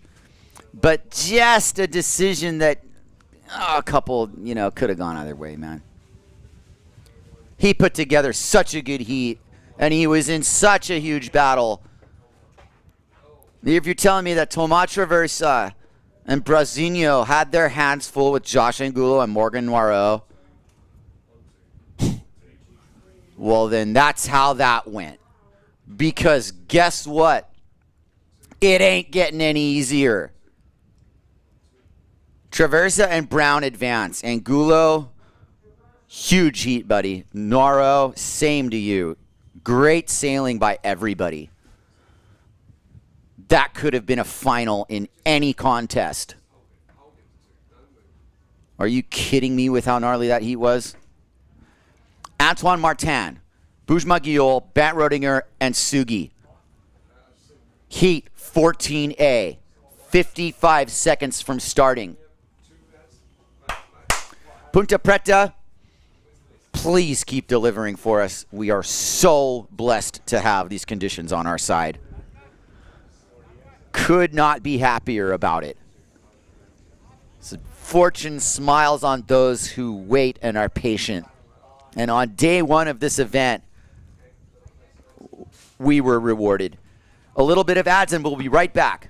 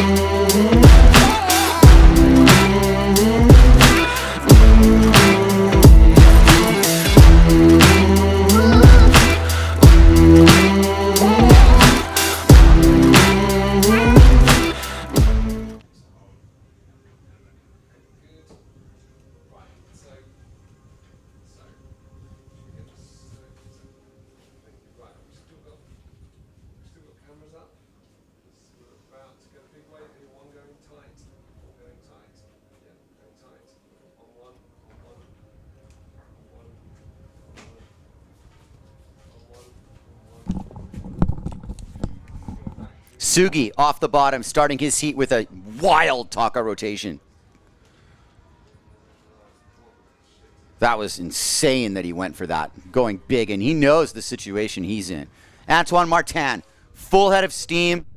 He knows what's up, and there is a lot more opportunities than that coming up for him. Conditions look like they have held solid.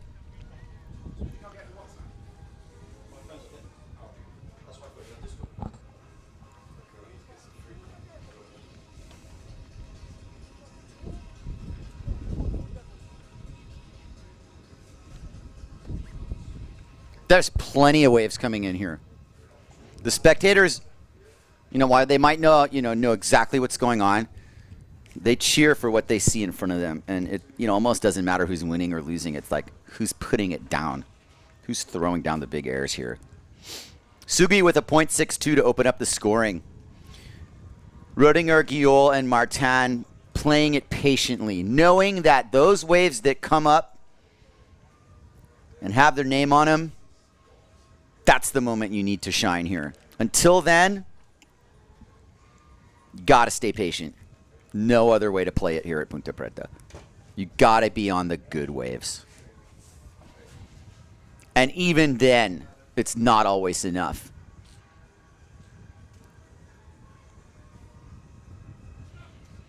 We're in the top 8. And Angulo just missed his chance to make the top 4.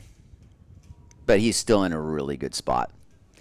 Brown and Noiro and Traversa and Angulo was one of the heaviest heats ever. This is a super heavy heat as well. But Traversa and Brown are moving on to the semifinals. Actually, that's the final. What am I saying? Wow. Oh my goodness. Pivotal stuff happening here.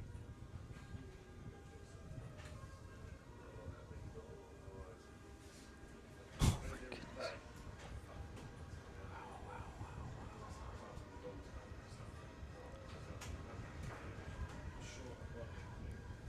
Can we see the bracket again one turn?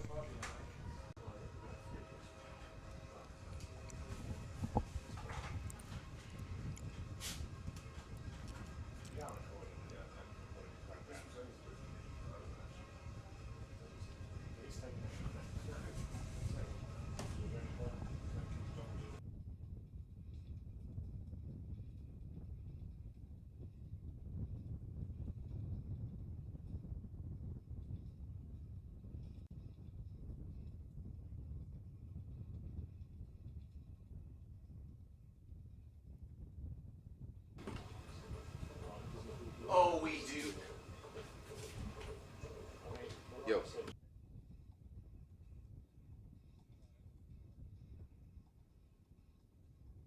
Oh, we do have action coming in here. You can see a little bit of corduroy coming down. Antoine Martin, top of your screen, is up on a plane, and he is lining up a train. There are a couple really nice waves coming in here.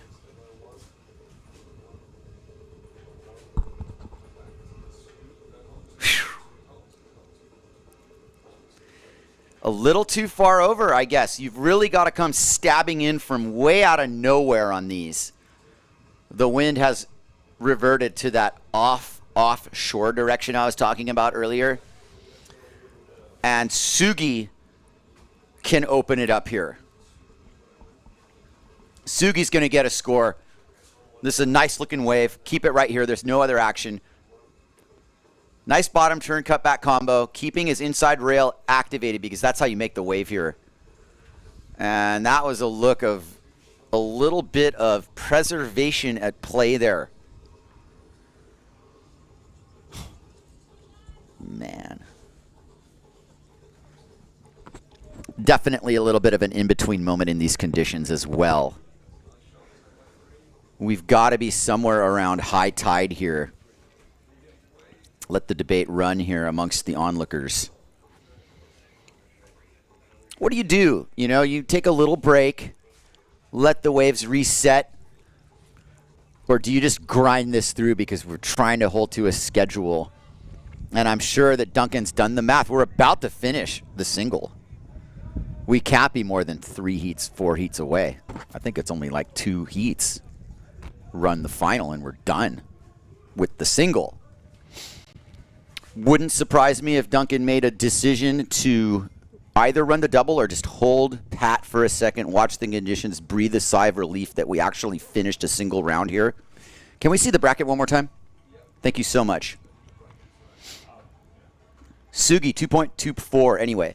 So you look at heat 13 and 14. Brown and Traversa made the final. And we're deciding the bottom half of the other 2 who are going to make heat 15. That's the final. This is the semi.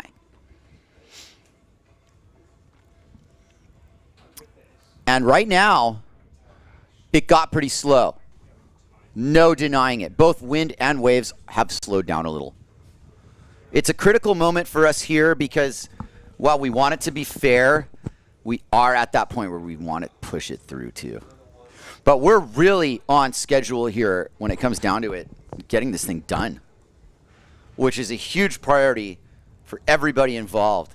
We really don't want to sit here and set up shop at Ponta Preta unnecessarily long. This is a rare resource for the local population here.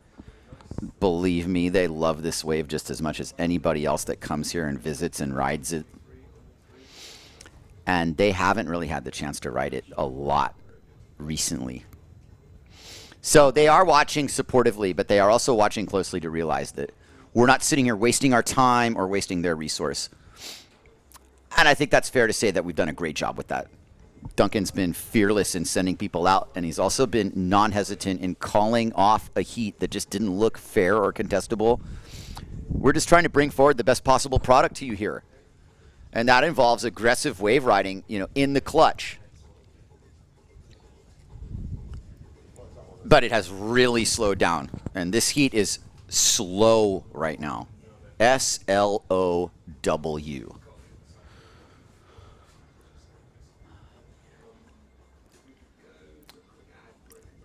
I think that's a fair thing to do. Let's have a word from our sponsors here, a slight little reset, and we'll be right back, hopefully with a set coming in. I don't see anything right now. Be right back.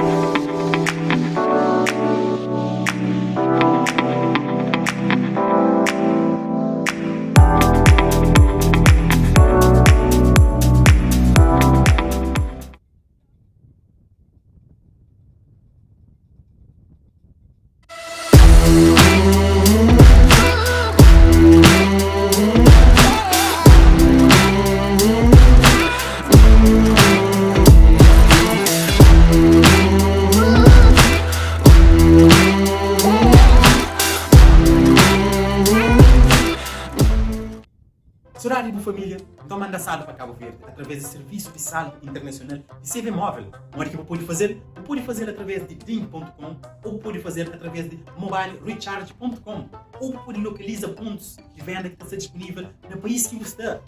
Saldo internacional da CV móvel. Fica ligado.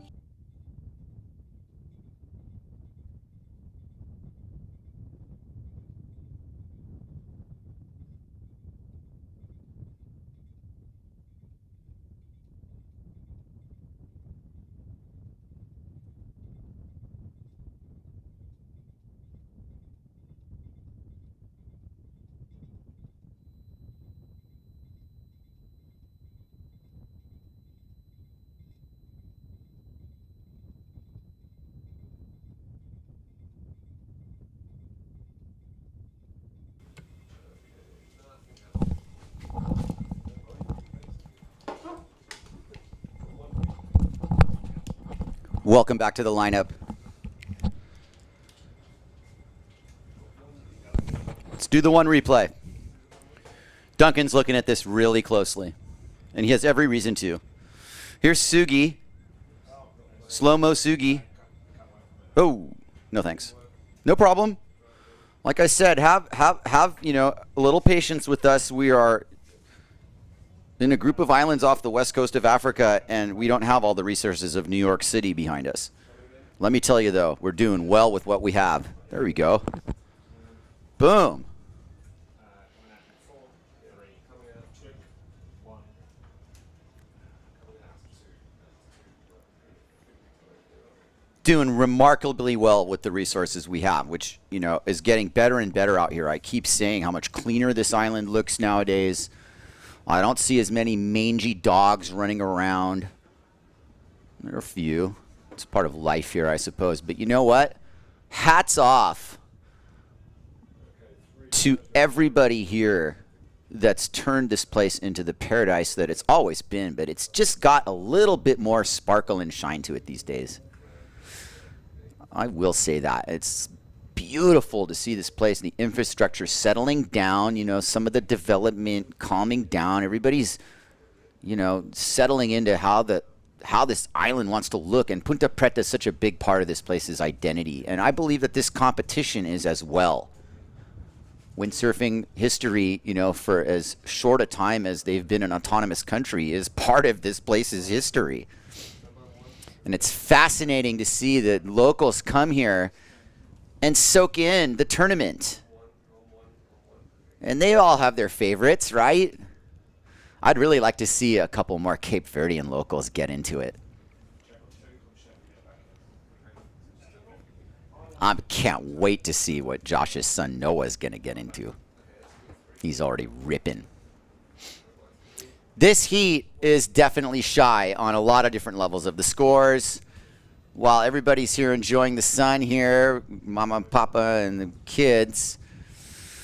Out there right now with 32:30 to go, it's been 15 minutes, and Duncan has seen one score. A 2.24 for Sugi. This is just a matter of time before he calls it. And he's not going to hesitate to do it, but any little suggestion of a little corduroy on the outside, anything, and he's going to hold hope. And there is a little bump to the outside. Don't blow the horn yet. This could just be the beginning of the firing part of the heat. I mean, yeah, it's a semi. But that's why we waited for this moment, because this is a big set. It's funny to, you know, watch the screen and I get all excited. You don't see what I'm seeing. I saw a good little line to the outside. And as Antoine Martin takes aim on the second wave of the chat, I should say. Yeah. Oof. Okay. Antoine's deep. That was what I was trying to get out of my mouth. But he goes to town. Really, really throwing that board into the critical part of the wave. Once again, skying over the section. And yeah, predictably, this little wind and wave combination is really dicey. And that puts him in a spot where he's probably going to take the next wave on the head on the rocks as Sugi absorbs that and jibes out. This is exactly what Duncan was talking about when we get the higher tide and it starts washing up right on the rocks. And Antoine, with the best of intentions and a steely nerve of never quit. Watch this. This is what Campellotti is going to hit dry rock. Hopefully not. Nope. Clean living. Antoine Martin back out there. You would have never gotten away with that on a bigger or a more westerly swell. But it's north enough and it's sweeping down that it gives you this escape hatch. Everybody hanging out. Ponta Preta. Those of you who know how chill this place is to just watch waves roll in between sessions, watch your friends catch beautiful rides, and in this case, bringing the world's best wave riders, most of them anyway, to the shores of Ponta Preta for the first time in Cape Verde since 2010. So almost 12 years ago was the final installment, an event that was held in November, and it didn't quite get Ponta Preta. And that's why I'm hitting home as well how lucky we are that we've gotten what we've gotten. Whew. Because between today and yesterday, there's been some fireworks out here. We got a highlight reel for you. It's a beautiful thing. 29 to go. Duncan's holding tight. He can do nothing but wait. He can do nothing but let the clock wind down and then scrap the heat. which is kind of a smart, safe thing to do. Because yesterday when he did call the heat, there was a really good set that came in. And he didn't plan it that way, but he judged it based on where we had gotten. And we're in that boat right now. This has been the slowest heat of the day. And you can see the water line, and it's high tide, and that has everything to do with it. And it's basically like squashing the wave potential.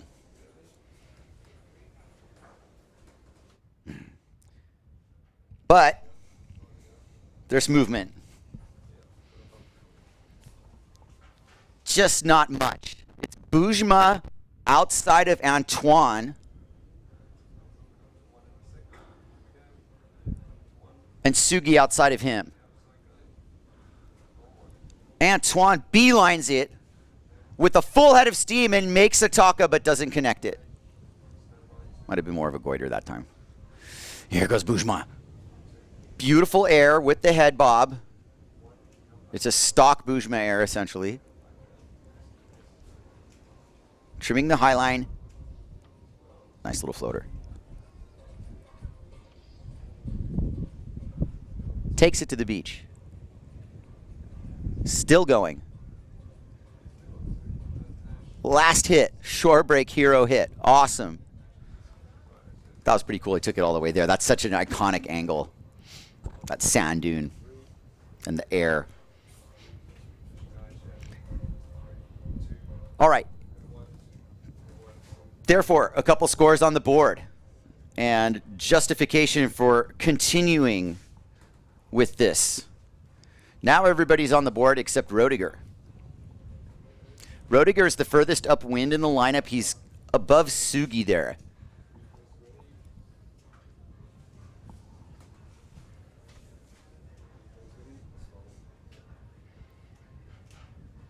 Full speed with that new north sail. You know, a really good attempt there, actually. Bujma. Yes.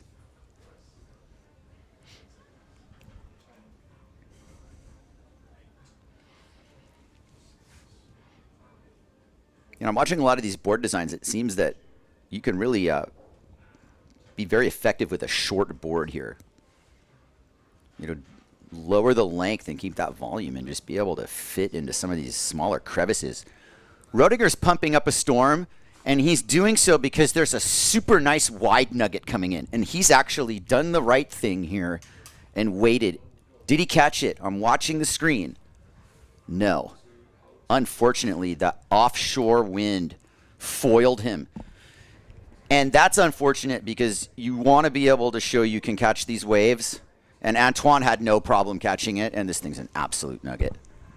Antoine, with a glassy African wall ahead of him, projects his aerial right down into the part of the wave where he puts the handbrake on, and then gets another aerial, leaning a little bit forward, but it's all for the make. His momentum's throwing him down the line. This is a phenomenal ride. We're talking like 4 aerials here.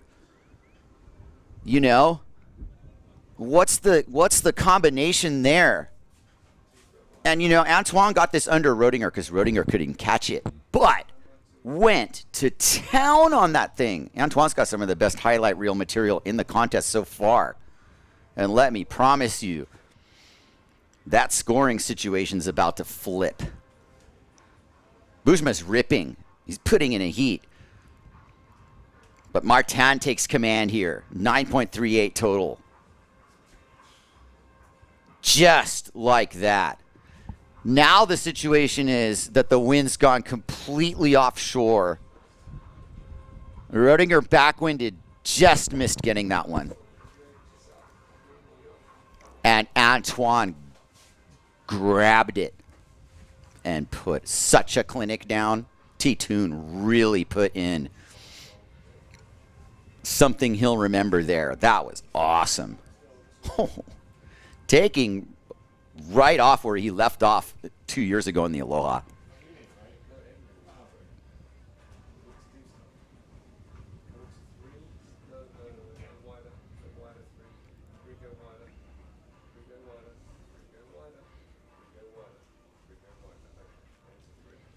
a little less people here today, kind of the scene mellow. Locals and tourists alike listening to the DJ, kind of trying to get in the rhythm with the ocean and feel the vibe on the rocks. Maybe help out a helpless competitor from time to time. It's always appreciated. I'll guarantee you some of these people would be like kiters or windsurfers that would be out there right now if they weren't running a contest. And thanks to them as well. It's a waiting game, it's patient, and it's a really good thing in their eyes that Duncan's continuing this heat. Now, out alone on the lower part again is Rodinger. And what Rodinger hopefully can absorb is there's a little thing about the lower part where he is where the wind is a little less than he needs it to be. And that's why people are taking that run from the upwind, because the wind up there is better. But Rodinger's got a really good one here if he can just will his way into it. Pump it hard here. Doesn't get it. Nope. He's in the wrong spot. And he's going to allow a guy like Sugi to box right in. And it's so offshore, actually, that you don't have a choice. There's no chipping in anymore. Sugi can't get it. Bujma, far upwind, he can't get it. Now Duncan's going, okay. This has gone into very difficult to sail status. Rodinger on the receiving end of a couple opportunities that he simply couldn't capitalize on because the wind's back too far offshore and he wasn't in the spot. But Bujma was in the spot and he couldn't get it. And he's one of the most efficient sailors out there.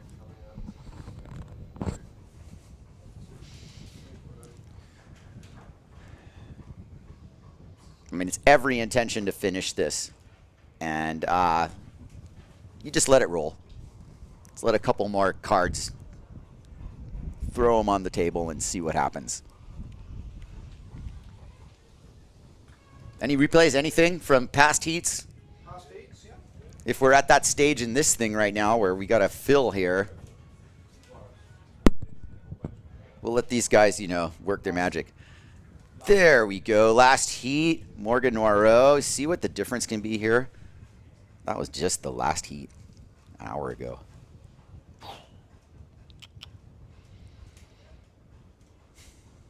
Such great sailing by everybody in that last heat. A historical heat. One of the toughest semis I've ever seen.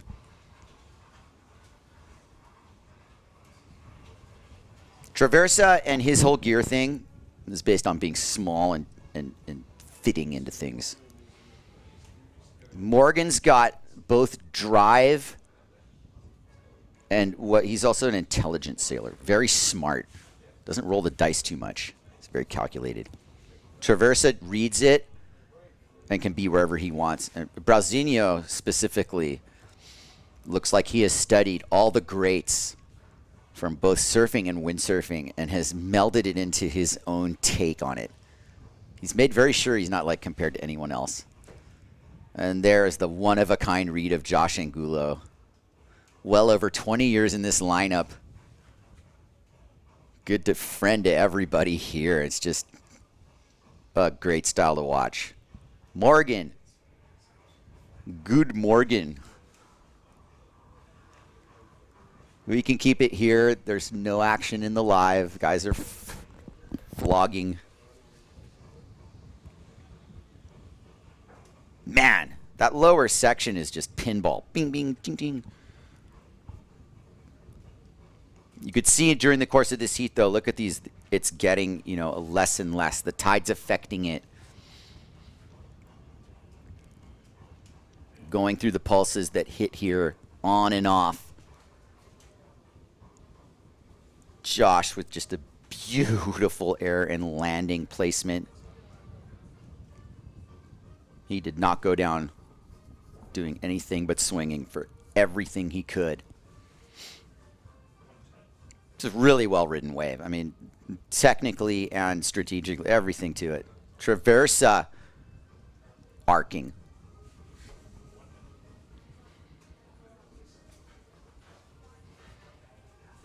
Beautiful.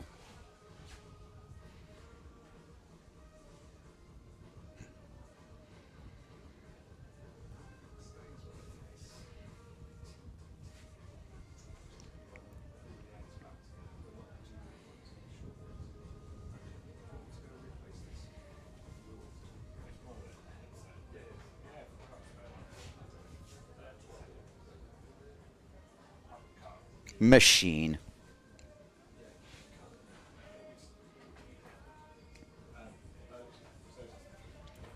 Yeah, I really like that one from Traversa, that whole spray explosion from the timing. You see he wraps it around, but he doesn't go against the wave. There's no way you do that here. All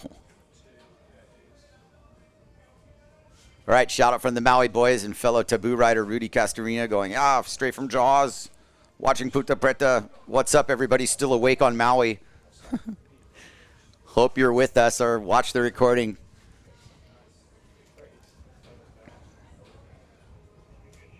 Shout out to all my simmer teammates on Maui.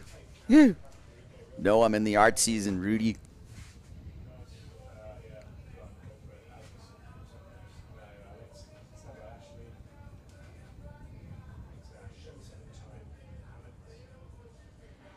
Yeah, it's not lost on me. You know, the people watching on the beach aside, I am doing a live stream, so here we are. The PWA is bringing it to you. There's our judges. Judges have a little bit of a break in between all this action, and I think they're just holding serve here. They're just ready to put something on the cards. Their pockets are a little empty. But we know better than to just write Ponta Preta off, right? Pucci knows better.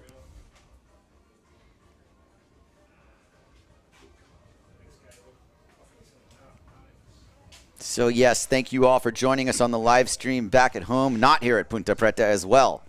Obviously, these guys aren't listening to our live stream. They came on holiday.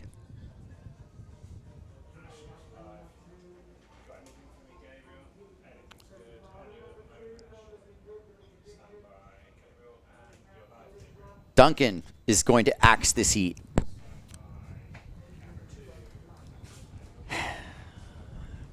And that means the following. Yep, no, we're axing it. Take a close look at it. And don't waste too much time when the wind comes back, because it will. And as far as that heat's concerned, that's the only decision to make. That thing just bogged down. So sailors are probably heading in. Rodinger's cool with it. I mean, Rodinger can't make it work. There's other, there are efficient sailors out there, but sometimes, your little indicator. I definitely have been using Bant as an indicator from time to time at Hukipa, and it tells me, even if it is sailable, he's very good in super light wind.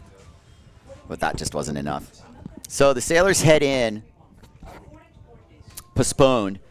And there's really no other heat to run except this heat. So this truly becomes a guinea pig heat here. But it's a semi. And you can't do anything about sending another heat out, because the next heat's a final. So, sorry, my mic's too close. We'll see exactly what we get done here. We ran a highlight reel. Maybe there's a couple more we can go before I give it a break and give you guys a break. And then we can just put it on hold and stand by and make decisions and calls. And if you ask me, we're probably up and running in about 2 hours. Awesome. We'll go to a few ads, get a couple highlights, and then sign off for the break here and hope the wind comes back. Stay tuned.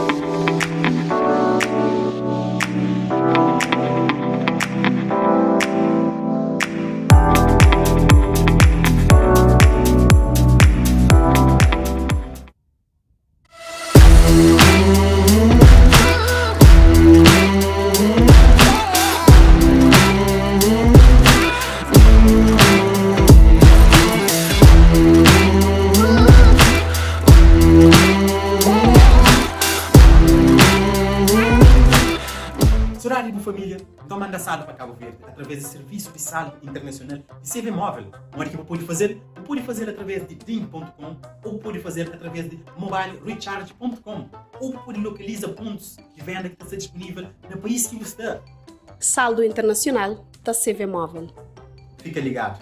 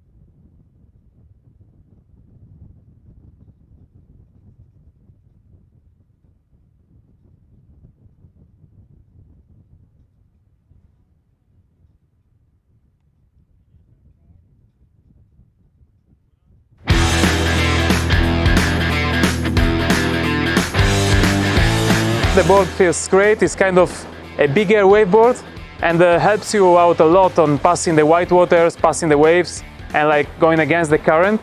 In these side onshore conditions, when it's light winds, I'm struggling to do that because of my weight, and on this I felt it's super easy. So I think it's perfect for people to start learning how to wave sail and to jump and wave ride. We want to make wave riding accessible to everyone in any conditions. Do you want to wave ride even if the wind is light and the currents are strong? The Code 2022 is a free waveboard like no other. With volumes ranging from 85 all the way up to 135 liters. This year we have increased the area behind the fin. This gets you lifted up to speed even quicker. To balance it out, we also increased nose area, which creates a smooth ride in choppy waters. And by adding curvature around the foot straps, the new codes improve greatly in maneuverability during bottom turns and power jumps. The 115, 125 and 135 are the best large waveboards we ever made. With a compact shape and thin rails, you'll enjoy tricky conditions and ride more waves, always with enough flotation under your feet. In the turns you keep a lot of drive, so you don't really slow down even when the wind gets a little bit patchy. And then it's super nice to have big waveboards like that, like for heavy riders like me, to have a lot of flotation and still be able to wave ride in light wind. It's really nice.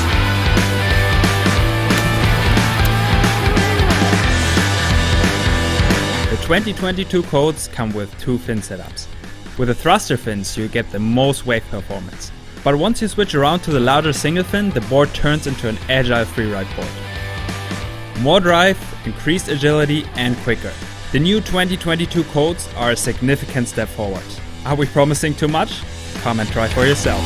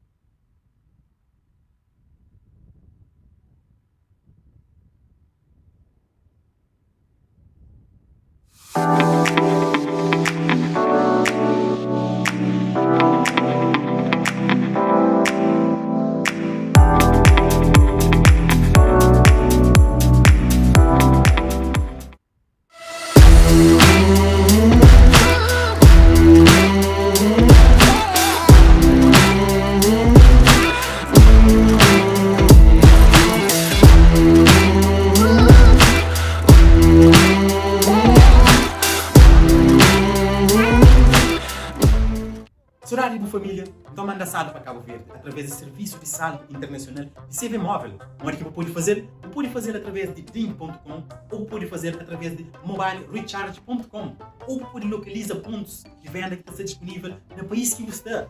Saldo internacional da CV móvel. Fica ligado.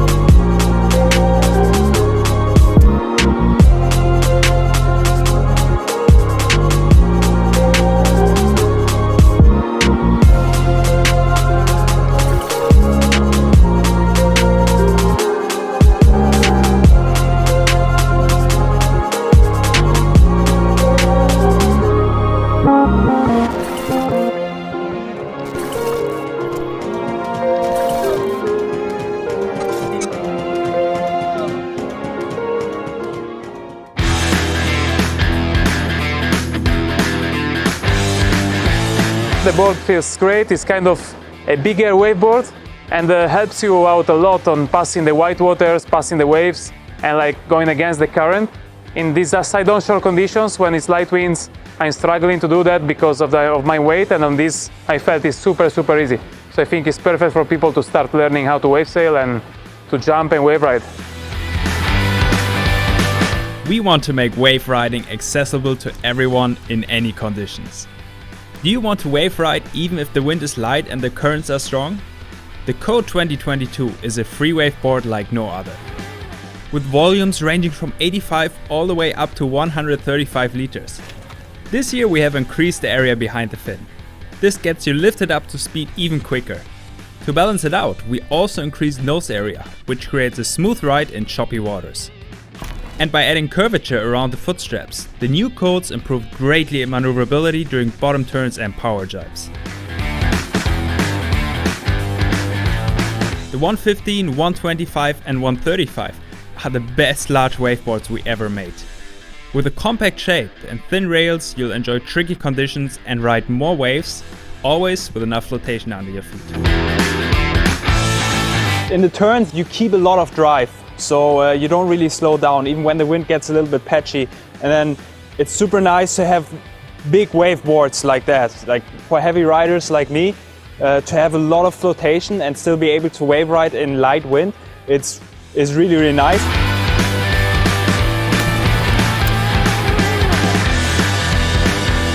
The 2022 codes come with two fin setups.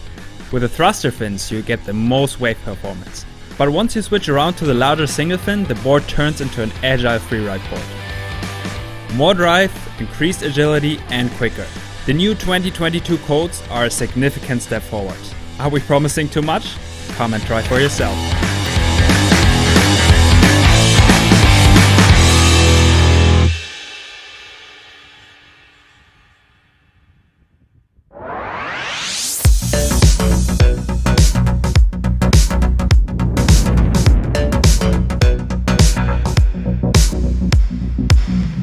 The Ultra Code.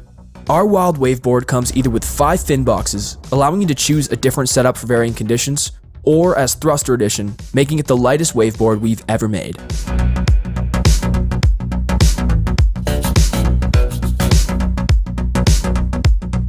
A total of 7 sizes are available in Carbon Reflex, a technology with an industry-leading track record of only 1 board broken per 100 boards sold.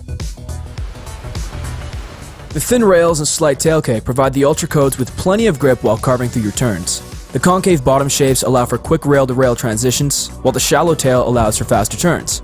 The compact board design gives plenty of control in strong winds and while jumping and flying through the air.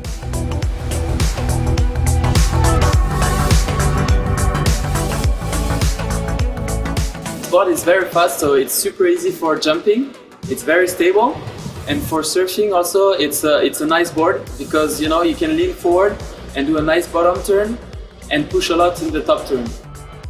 Thick white water, currents, and dodgy wind conditions often slow us down in the wrong moments. But with its fast rocker line combined with an extra thick center line, we ensure the Ultra Code picks up speed quickly.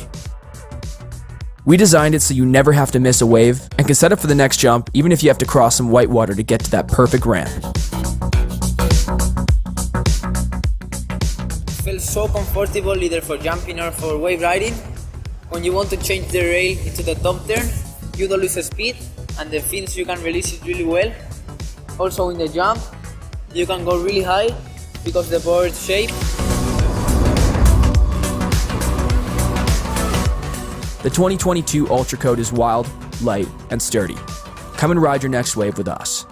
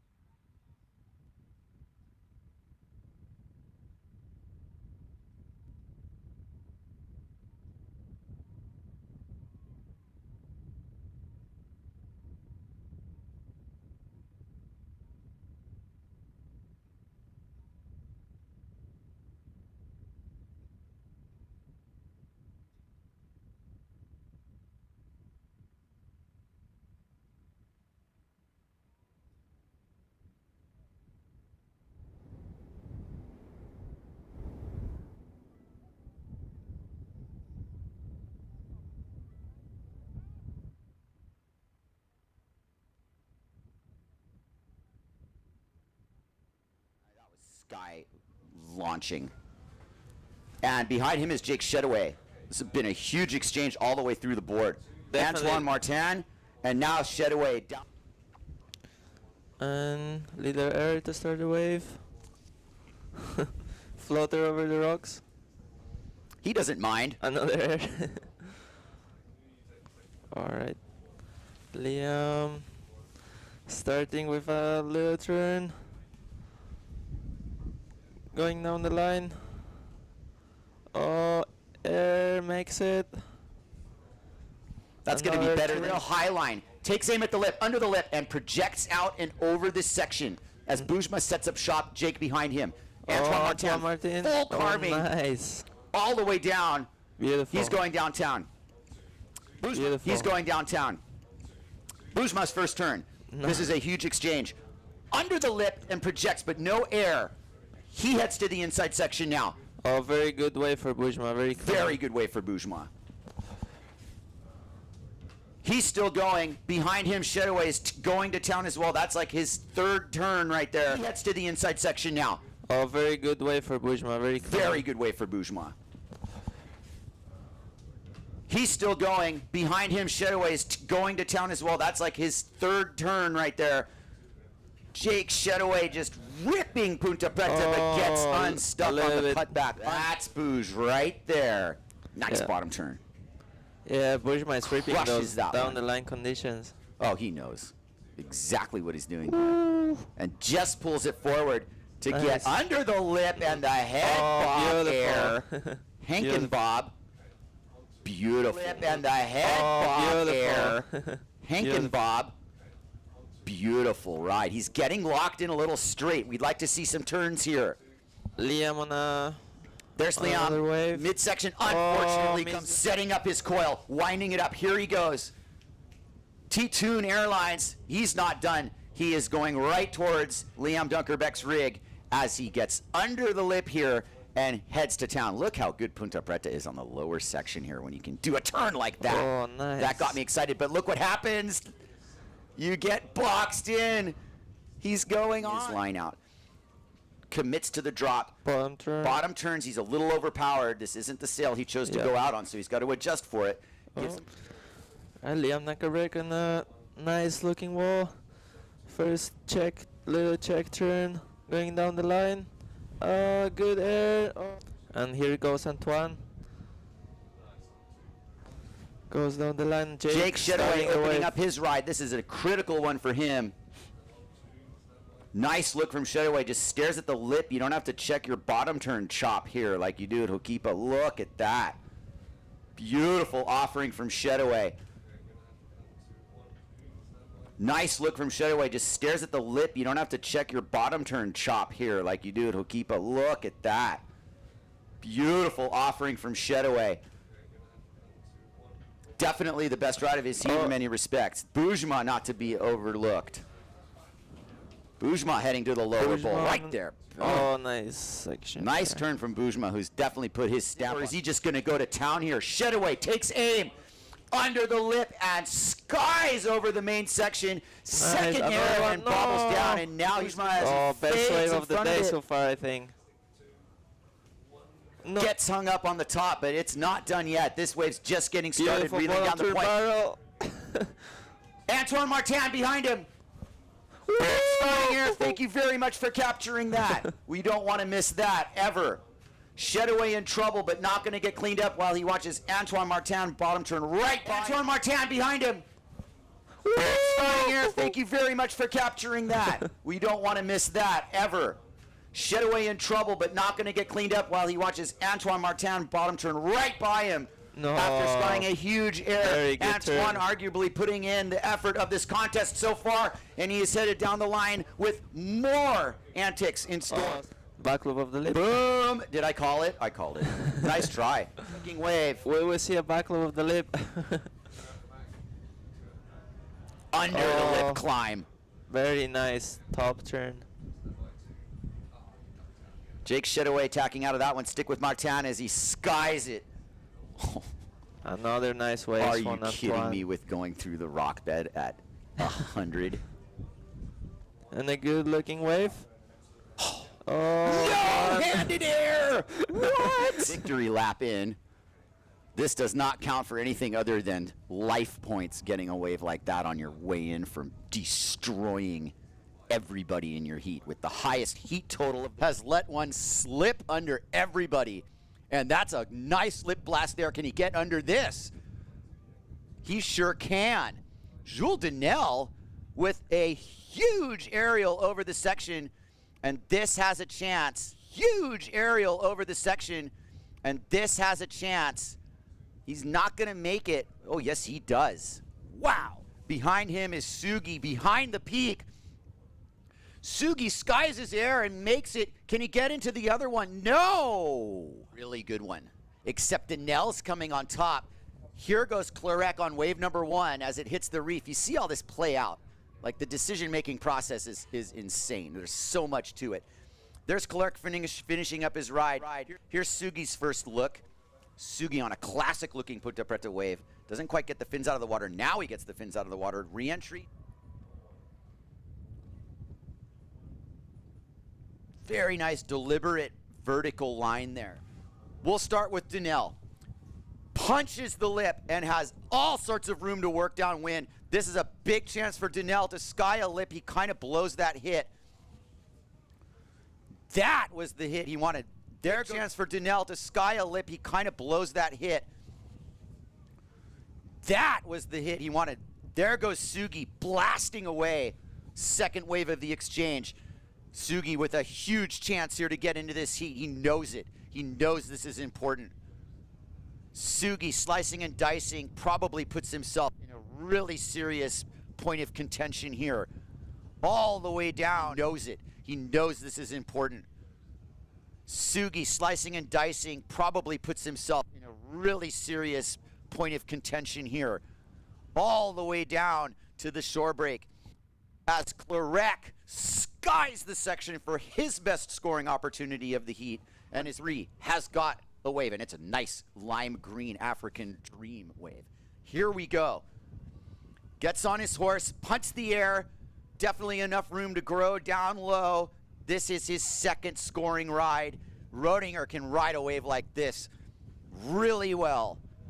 And you look at the hot sail flick aboard combo, high and tight, kabing, and it's a Taka make.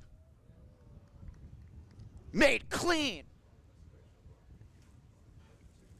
Nice bottom turn from Donnell. Oh God, that was excruciating. Oh God, that was excruciating. Massive air from Sugi on a bomb set here. The action is heating up. Classic Ponta Preta on offer here. Clarek on the best wave of his heat, hands down. Sugi rotates a Taka. Clarek on the best wave of his heat, hands down. Sugi rotates a Taka. Didn't quite make it like Rodinger, but got around. Clarek still alive. Beautiful wave for him. This is non-stop action here. Rodinger kicks out of his effort. Clarek still going. Oh, this is a giant opportunity right when he needed it. Crisscrossing across. Let's not stick with him too long. Here he's over. And Rodinger over. And Rodinger off the bottom. Donnell continues down, and he's still going downtown. But let's watch Rodinger open up his ride because he's on just as good of a wave, and he's going to sky a nice floater line. Beautiful riding from Bant Rodinger with Sugi behind him. Here comes Bant with the full-blown punt. Woo! Hair flare. Unreal. Unreal. Sugi gets in air. Rodinger cuts back to the source. Sugi kind of on the, you see what happens last wave of the exchange. Woo! Hair flare. Unreal. Unreal. Sugi gets in air. Rodinger cuts back to the source. Sugi kind of on the, you see what happens last wave of the exchange. You get, whitewater marshmallow. Boom. We'll take those marshmallows. And we'll put a little chocolate on it, call it a s'more. Whoa. Boom. Like a major crack here. Bam! Got under the lip. He's making it. Floater line, and it's all make on that kind of an approach. He really read that well. Sky-high aerial for Clarek. He's getting better and better. Really applaudable effort. Worth going on the rocks again for. Donnell. Can he get it? Really applaudable effort. Worth going on the rocks again for. Donnell. Can he get under the lip? His momentum meter has gone slightly downward in this heat. He just, was that upper side of being able to, hit the lip. As Donnell makes his way downtown, Rodinger is going to town. Donnell still going, getting marked. Toma Traversa, Gastra, Taboo.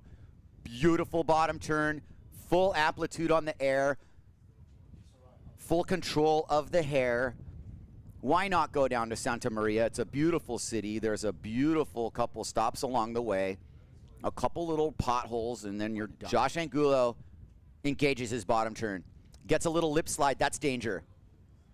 But he pulls it off. Thankfully. Express ride down to Santa Maria. One way.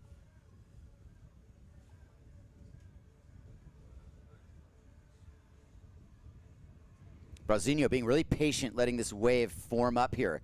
Does he have what he wants? It's a nice offering.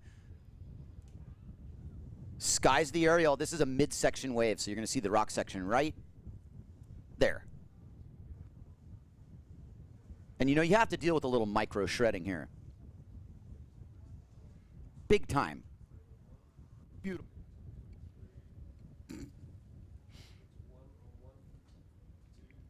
Toma Traversa. Inside rail, full rail bottom turn. The equipment's working good. He's a happy camper slicing and dicing Ponta Preta. Everybody's settling for these waves now.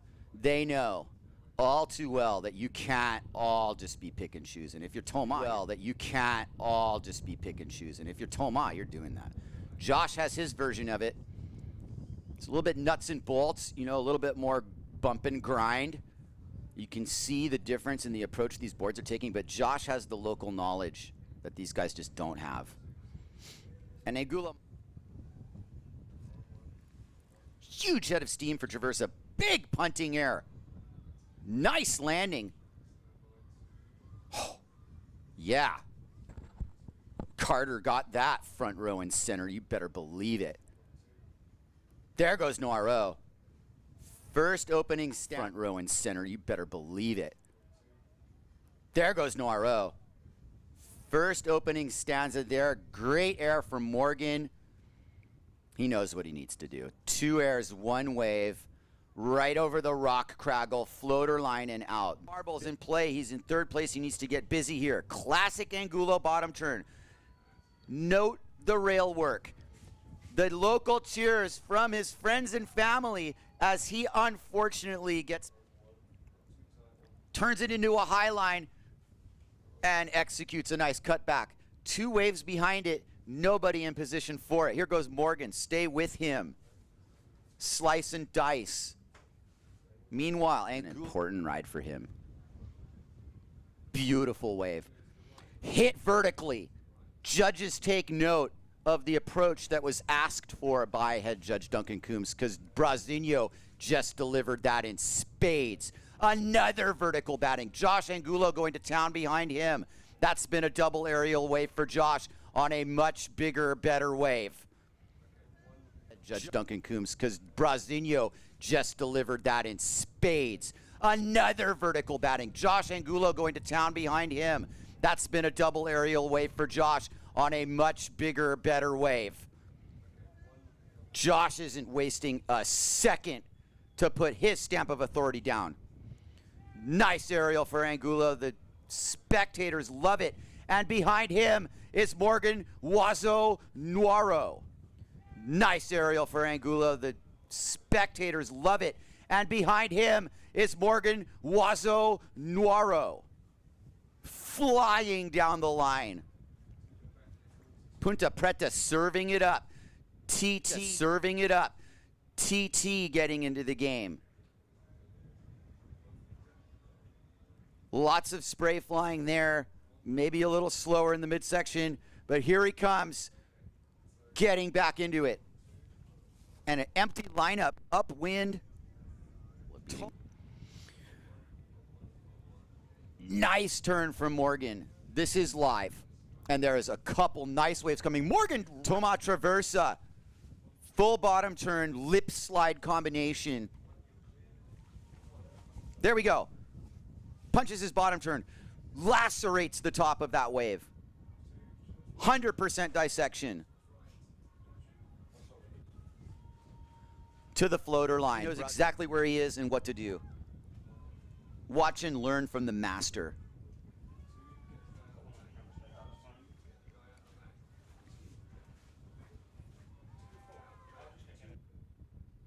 Here.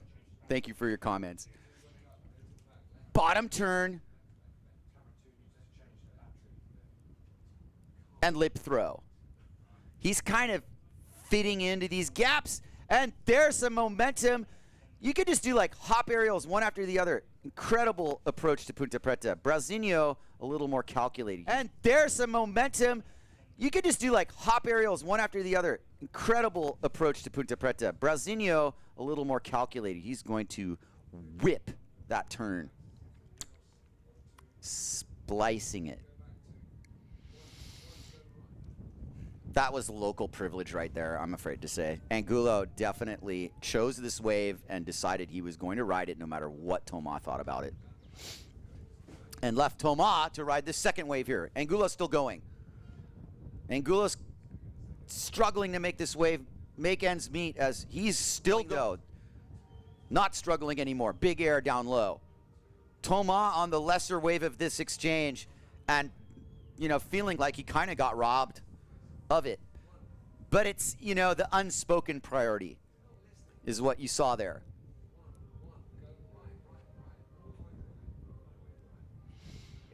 feel the judges want to see them ride it. Maximum points. Brazinho really getting the job done on the opening parts of the ride, so he can do this part with a little bit more technical prowess. 4 minutes, 13 seconds. Placing his rail, committing his line. There was a lot of water moving there. Spray, if you will. Huge projection here. Thomas is destroying it. Man. TT is in the house. Taking it. This is a nice looking wave. Keep it right here. There's no other action. Nice bottom turn cutback combo. Keeping his inside rail activated because that's how you make the wave here. Get out of my mouth. But he goes to town. Really, really throwing that board into the critical part of the wave. Once again, skying over the section. And Antoine beelines it with a full head of steam and makes a taka but doesn't connect it. Might have been more of a goiter that time. Here goes Boujma. Beautiful air with the head bob. It's a stock Boujma air, essentially. Trimming the high line. Nice little floater. Catching it, and this thing's an absolute nugget. Antoine with a glassy African wall ahead of him projects his aerial right down into the part of the wave where he puts the handbrake on, and then gets another aerial, leaning a little bit forward, but it's all for the make. His momentum's throwing him down the line. This is a phenomenal ride. We're talking like 4 aerials here. You know? What's the combination?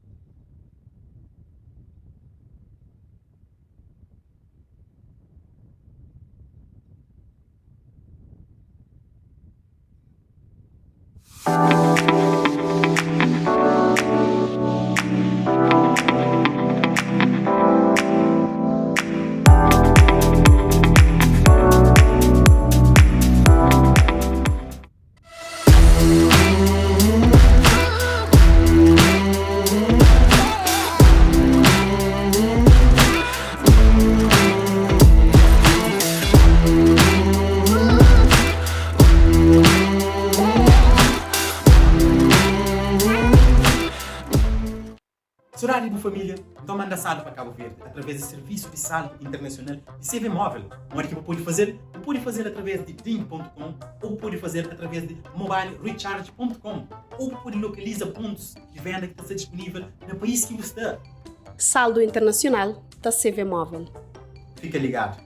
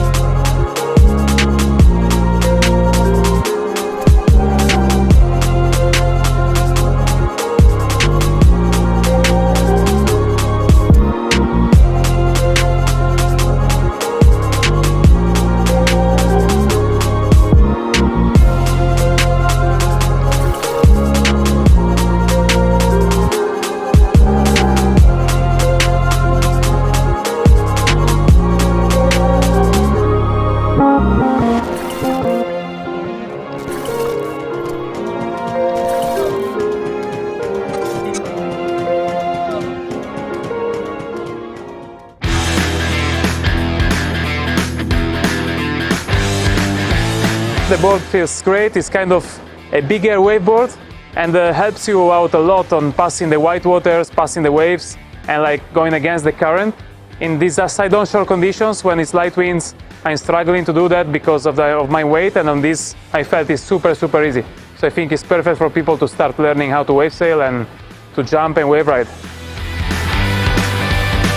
We want to make wave riding accessible to everyone in any conditions. Do you want to wave ride even if the wind is light and the currents are strong? The Code 2022 is a free waveboard like no other.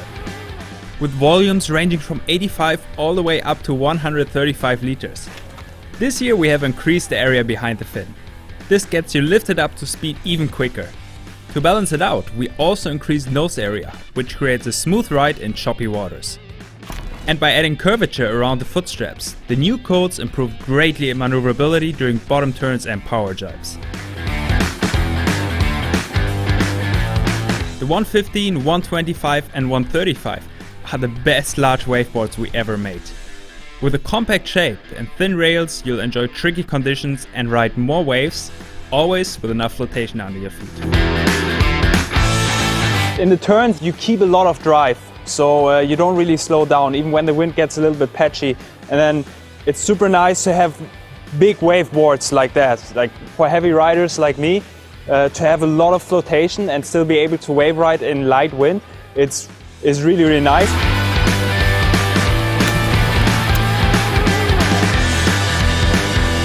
The 2022 codes come with two fin setups.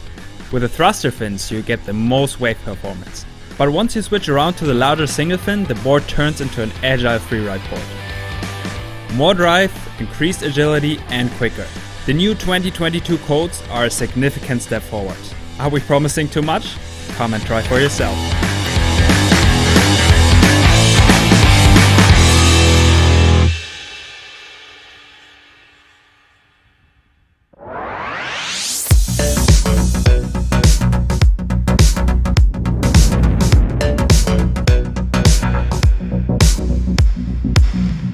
The Ultra Code.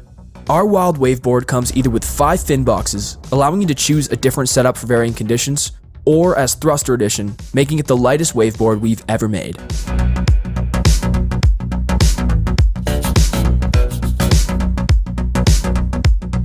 A total of 7 sizes are available in Carbon Reflex, a technology with an industry-leading track record of only 1 board broken per 100 boards sold. The thin rails and slight tail cake provide the Ultra Codes with plenty of grip while carving through your turns. The concave bottom shapes allow for quick rail-to-rail transitions, while the shallow tail allows for faster turns. The compact board design gives plenty of control in strong winds and while jumping and flying through the air.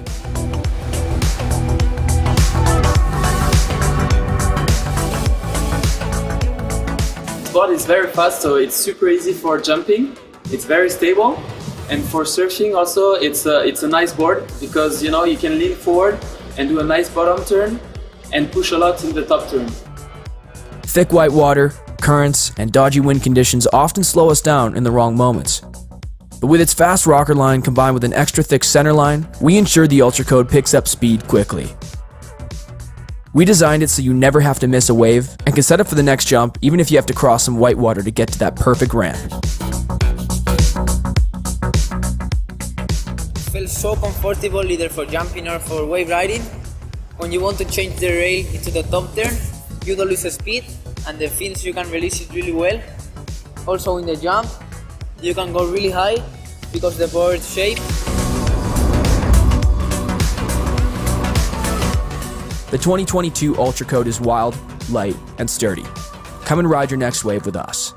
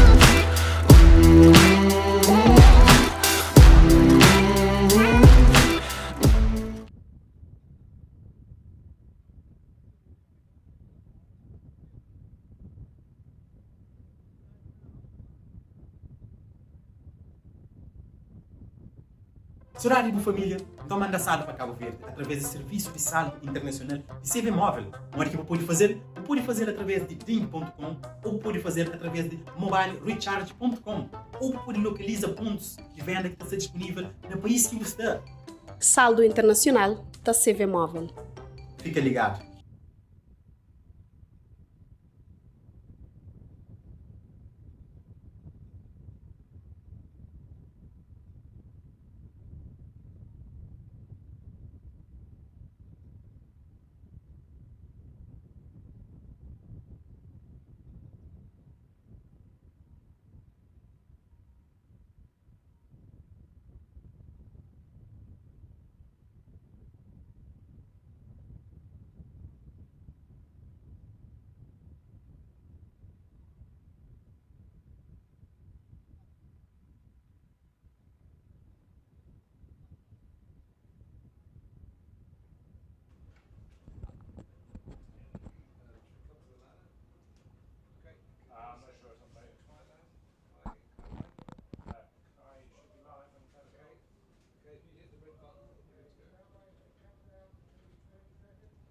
We are back at Ponta Preta.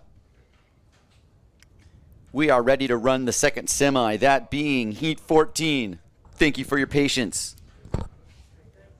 In many respects, a similar situation as when this heat got canceled previously. During the warm-up, I should say free sail,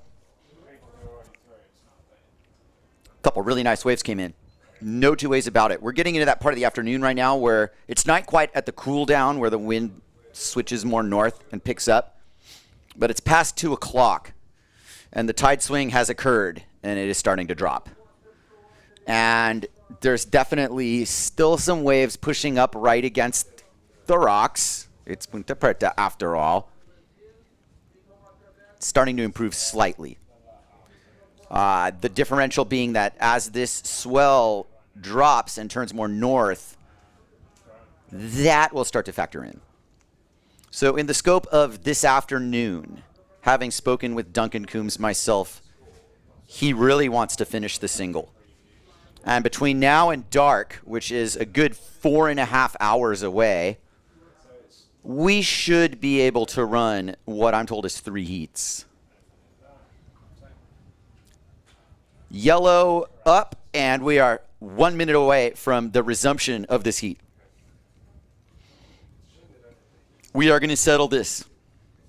Martin, Guillaume, Rodiger, Sugi. I just talked to Bujma, face to face. It really is him. Sorry, Bujma. I just associate you with that hair, man. And you're ripping like Bujma. This is one of your best contests I can ever remember. Bujma's on a tear here. Quiet confidence. He's right where he needs to be. I look at him in the midst of Rodiger, Martin, and Sugi and just laugh because Bujma, I remember when he was much younger. Well, the tables have turned. He's the old dog in this heat. Make no mistake. And Sugi might want to update his little profile shot there. He looks like he's 12 years old. That's like 5 years ago, Sugi. Come on. Japan in the house. No two ways about it. Sugi's a baller. He's in a semi. Everybody in Japan better be watching right now. This is monumental for them. Bujma, hailing from Morocco, same kind of thing. Antoine Martin, Guadeloupe, same thing. Hometown pride for all these guys. Me, of course, Bant as an American. Rooting interest, good friend, whatever you want to call it. I'll be as impartial as I possibly can. I promise. I promise. But it's hard not to like Bernd Roedinger and how he sails this place, or Boujma and how he reads this place, or Antoine Martin are making his impression as well. Really strong impression here. And we're on. 1 minute into this heat, and Boujma has kind of found the first salvo here. And this is mostly what's been on offer, a couple far better waves, actually. As he takes it downtown right past the rock pile to make the other section. The swell direction stayed true. At least it hasn't gone all the way to north. But he kicks out of that because it was a rock dance at that point. And let's see what's outside here.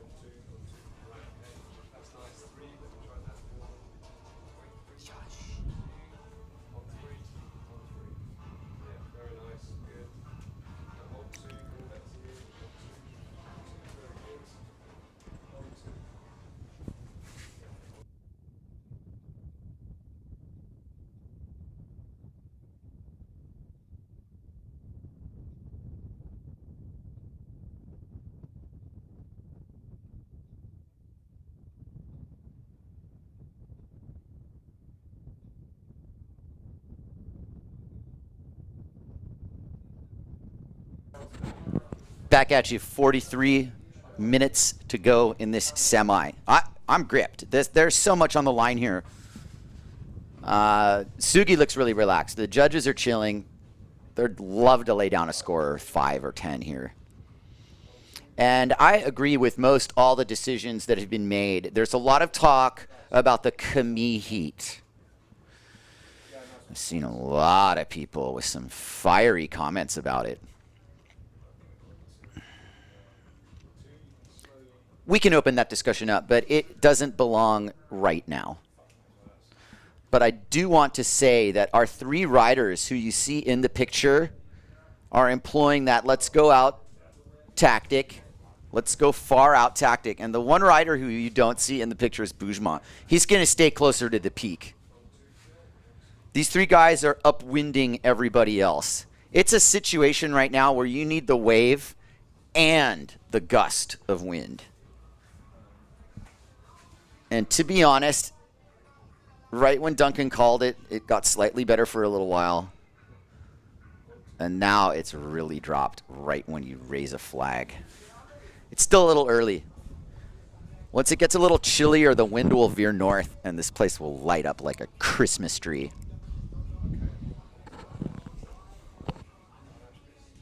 But right now,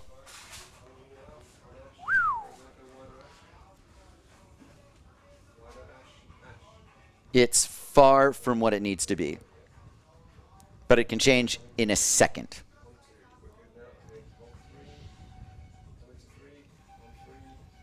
People still having a good time. Whether it's their first time or their lifetime that they come here.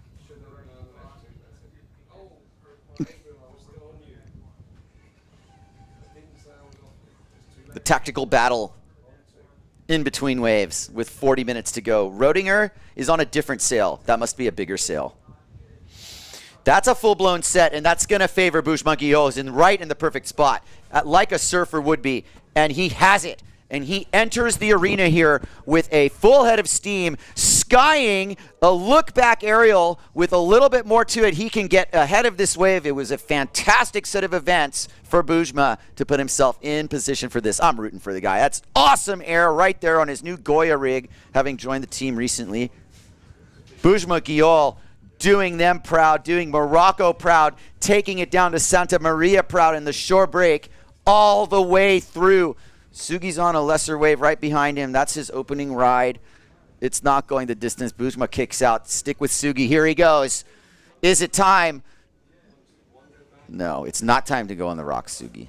Good decision. You're on the board.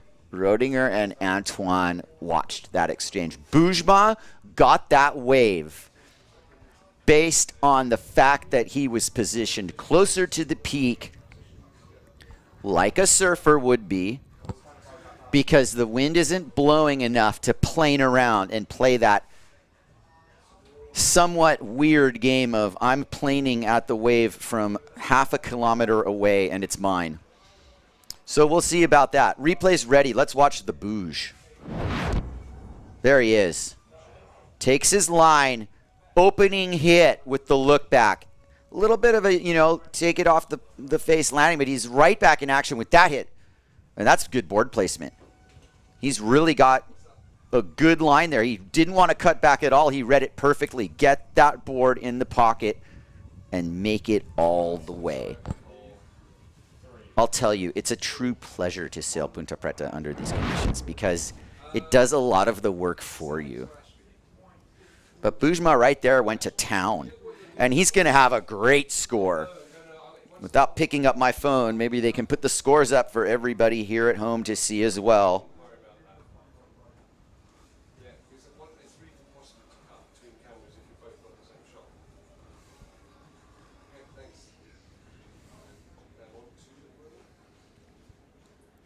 What did they give Bujma for that ride? Here comes your update. Update. Bujma's got a 1.62 and a 5. So Duncan equates getting an air look back on the first hit, basically at the lower part of the peak, because it was a lower set.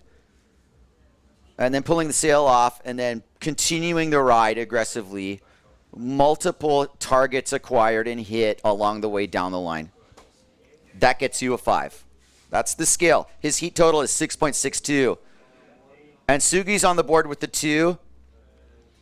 And there's no scores for Martin and Rodiger. Here comes Martin. He's not going to wait much longer. Here he goes. Beautiful spray turn. This is more in the midsection here. That's turned into kind of a play park for these guys. There's all kinds of little rock features, sections, obstacle courses. There's your version of the look back. Martin will make this work for him. And the judges will pay attention to a degree, especially when nobody else is doing anything. He's the only one up and riding. And he simply kicks out. No big claim. Doesn't point to the sky thanking his countrymen for his victory. No. He humbly kicks out, hoping the judges will reward him for his efforts. And he's got a number in mind, but he's not going to think about it because he's not a judge. But it's going to put him ahead of Sugi. And I can assure you of that right now. Let's check the replay. Here comes Martin with the high line. But he still corrects his board on the inside rail before he bottom turns. It's called fading. One hand off. Judges note, one-handed. Look back. Gosh, he's got a lot of spring. He told me actually this giant aerial that he did in the warm-up that he broke his board.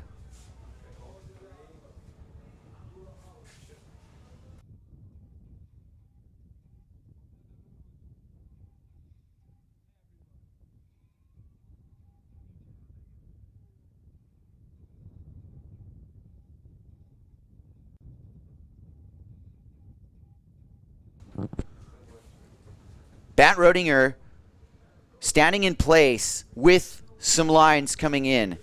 They are not that well defined. It's not dark horizon. The second one is good. And Bat's about where Bujma was. Unfortunately, this set is a lot lower. And if the pumping exercise needs to start now, he might want to absorb the opportunity and try to catch this one. Or is it the second one? He better watch out because Bujma's on the second one. And now there's a third one behind Bujma. Bujma should do the right thing and commit to this wave. Bat's watching really closely. Bujma's committing to it. He's doing the right thing. Bat's standing in place with the bigger wave behind him. And I think Antoine, in a show of sportsmanship, is going to let Sugi and Bant go. Sugi catches the wave off of Bant's watch. We are on Bujma Guiol. And there is a second wave after this. Nice air from Buj, landing on his inside rail, ensuring his way to go. As Bujma skies that section, his ride will be over soon. And Sugi skies his first hit off the set that Bant wanted. And Sugi takes it for Japan here. He's in the game. Antoine Martin next after this wave. Here comes Sugi to the inside. Skies his second air. Multiple aerials, one wave. Sugi ends his ride with another air as Antoine skies that hit. Beautiful camera panning. We're trying to get everybody's ride here. Roedinger's on a wave outside of Antoine. There we go. Antoine bringing it inside to the section as Roedinger gets his first turn. That's a good hit for Antoine. And Roedinger's wave is done. Just keep it on Antoine as he goes on the rocks here. Sails off the rocks, I should say. He's just going to go outstanding. That's really great sailing. Roedinger got a score. You didn't miss much. He would tell you the same thing. While I was calling out the sequence of events that happened before the set came in, we saw an aspect of people's equipment choices here take shape in how you approach Ponta Preta. You have to catch the wave. Now, had Bant been the only one out, he probably would have caught the wave he wanted. But there are 3 other people out competing against him. And they have gear that looks like it's a fair bit more mobile. Bant has crafted his gear for when he's actually on the wave and the vertical dissection that it can do. But as soon as I spoke, he's jibed on something here. And this is a really nice wave for Bant that he caught. He was in a wind bubble earlier, fine. Here we go. Bant uses a high boom. It allows him to kind of get under his rig because he does ride low. It's not like a super tall guy. Nice air from Roedinger. Has to do the kick out though. He was staring at dry rocks. So in the scheme of things in the exchange, for sure, Roedinger wanted the wave Sugi was on. And Sugi ripped that thing to pieces. And that's disheartening because Bant had to watch the whole thing go down. And the point is that Sugi came planing. Wave number 1, wave number 2, wave number 3. Boujma, Sugi, and Antoine both had their pick. And they were behind Roedinger. Let's check the replays as these riders assume their position back in the lineup. Boujma really had a full head of steam there in some shallow water. But it was the first wave of the set. And that's my version of kind of leaving the door open when there was a set behind him like this was. I'm sure he wishes he was on this wave that Sugi got under Roedinger. Yeah, no, Sugi really sailed this one well. His taboo Gastra combination is really throwing a lot of tail. I do really like how Sugi uses the subtle rail work. You can see he's almost like pumping the board rail to rail right there. Even there, little squeaks. Antoine Martin, a bit more of a blunt approach. He's coming at you with a lot of velocity and angle. He takes angles and he winds up his coil and springs. Huge display of riding here. Roedinger, placement was amazing. And that's what these boards he's riding really do. He's going critical placement on anything he rides. It's a really good ride. He just couldn't justify landing on the rocks. So let's take a look here. Roedinger in 4th place with the 5.88. Sugi with a 7.82. Guillaume with an 8.12. And Martin sitting on a couple scores to give him 11.12. That is the tail of the tape. Boujma is smelling the final. I love it.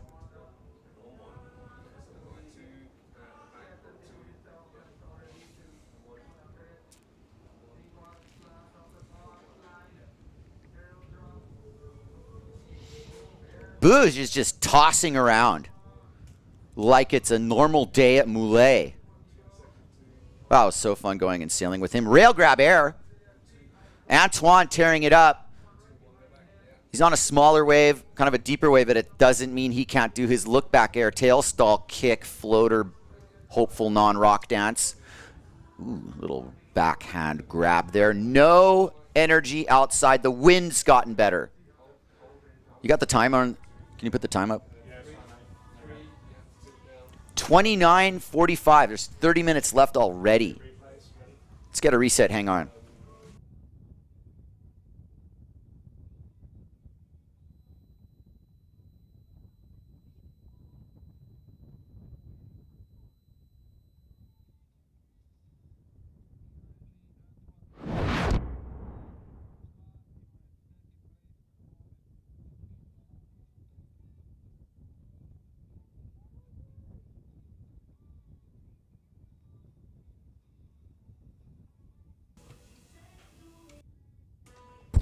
fireworks.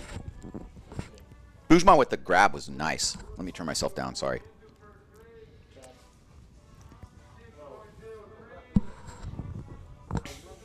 This is an incredible run we're watching here. Namely, that the conditions sometimes just conspire to benefit the certain few that can take advantage of it. Bujma's in first place by the narrowest of margins over Antoine Martin. This is classic what's going down here. Hey, the boys.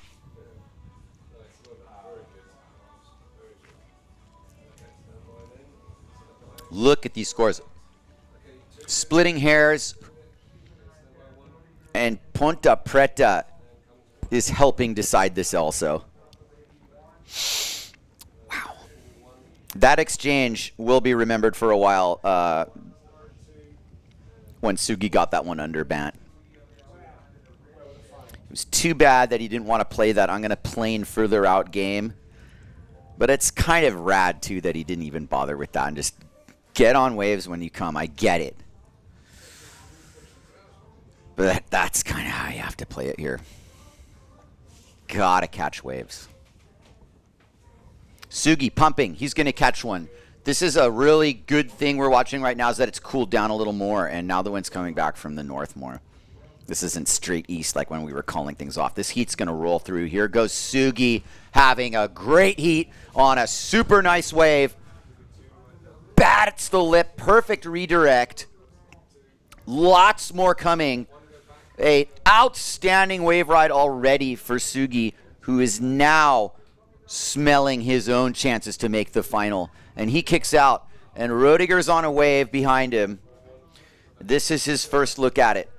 He gets the Taka, and he slides in amazingly, miraculously. It's a full-blown make Taka. A little bit like a one-move wave, but he uncorked that, ladies and gentlemen, in the most critical spot of the wave, A. B, with amplitude and velocity and rotational momentum that nobody has. Nobody can rotate those quicker than Bant, and it's due to him himself and his approach with the gear. He humbly water starts his rig. The SOMWR has struck yet again. Sort of a one-move wave. He did have a fade look at it. But the replay is going to tell you exactly how radical that was.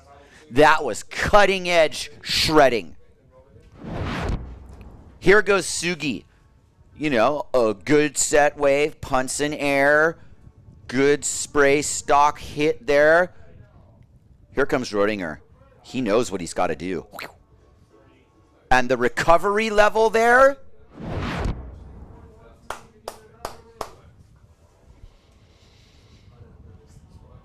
All right.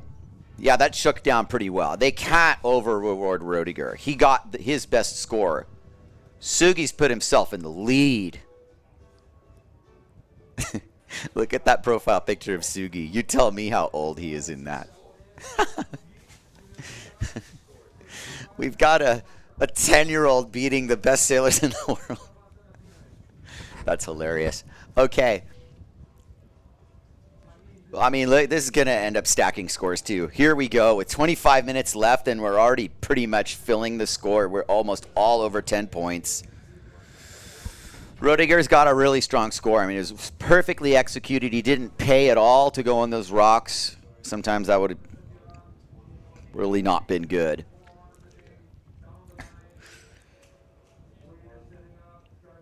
Rodiger's got a 6.12 for that one-move wave. And it's danger time for everybody else. Bujma with a pair of fives, a 5.8 and a 5.1, and here he is. Bujma's out, didn't want anything to do with that one. Can't blame him. He's in third place. Martin's in second here with a 6.5 and a 4.6. Those are also, you know, modestly attainable scores for everybody here. Sugi just posted a 7.12 for his wave. So, 5.8 and a 7.12. Sugi catches fire here. And he really ripped that wave. He did come from pretty deep in that bottom turn to punch the lip. It was highlight reel stuff. Wow. 23 to go in this second semi here at the 2022 SOMWR Cabo Verde PWA World Cup here at Ponta Preta on the beautiful island of Sal in Cabo Verde. One of my favorite places on earth. Right here.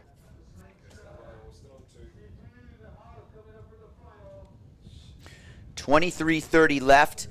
A set on the horizon. And the first one's going to go to Bujma Guiol. The second one is Rodinger, who can't catch it. Bujma opens up shop. Settles his account the real way by hitting lips and showing his market value to the world. Look at that ride. Full speed. Awesome sailing, Bujma. Wow. And yes, clearly a testimony to how well his gear's working for him. He's sailing almost better than I've ever seen him sail. Here goes Sugi. Is he going to try something? Is he going to swing for the fences here? He's got it in his bag. He's got a lot of speed, but his mast catches. And that settled his plans down dramatically quickly. He's like, the mast hits, that's one of those things you just lost a lot of speed. You got to reset your rig, and it's better to just kick out. What were they giving that wave, I wonder?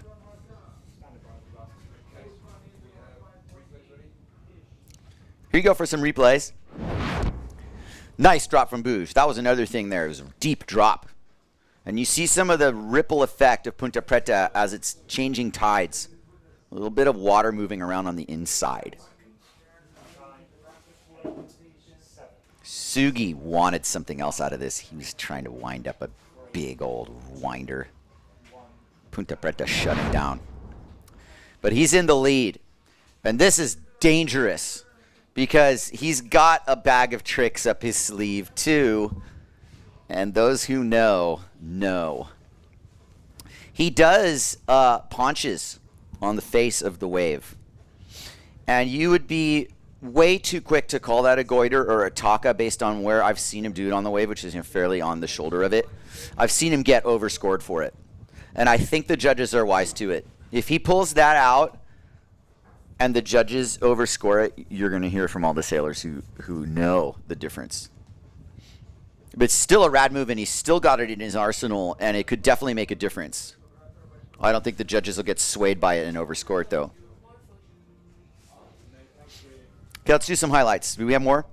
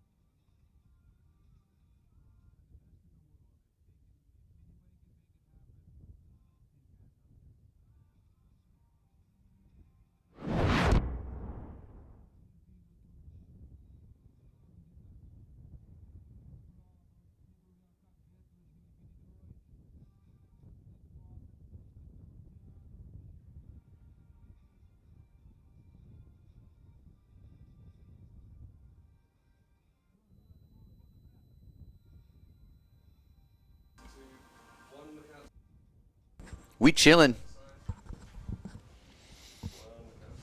In between sets, 19-minute mark. The heat's over, halfway over. Bujma Guiol making it count, man. Oh, I'm really proud of that guy. And he's got another good wave. And behind him, Antoine Martin has a good one.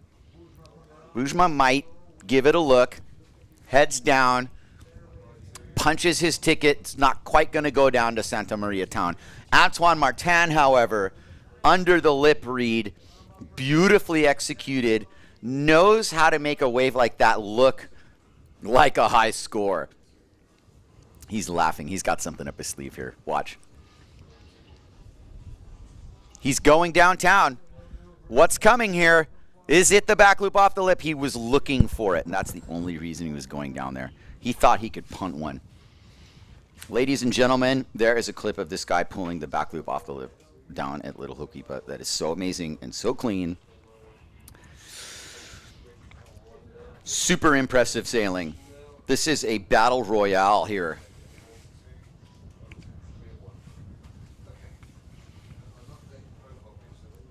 And Bujma is making a case for arguably the best result of his career right now. No matter what happens, if he makes the final, I think he's cemented it. It's got to be so satisfying to be out there with these guys for him, to realize the moment that he's in. Even he's in third place right now. You know, it's really close. Sugi's in first, and he's got a grip on it. 12.94 is a lot of points. 11.38 is a lot of points. And 10.94 is great. 9.5 for Rodinger, who needs to erase a 3.38. Keep in mind, he got a 6 for one move, basically. He just needs to put one together here.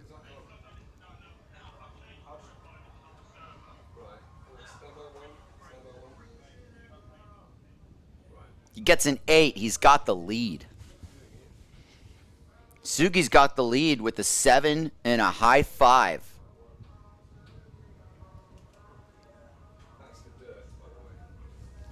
Bit of a down moment in the conditions, unfortunately, for this heat.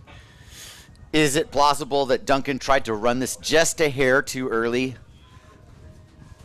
Are we still kind of in our afternoon doldrum? Well, maybe wind-wise. But I spy a little bit of something on the outside that might be breaking. Right around somewhere where someone who needs a wave really badly would want to catch it. And that goes for all of these guys. However, a few of them, like Sugi for instance, are sitting on a bunch of scores. And right then, I see a little corduroy to the outside, and then the gust came in, and it was one of those easterly hits. But it is turning more northeasterly right now. It just did a little momentary pause. This is still kind of fluky part of the day here. 2:45, and the Cape Verdeans are on the edge of their rocks watching. I'm on the edge of my container. They've got me in a little bird cage here. And it's actually nice to be in here because it's sheltering me from the brutal sun. This is the sunniest part of the day, starting noon to now to about 3:30. Whew. Oh, man. Tactical moment in the heat. I mean, the score sheets by definition are full. And at the very least, Rodiger's had a level of activity that surpasses his last heat. But you can't just base it on Rodiger. You have to look at the body of work of the other sailors too. Because this does come down to gear. You know, no two ways about it. Bujma is making it work. He can stab in from deep.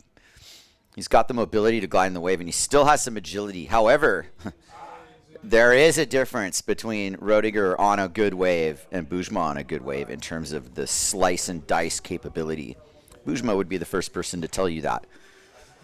But Bujma would also be the first person to tell you that you actually have to catch the wave to get scored on it. And there's a lot of jockeying going on, but in this situation, when you're in float and ride mode, I'm just going to say it comes down to whoever is the best surfer and people who understand lineups and why waves break where they do. Because speeding around and slaloming around to the outside and then coming back in and slaloming and then picking your waves more like a windsurfing kind of thing. We try to promote wave sailing here at Ponta Preta due to the fact that it is what it is. Okay? But you need waves for it. And Duncan is now faced again with this moment. And these moments are temporary, but painfully enough, they kind of last longer than the threshold of a 45-minute heat. So as to say, we'll get a little half hour, 45-minute hour, and that transition has happened. And honestly, there's a set coming. And our little pause in the action is over. Okay, Rodinger's pumping. And he's pumping because there's a wave on the inside that he is now going to catch. Okay, Rodinger's in business. Antoine's in business. This just happened because it had to. There is no way Rodinger's not riding this wave, and he's caught it. Bottom turns, steady ride in the mid-face area. And Boujma hustled Antoine out of that wave when it was deeper, but now Rodinger's going to town. So keep it on Rodinger. Huge hit for Rodinger. That was awesome aerial antics. Wave slows down a little. And you're looking at a floater line as Boujma's making his way down the extra credit area. Boujma Kiol from Morocco representing and going through the middle section right now. Kind of the end stanza of this ride. Digs his bottom turn. Stating his case to make the final. He really wants to make the final. It would make his career, I promise you. Sugi turns around kind of midway through Ponta Preta in the area where the wind just pushes you off the wave because the wave's hugging the point. So the wave's kind of pushing you away too. And if you're not coming from behind the peak in that situation, forget it. Rodinger got an awesome ride. No aerial antics or anything else. He did do very well on it. And he has just jumped over Martin into second place with a 6-point type of score.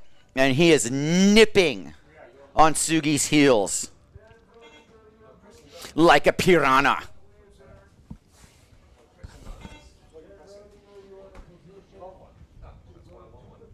The samurai hasn't quite spoken yet because the samurai comes out when it is the lethal blow.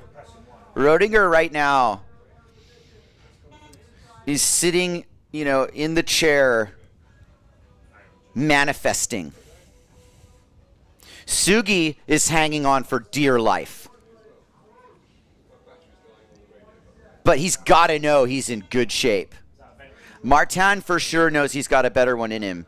And I think Boujma at 11.2 hasn't necessarily reached his ceiling, but as far as the judges are concerned, he's going to have to turn it up a notch to get a higher score.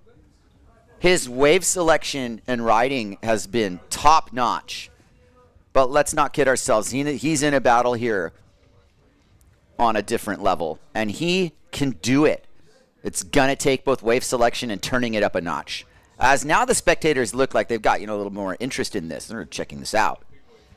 Here we go. Big bomb set breaking to itself. Ponta Preta is on absolute fire here. And there is somebody just about to nail a huge ride. Boujma on the inside, but Antoine has the bomb. And Antoine's on a beautiful ride, possibly the biggest wave he's ridden since he came to Cape Verde.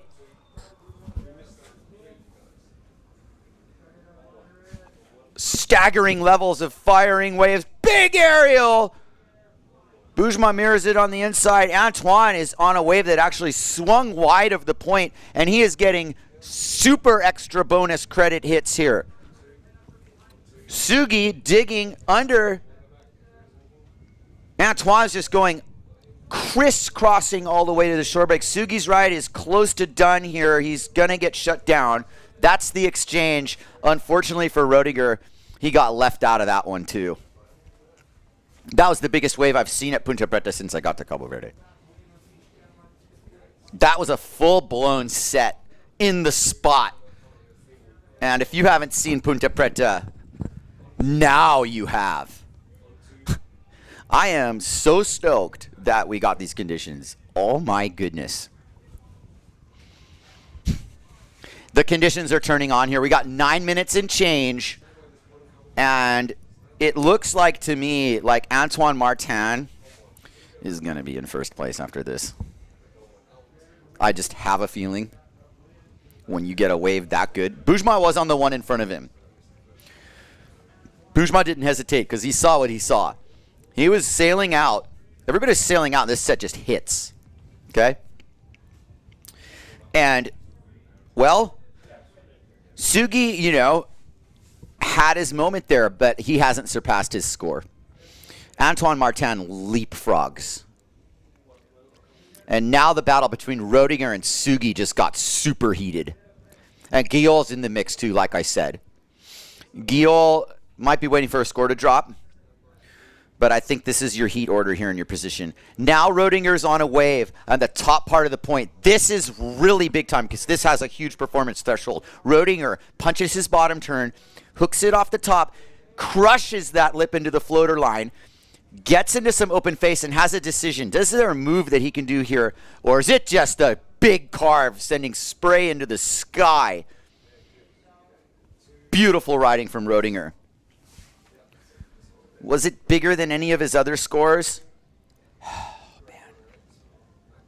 You know, that's really hard to say. Is it bigger than that one move, Taka, or that super well-ridden wave that went down low? Now, Martin will catch up with the scores on that. Oh, man.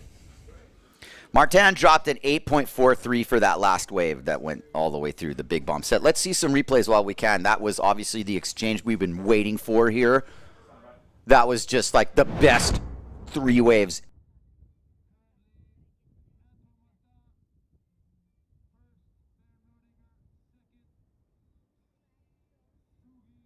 Push, boost, and project. So he does that. And he's doing the best he can. He's sailing super well. I just don't think the judges felt that that pushed his score level higher. Maybe he already knew that. Look at this wave. Antoine got to give it a nice good look before he gets that under the lip crusher. And this thing just reels forever. Take your pick which section you want to hit type of wave. Look at this dream setup for wave sailing, you guys. This is Ponta Preta. And those of you who didn't know, now you know. This is live. This is Boujma Guillaume. No, it's a replay. Sorry. I got all excited. But the vertical approach, right in the clutch at the end of the ride. There was Sugi at the end of his exchange. There is so much to be said for the quality of waves that are coming in here. But the fact is that the person who's really in the position to upset the balance was Sugi. And it appears that he really didn't get the score. He gets a 5. 5.82 and a 7.12. Rodinger's in second with a 6.5 and a 6.95. Fantastic riding. Martin stamping. Almost at 15 points. Rodinger's almost at 14. Sugi's almost at 13. And Boujma's sitting at 11. Enjoying every freaking second of this heat. I promise you.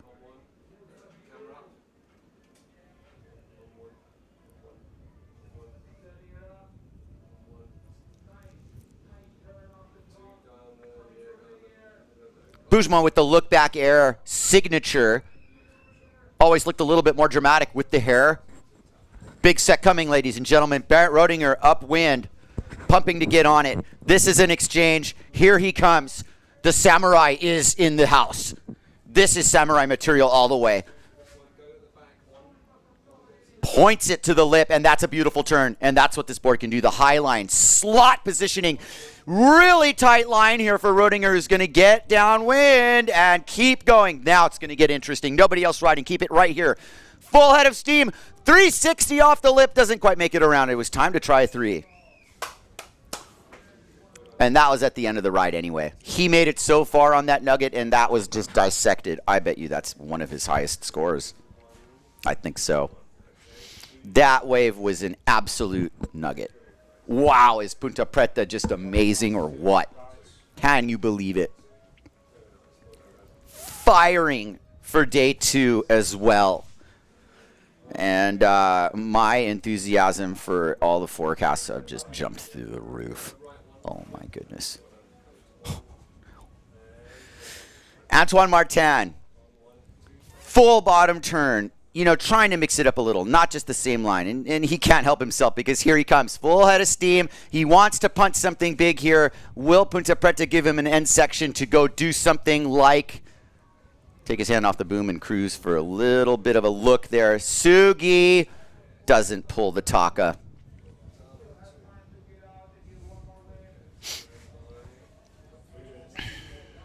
And there's a set to the outside.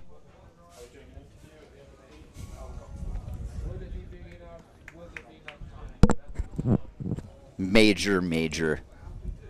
I can hear Josh Angulo doing the commentary for the loudspeaker announcer. That's awesome. You're in good hands, people. 250 left. Martin in first, over 15 points now. Rodiger in second with a monumental effort. 13.45. He is right there to make the final. Sugi with a 12.9 and Guillaume with 11.67. He bumped it up a little bit. Rightfully so. There's a bit of darkness on the horizon. Rodiger's on the outside of Sugi. Behind him heading out is Martin. Bujma's in the shore break. Might have taken that one all the way to the Ryu. Looks like he did.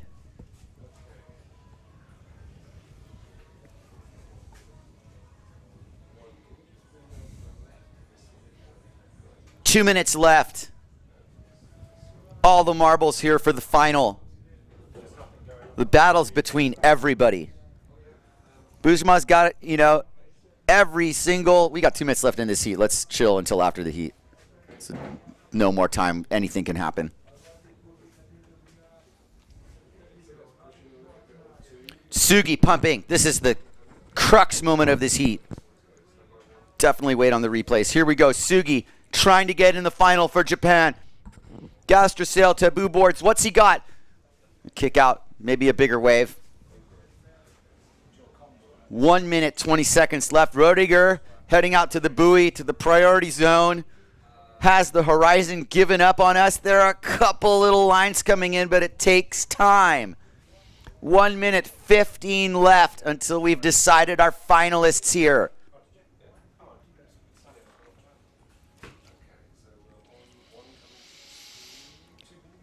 Oh, this is tight. This is what we play the game for. And right now, any one of these guys can post a haymaker to end it. But time's running out. And we've got to see something pretty soon here to get excited about. And I don't see it, unfortunately. It looks like it's going to go flat for these last few seconds. 30 seconds.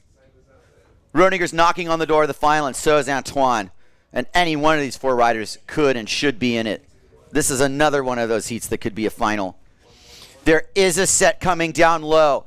We're looking at 22 seconds. There's going to be a wave that breaks either at or on the, you know, after the horn. We'll see. Sugi's in position for it.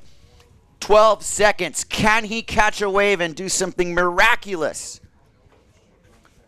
5, 4, 3, 2. Sugi's on it, and it should count if he wants it to. I think he caught this wave before the horn. It's going to count. Here comes. Is this a buzzer beater? Bottom turn. Hits the lip. Second air makes a Taka. Flawless, and continues his ride on a really small wave. It's got to hurt because it's probably not enough. Huge round of applause for our semifinalists. Josh called it an absolutely amazing effort from all these riders. Heaviest ever battles going down here. Now we can roll a little bit of tape and see where we're at in the replay department. I'm sure we have a highlight reel well worth watching. Starting with Bernd Rödiger in that turn right there.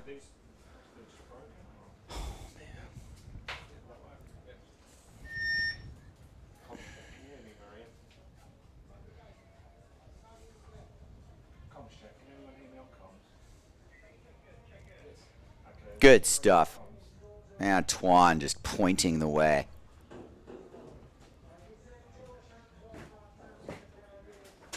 Fantastic riding. We're just enjoying the ride. Sugi.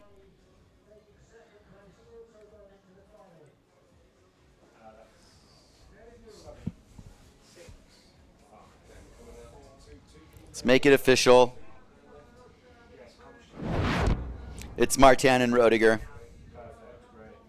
4.75 for Sugi's last score.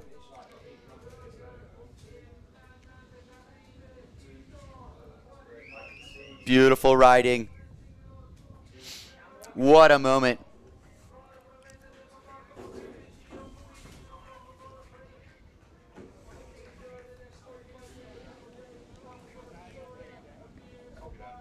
Looks like a free sailing session just started here. And you can enjoy the moment with us. I don't see a heat up. Roger that, 45 minutes. Stay tuned. We're going to bring you the final next.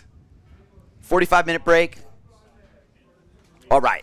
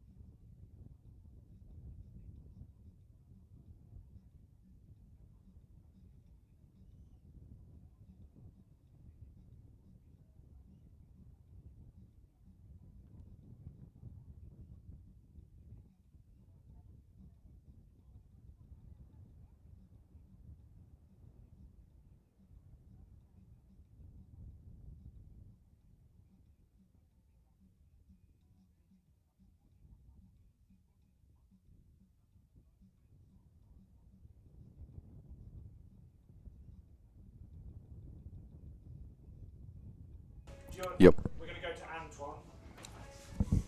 Yeah, you can call it. Welcome back. As you see Rödiger sailing out, we're going to pan to Antoine Martin and ask him a few questions about making the final and his run. Here he is. Sorry, you can't hear him. Can you hear him?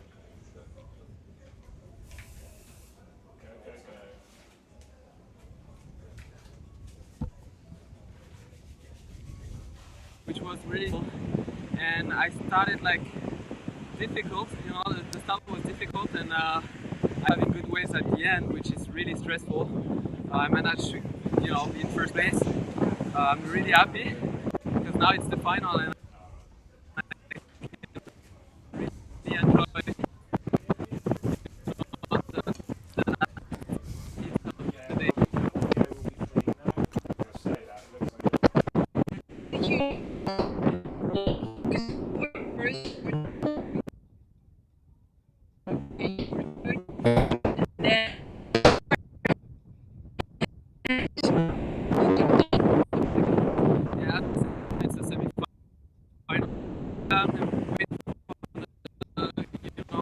Unfortunately, we really didn't get that interview, so we could maybe bring him to the live stream booth, and more on that soon. We will continue our 45-minute break. Stay tuned.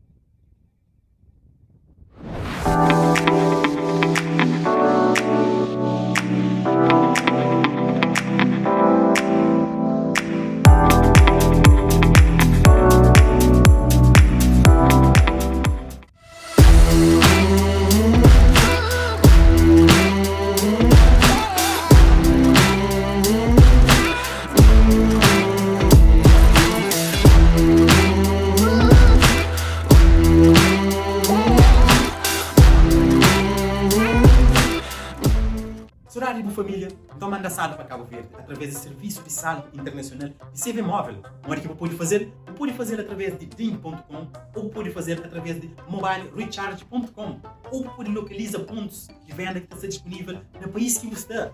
Saldo internacional da CV móvel. Fica ligado.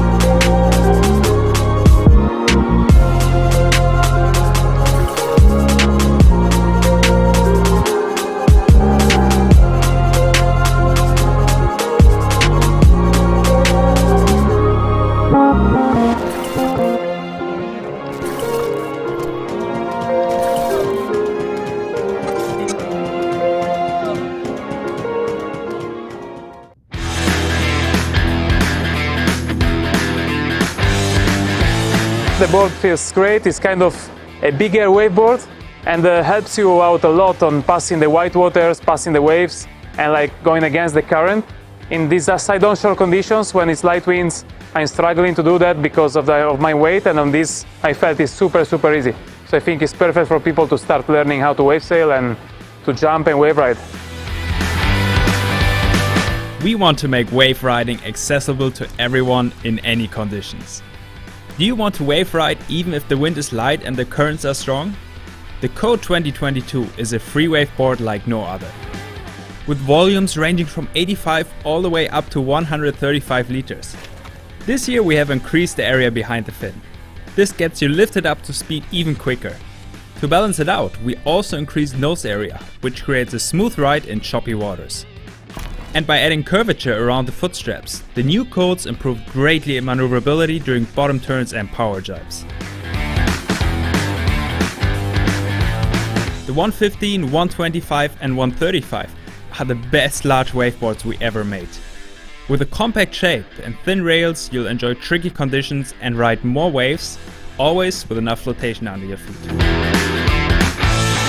In the turns you keep a lot of drive, so you don't really slow down even when the wind gets a little bit patchy, and then it's super nice to have big waveboards like that, like for heavy riders like me, to have a lot of flotation and still be able to wave ride in light wind. It's really nice.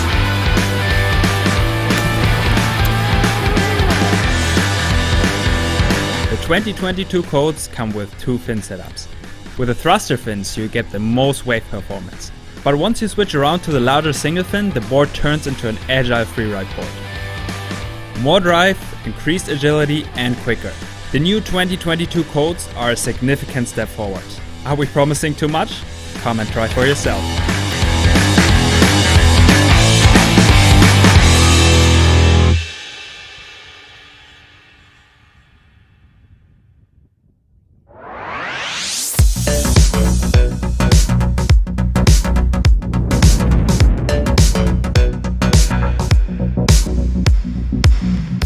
The Ultra Code.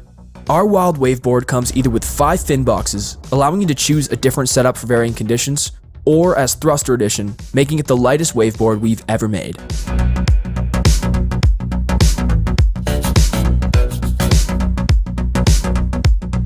A total of 7 sizes are available in Carbon Reflex, a technology with an industry-leading track record of only 1 board broken per 100 boards sold.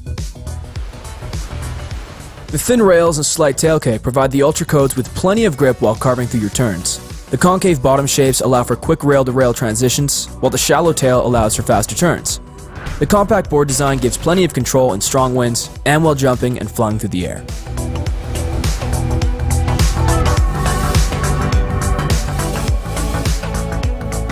The board is very fast, so it's super easy for jumping. It's very stable. And for surfing also, it's a nice board because you can lean forward and do a nice bottom turn and push a lot in the top turn. Thick white water, currents, and dodgy wind conditions often slow us down in the wrong moments. But with its fast rocker line combined with an extra thick center line, we ensure the Ultra Code picks up speed quickly. We designed it so you never have to miss a wave and can set up for the next jump even if you have to cross some white water to get to that perfect ramp. Feels so comfortable either for jumping or for wave riding. When you want to change the rail into the top turn, you don't lose speed and the fins you can release it really well. Also in the jump, you can go really high because the board's shape. The 2022 Ultra Code is wild, light, and sturdy. Come and ride your next wave with us.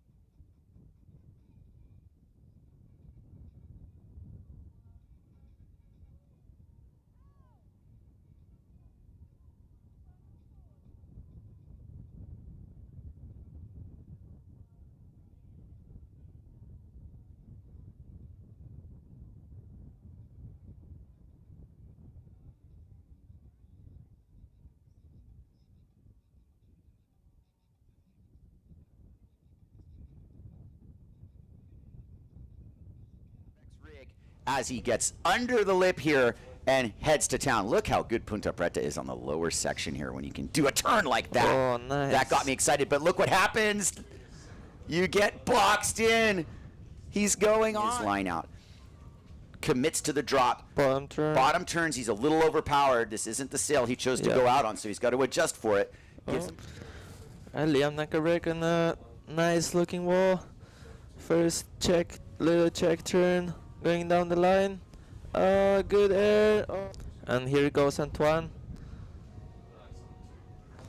Goes down the line. Jake Shedaway opening up his ride. This is a critical one for him. Nice look from Shedaway. Just stares at the lip. You don't have to check your bottom turn chop here like you do at Hokipa. Look at that. Beautiful offering from Shedaway.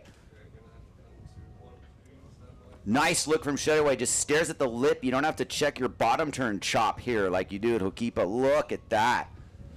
Beautiful offering from Shedaway. Definitely the best ride of his team in many respects. Boujma not to be overlooked. Boujma heading to the lower bowl right there. Oh, nice section. Nice turn from Boujma, who's definitely put his stamp. Or is he just going to go to town here? Shedaway takes aim under the lip and skies over the main section. Second arrow and bobbles down, and now Boujma has best wave of the day so far, I think. Gets hung up on the top, but it's not done yet. This wave's just getting started, reeling down the point. Antoine Martin behind him. Starting here. Thank you very much for capturing that. We don't want to miss that ever. Shedaway in trouble, but not going to get cleaned up while he watches Antoine Martin bottom turn right by. Antoine Martin behind him. Starting here. Thank you very much for capturing that. We don't want to miss that ever. Shedaway in trouble, but not going to get cleaned up while he watches Antoine Martin bottom turn right by him. No. After skying a huge air. Antoine turn. arguably putting in the effort of this contest so far, and he is headed down the line with more antics in store. Back loop of the lip. Boom! Did I call it? I called it. Nice try. Looking wave. We will see a back loop of the lip. Under the lip climb. Very nice top turn. Jake Shedaway tacking out of that one. Stick with Martin as he skies it. Another nice wave. Are you kidding me with going through the rock bed at 100? And a good looking wave. No-handed air! What? Victory lap in. This does not count for anything other than life points getting a wave like that on your way in from destroying everybody in your heat with the highest heat total. Has let one slip under everybody. And that's a nice lip blast there. Can he get under this? He sure can. Jules Denel with a huge aerial over the section. And this has a chance. Huge aerial over the section. And this has a chance. He's not going to make it. Oh, yes, he does. Wow. Behind him is Sugi behind the peak. Sugi skies his air and makes it. Can he get into the other one? No! Really good one. Except Denel's coming on top.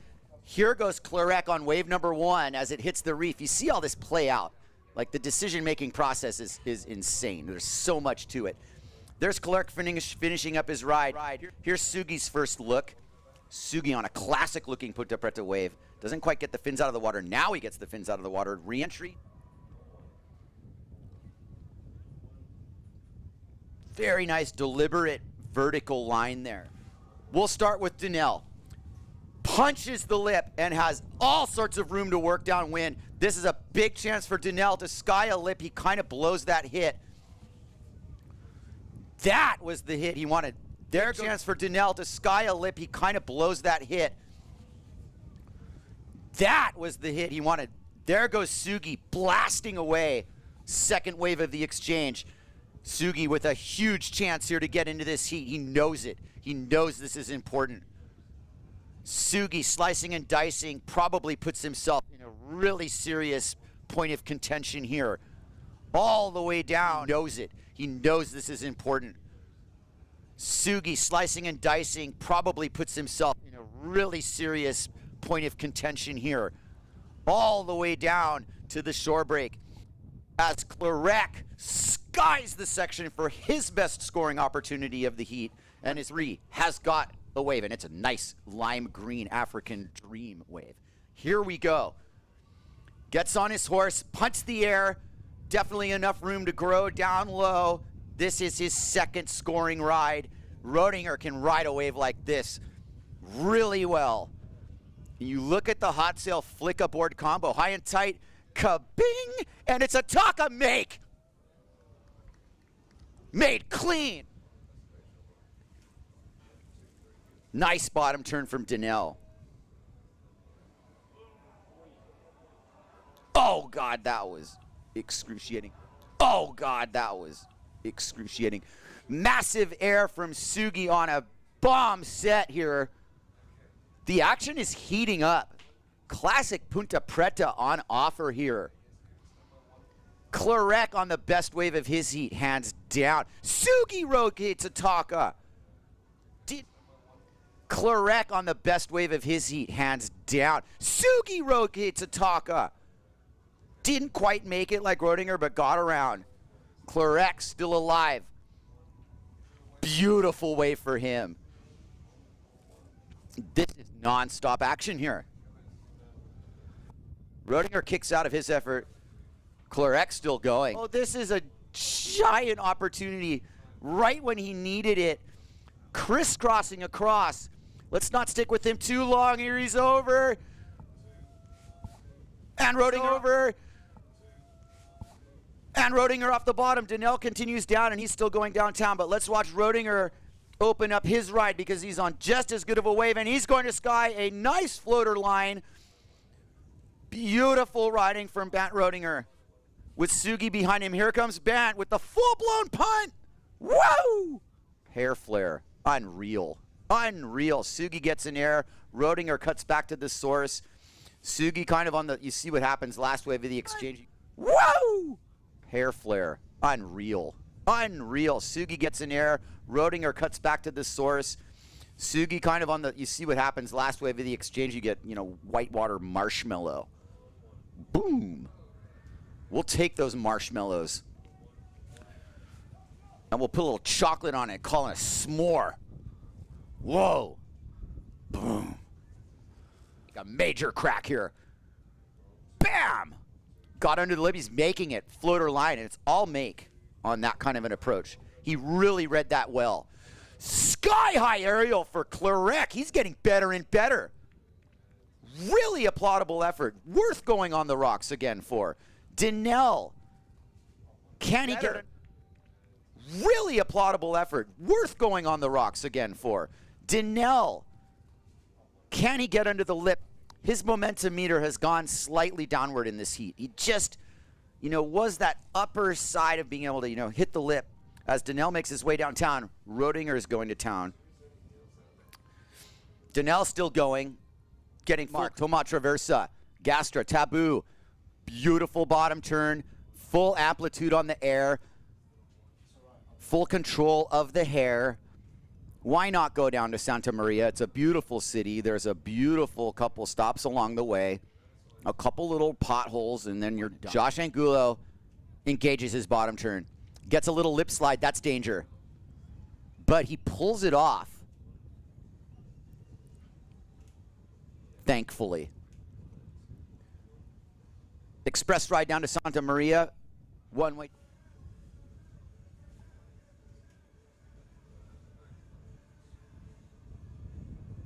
Brazinho being really patient, letting this wave form up here. Does he have what he wants? This is a nice offering. Skies the aerial. This is a midsection wave, so you're going to see the rock section right there. And you have to deal with a little micro shredding here. Big time. Beautiful.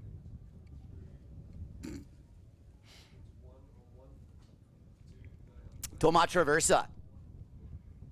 Inside rail, full rail bottom turn. The equipment's working good. He's a happy camper slicing and dicing Ponta Preta. Everybody's settling for these waves now.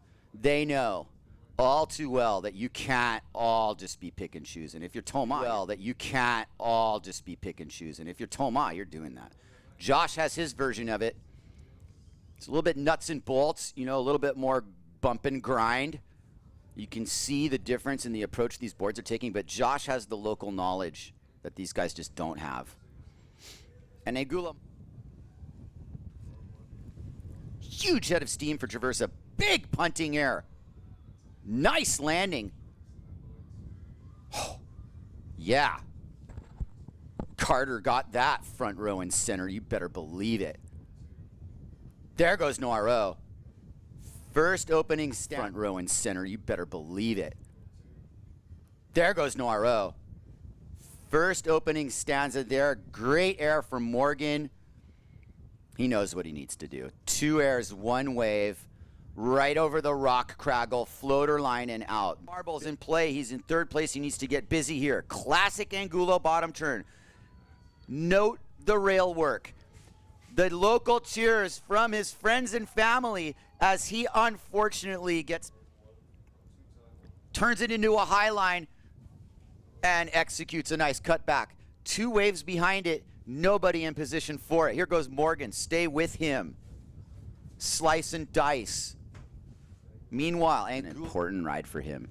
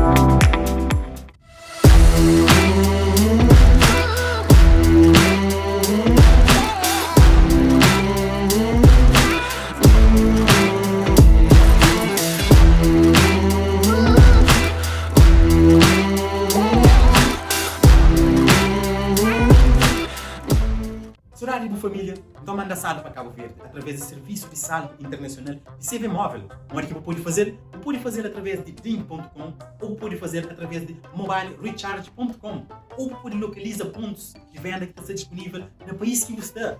Saldo internacional da CV móvel. Fica ligado.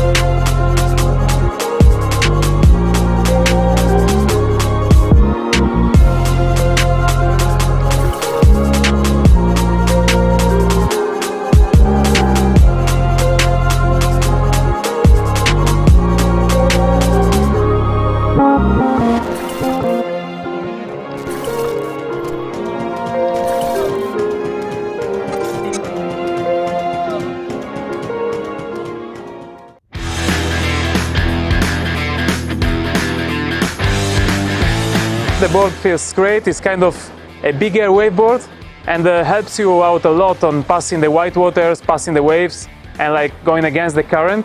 In these side onshore conditions, when it's light winds, I'm struggling to do that because of my weight, and on this I felt it's super easy. So I think it's perfect for people to start learning how to wave sail and to jump and wave ride. We want to make wave riding accessible to everyone in any conditions. Do you want to wave ride even if the wind is light and the currents are strong?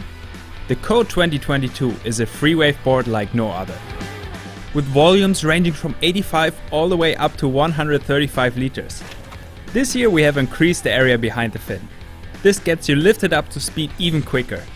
To balance it out, we also increased nose area, which creates a smooth ride in choppy waters. And by adding curvature around the foot straps, the new coats improve greatly in maneuverability during bottom turns and power jibes. The 115, 125 and 135 are the best large waveboards we ever made. With a compact shape and thin rails, you'll enjoy tricky conditions and ride more waves, always with enough flotation under your feet. In the turns you keep a lot of drive, so you don't really slow down even when the wind gets a little bit patchy. And then it's super nice to have big waveboards like that, like for heavy riders like me, to have a lot of flotation and still be able to wave ride in light wind. It's really, really nice.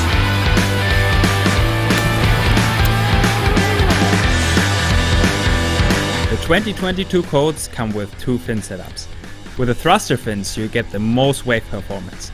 But once you switch around to the larger single fin, the board turns into an agile freeride board. More drive, increased agility and quicker. The new 2022 coats are a significant step forward. Are we promising too much? Come and try for yourself.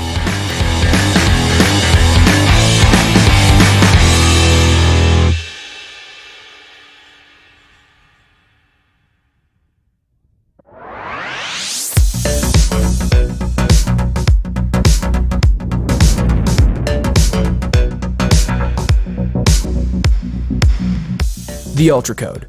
Our wild waveboard comes either with 5 fin boxes, allowing you to choose a different setup for varying conditions, or as Thruster Edition, making it the lightest waveboard we've ever made.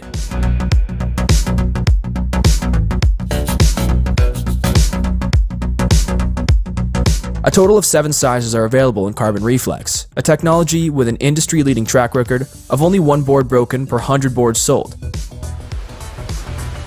The thin rails and slight tailcake provide the Ultra Codes with plenty of grip while carving through your turns. The concave bottom shapes allow for quick rail-to-rail transitions, while the shallow tail allows for faster turns. The compact board design gives plenty of control in strong winds and while jumping and flying through the air.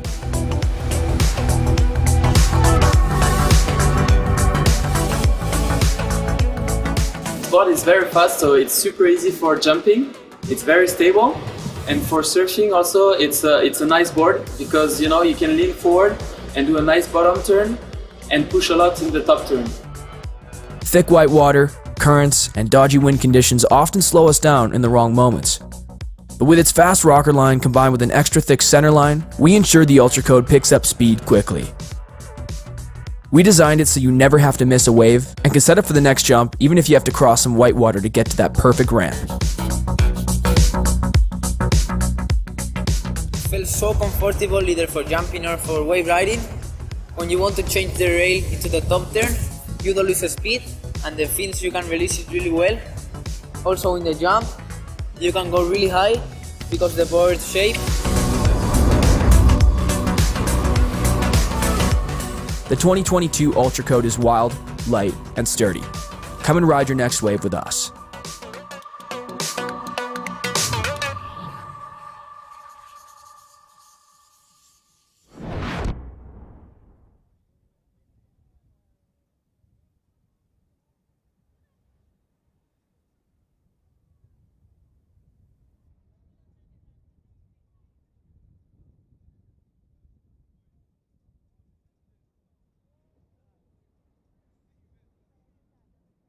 Ahead of this wave, it was a fantastic set of events for Bujma to put himself in position for this. I'm rooting for the guy. That's awesome air right there on his new Goya rig, having joined the team recently. Bujma Guiol doing them proud, doing Morocco proud, taking it down to Santa Maria proud in the shore break all the way. Here comes Martin. He's not going to wait much longer. Here he goes. Beautiful spray turn. This is more in the midsection here. That's turned into kind of a play park for these guys. There's all kinds of little rock features, sections, obstacle courses. There's your version of the look back. Martin will make this work for him. And the judges will pay attention to a degree, especially all. And there is a second wave after this. Nice air from Buj, landing on his inside rail, ensuring his way to go. As Buj skies that section, his ride will be over soon. And Sugi skies his first hit off the set. Bujma skies that section, his ride will be over soon. And Sugi skies his first hit off the set that Bent wanted. And Sugi takes it for Japan here. He's in the game. Antoine Martin next after this wave. Here comes Sugi to the inside. Skies his second air. Multiple aerials, one wave. Sugi ends his ride with another air as Antoine skies that hit. Beautiful camera pan. Sugi ends his ride with another air as Antoine skies that hit. Beautiful camera panning. We're trying to get everybody's ride here. Roedinger's on a wave outside of Antoine.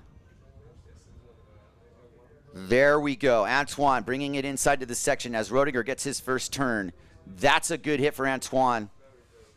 And Roedinger's wave is done. Just keep it on Antoine as he goes on the rocks here. Bant uses a high boom. It allows him to kind of get under his rig because he does ride low. It's not like a super tall guy. Nice air from Roedinger. Has to do the kick out though.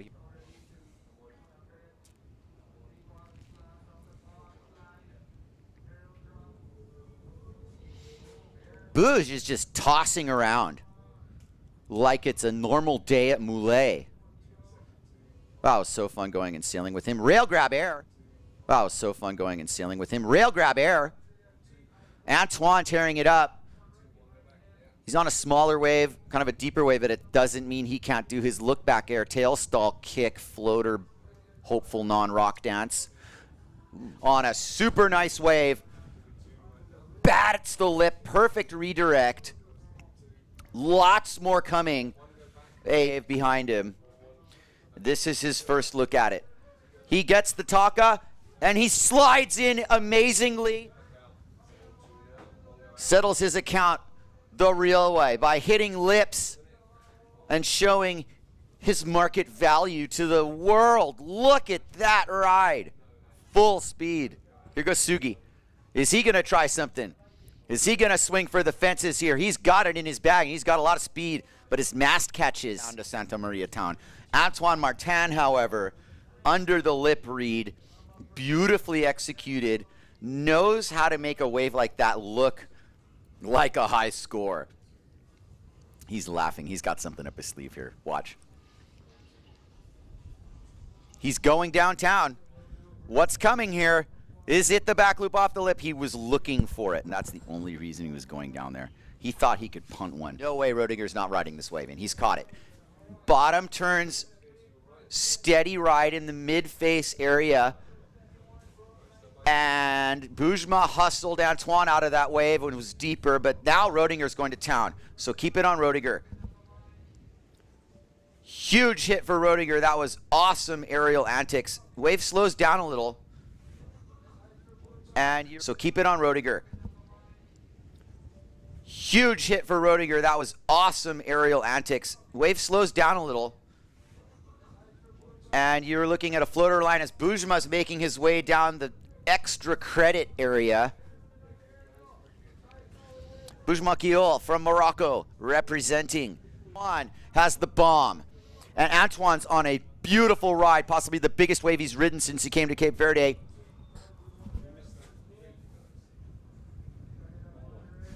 Staggering levels of firing waves. Big aerial. Bujma mirrors it on the inside. Antoine is on a wave that actually swung wide of the point, and he is getting super extra bonus credit hits here. On a beautiful ride, possibly the biggest wave he's ridden since he came to Cape Verde.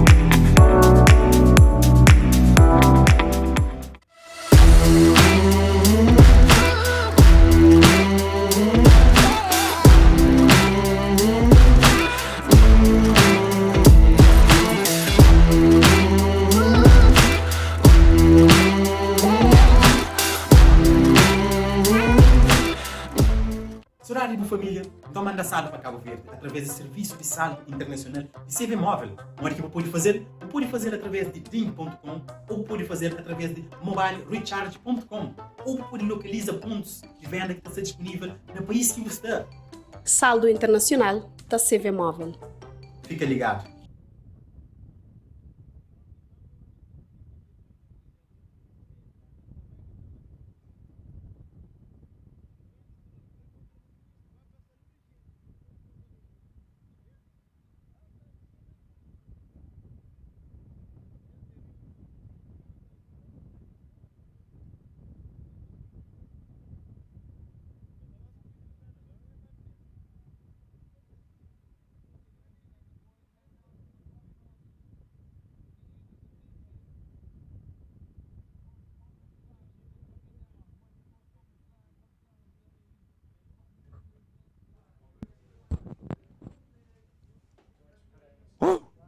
We're back after a much needed break.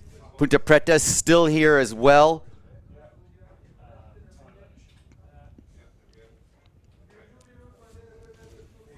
We're in the transition here. This final's about to start. It's almost game on here.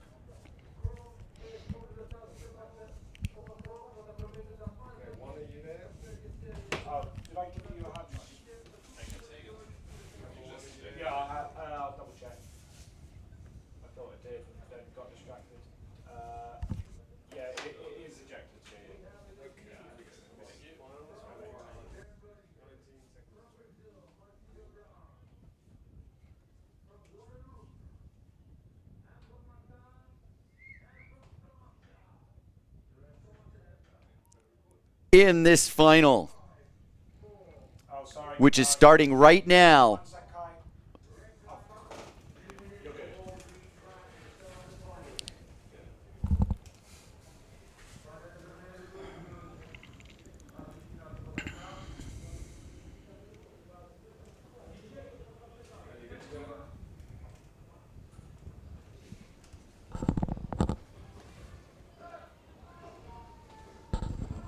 There are only 4 people supposed to be on the water here, and there's 33 seconds to clear it. But I assure you, nobody in their right mind is going to take a wave away from Thomas Traversa, Marcilio Brown, Antoine Martin, or Bernd Rodinger. Because those are the 4 sailors who have qualified for the final of the 2022 SOMWR Cabo Verde PWA World Cup. Again, no sail stickers and no polyester type jerseys. We were using cotton.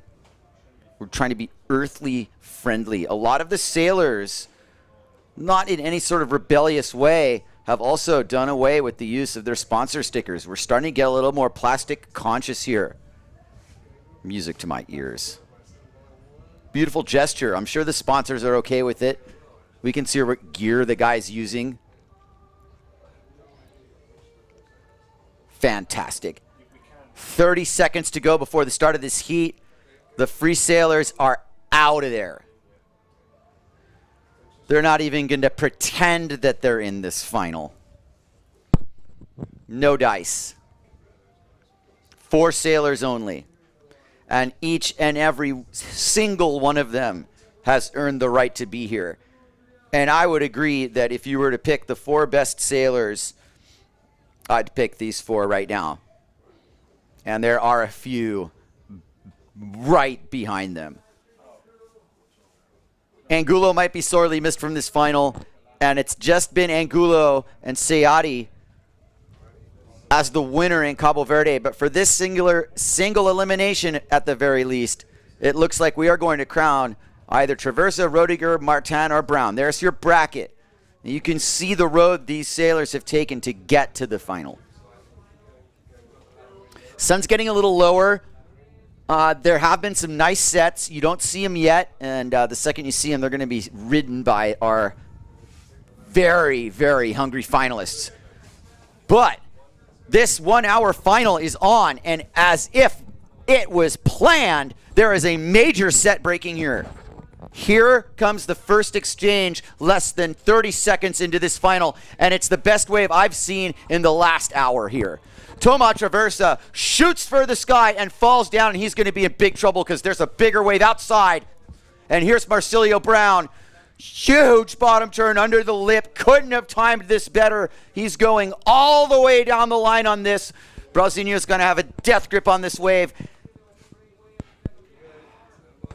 Here goes Brasilio heading in. Antoine Martin is behind him, but we'll stick with Brasilio for now.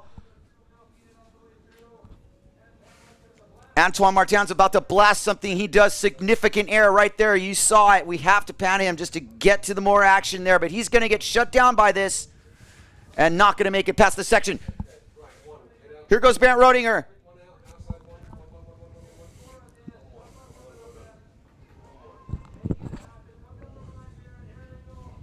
Beautiful aerial from Rodinger, finishing up his ride on the inside with the full head of steam. This is where the magic happens. Full-blown talker rotation doesn't quite make it. He was forcing that one a little bit. He knew he had it, and he knew he was going to finish with the bang. And all kinds of people are here now. People know it's the final. It's fully game on. The conditions turned on the second we started that final. It just turned on. And what I see up the coast is a fair amount of cloud, and it's looking like our conditions are going to come together here. That first exchange was fantastic. It's really good to see a set right off the bat. Let's get a replay of Brasilio's ride if we get the chance. Antoine Martin as well. Huge aerial antics there to start off. Traversa, unfortunately,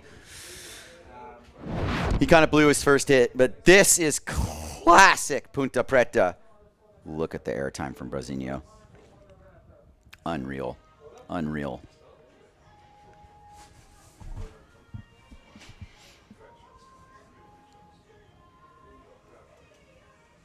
Brasilio milking it all the way through here on this ride.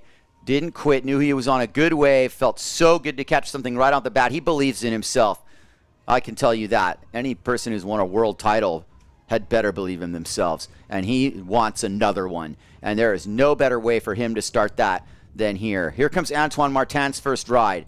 Full head of steam, projection air into closeout, unfortunately. That was not have been an advisable lip to hit there. There's no action, so let's pick apart these rides a little bit more.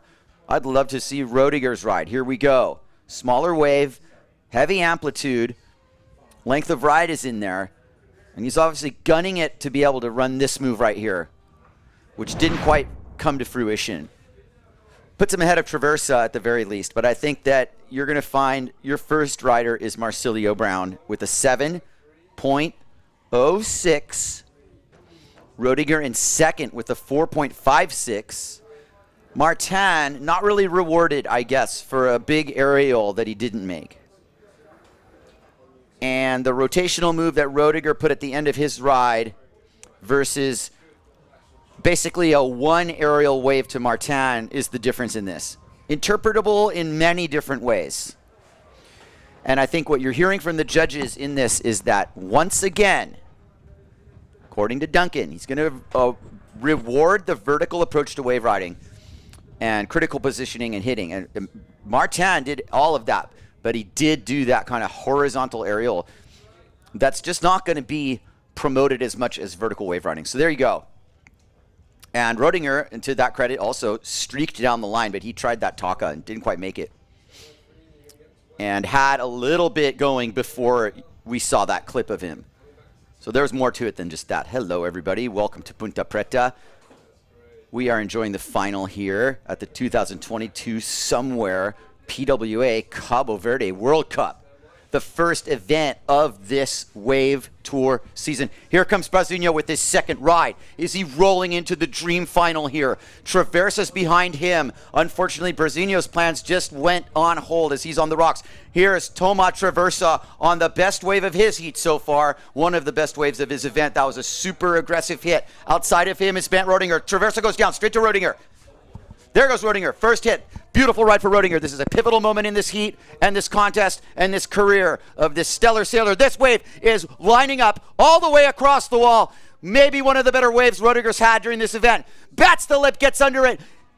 Further riding there. He is not done, folks. He's going to jet ahead of this thing. Keep it on Rodiger. One more turn deserves another. Gets hung up there a little. He's far from done. Barrel section coming through here. Antoine Martin shoots to the moon. Last rider in this exchange. Huge amplitude from Martin. This is going down, ladies and gentlemen. This is finals worthy. This is the product that we wanted. No doubt about it. Ponta Preta unlock. Antoine unlocks the Taka. Unlocks it. Kind of a flocka Taka. Woo! Brasinho looks in dismay and rightfully just waits right on the front part of the rocks. He's in a bad spot. It needs to be completely flat for his door to open. It's not. There's a little set to the outside of him. He seriously can't afford to go to the shore break, but he can't afford to make a mistake here. This is a gripping moment for him. When does he toss his rig into the water? He does it now. But he's not going to step on his board and risk his fins, huh? He's going to swim mildly. I think he can pull it. It's the worst part to be on the rocks. This is really hard to watch, but he's also, if he pulls this off, going to be right in the middle of the peak. Something went wrong there on Brasinho's ride. Oh. Okay, he's clean. That was a gutsy water start. And Rodinger, who just went to town on one of the nicest waves of his trip right now. Here's Rodinger's wave. Fade line really punched that bottom turn. This is a beautiful wave.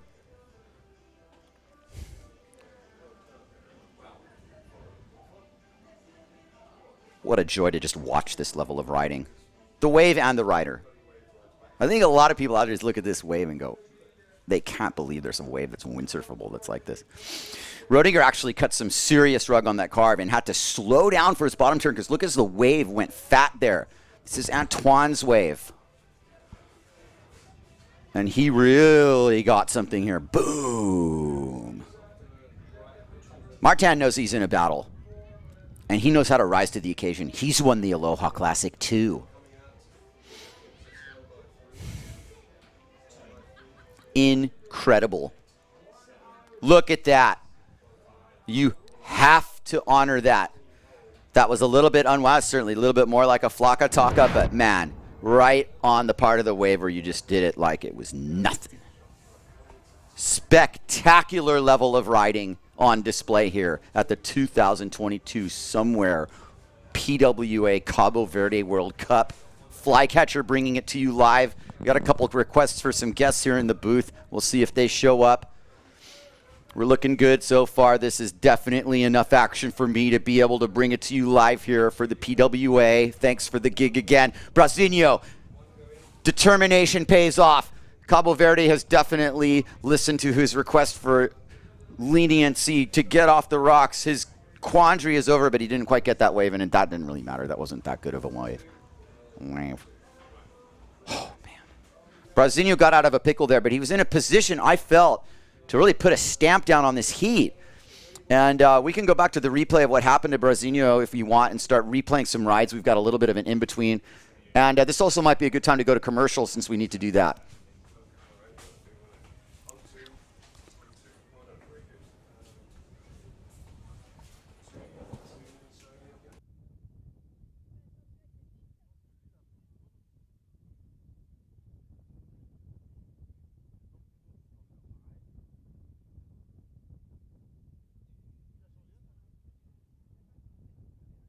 Yeah, we're going to break to commercial. Be right back.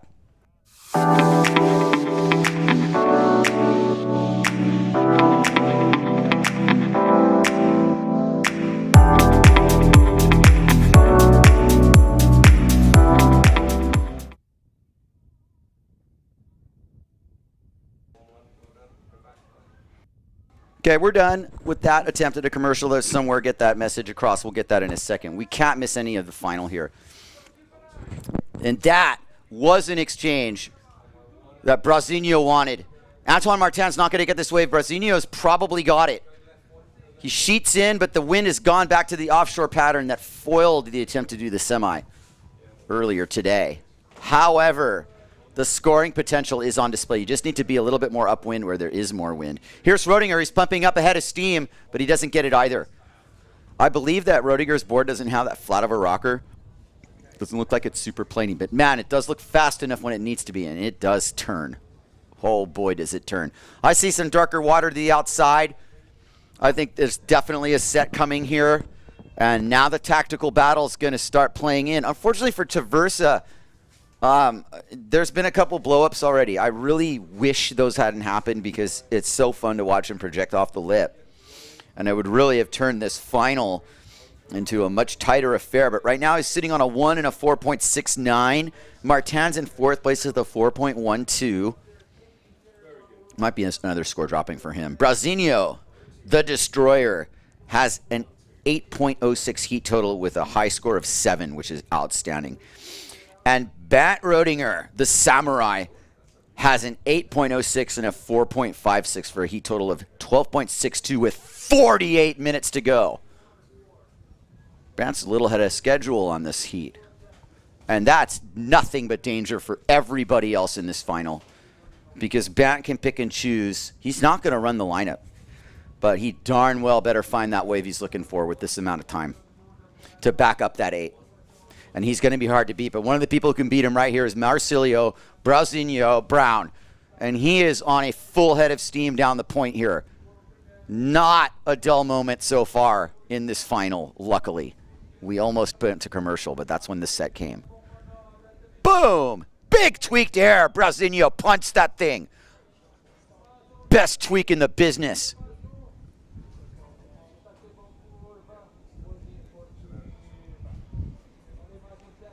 Outstanding riding from Brown. He's heading all the way downtown. And he pulls the Taka. That was a goiter make. Makes it into the shore break. Judges have to consider it. Oh, man. Super heavy make. Brazinho took that wave, and he knew right at the end he wanted to rotate that. Let's take ourselves through that one. Brazinho highline with the speed. Swoops his bottom turn, continues S-carving down the Ponta Preta wall. A clean wave here. Punches it for the tweak. Judges note the tweak. Here comes the wide grip boom just to make the wave. Winds up his coil and his like, I'm going to do this. Oh man. Full-blown goiter. Riding into the pit. The goiter is the when you unwind the sail. That was a little more of a goiter than a Taka. And there was air involved. That was beautiful. What a completely shredded wave from Brazinho. And here's the thing. Was it the biggest wave? No. Was it ridden to the criteria that the judges have been, and especially head judge Duncan Coombs, have been campaigning for that level of riding? All 4 riders are capable of those rotational tricks. That's gotten them here to some extent, some more than others. The person who wants to get back in the game right now is Tomás Traversa. Let's see the scores of this heat, please. Thank you. Keep them up, please. Okay, Brazinho, 12.45. Hasn't taken the lead, but it's a whisker away from Rodiger. Martin's got a 10.13. Traversa stuck with a single score kind of situation, which actually might be the culmination of his 2 somewhat incomplete rides. Traversa has got a full heat ahead of him to just erase the first 15 minutes of this hour-long final. He can just reset and forget. Meanwhile, Rodinger in a commanding position above Brazinho. And there is a small little exchange. We do need to, at some point in this final, go to commercial a few times. We want replays, but now's not the time. We've got some lower bulls setting up. Traversa's on one of them. What you're seeing is our 3 out of our 4 competitors are in the takeoff area, so to speak. That's Tomás Traversa inching into a really nice wave, and he's doing that right in front of Brazinho, who's sailing out. So here comes TT, setting up his line, forgetting about the last 2 waves. Punches his bottom turn full of confidence. That's the Tomás Traversa we all know and love. Huge aerial above the lip. Antoine Martin behind him. You're with Traversa right now. Traversa crisscrossing. Here's Antoine Martin's first aerial of that wave. Got to cut to him. Rodinger's behind him, but Antoine's on the nice wave here. Shredding it.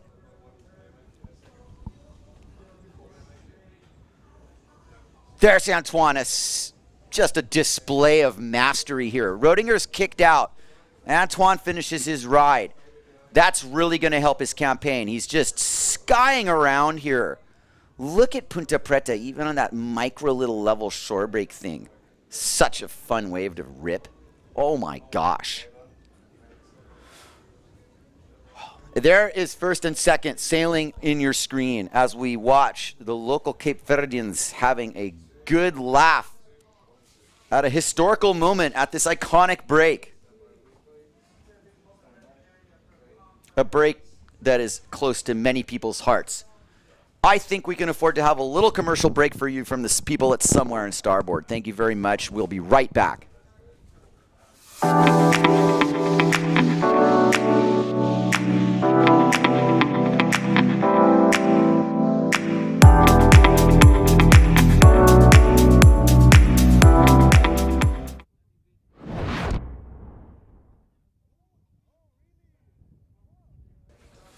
Okay, we got some live replays as the judges have a lot to consider for Traversa's wave. Thank you for bearing with us on the commercials. There'll be a few more. Traversa ripped this wave to pieces. Antoine as well with the full scale projection. And that's nothing compared to some of the years he's done while he's been here. The level of riding has never been higher. I've never seen anything like it. Knew it was coming, though, because I've been sailing a lot with these guys the last 2 years. And it only took coming to somewhere like Ponta Preta to unleash the next level of the future of wave riding. 42 minutes left as we dissect Antoine Martin's wave and do our best to manifest this moment and bring more waves to ourselves. In the final here, Traversa tacks out of that opportunity.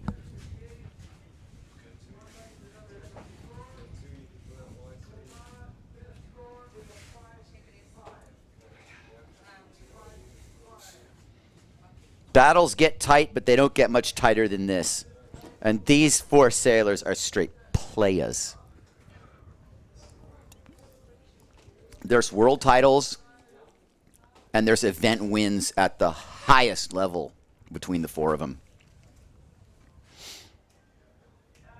Incredible level of riding. I mean, it's not lost on me. And right now, if you had told all the people at that meeting at the end of last year when they decided that they have to put a little bit more of a priority on some real wave riding conditions, and this came up that let's go to Cabo Verde. Well, is this what they signed up for? And the answer is absolutely. I definitely heard some doubters about, the forecast. These people didn't doubt. They knew they just needed to show up to Ponta Preta and say hi and bring their positive vibes into the area here. You just got to believe. Sometimes it doesn't take much, just the right direction swell for the long enough time. Giving Tomas Traversa a chance to get into this game. He knows how to play it.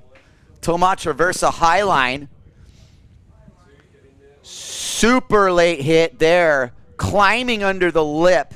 Got rejected. It was the first wave of the set. You'd never do that. Brasinho skybound. Huge landing. You heard it from the tent. He landed so hard. Did he just buckle that board? He landed so hard. Multiple hit opportunity, and he is on the rocks here. Unfortunately for him, familiar territory, and maybe a long enough lull that we could both actually go back to highlights. And something has broken. And that's quite unfortunate.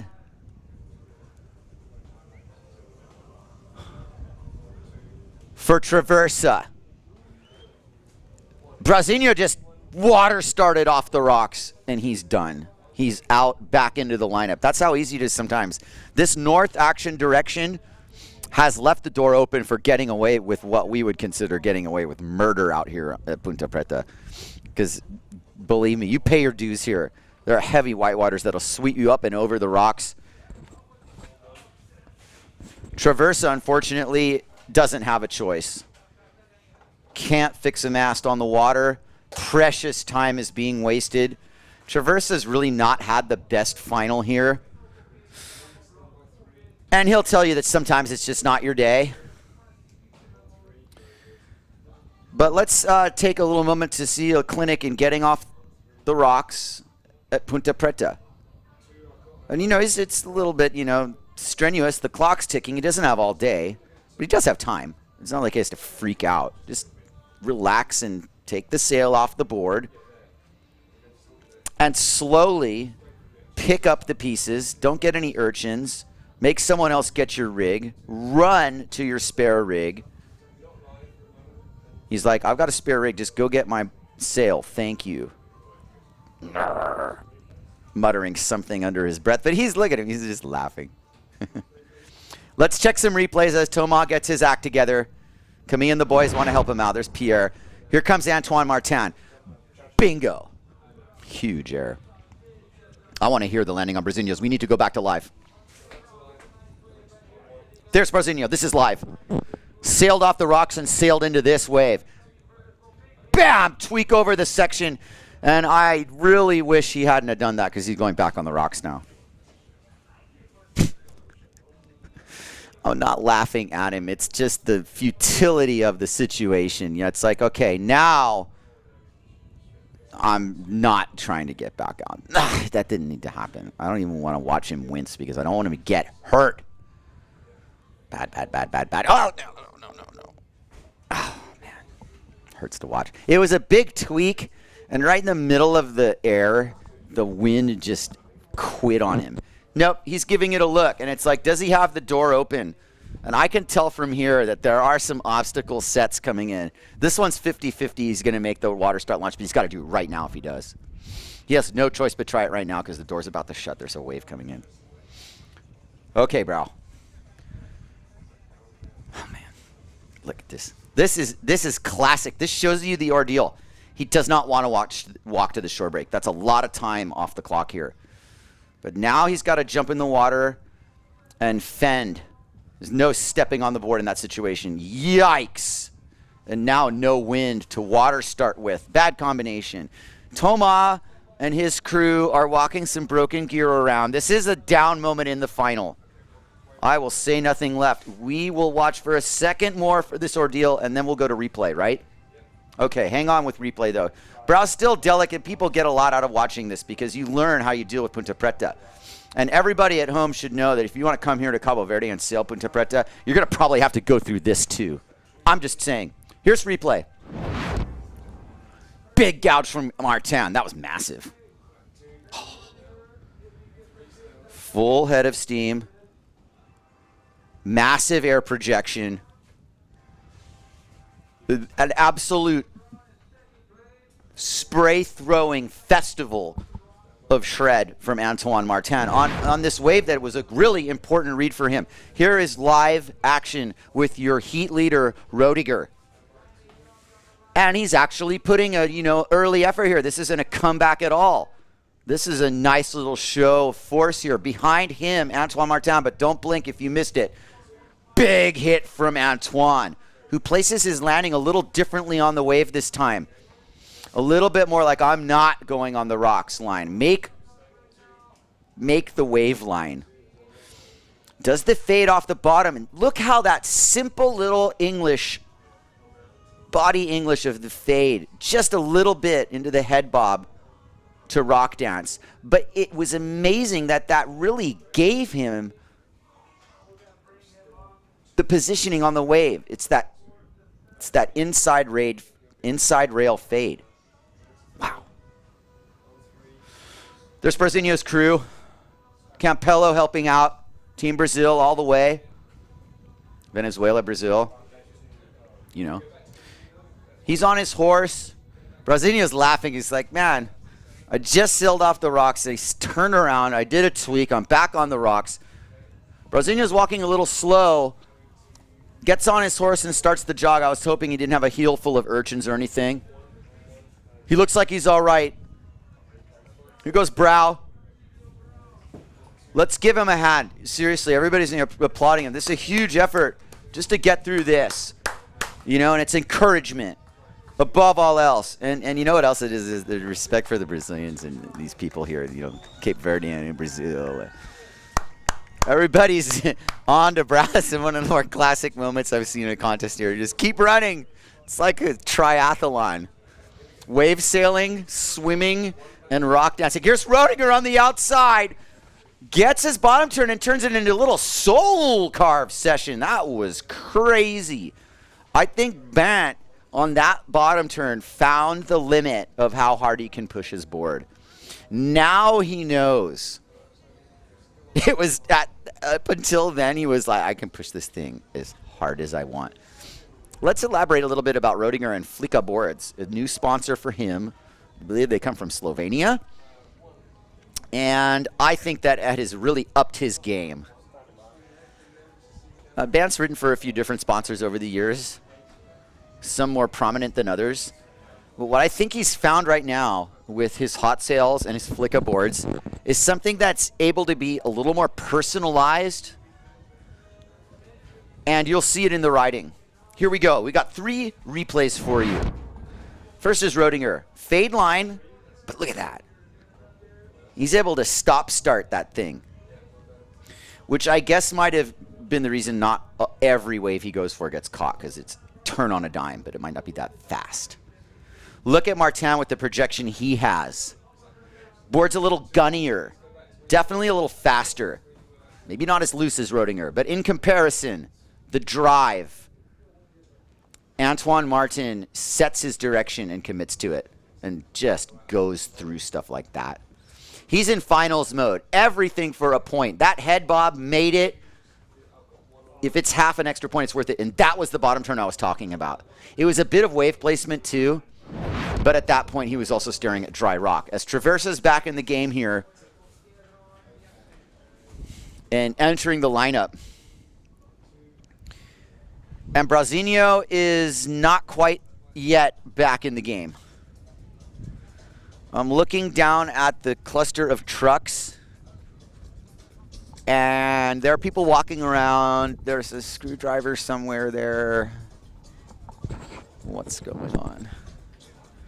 Okay, Brow is gonna get going, but he's not out yet. Just tell you that much.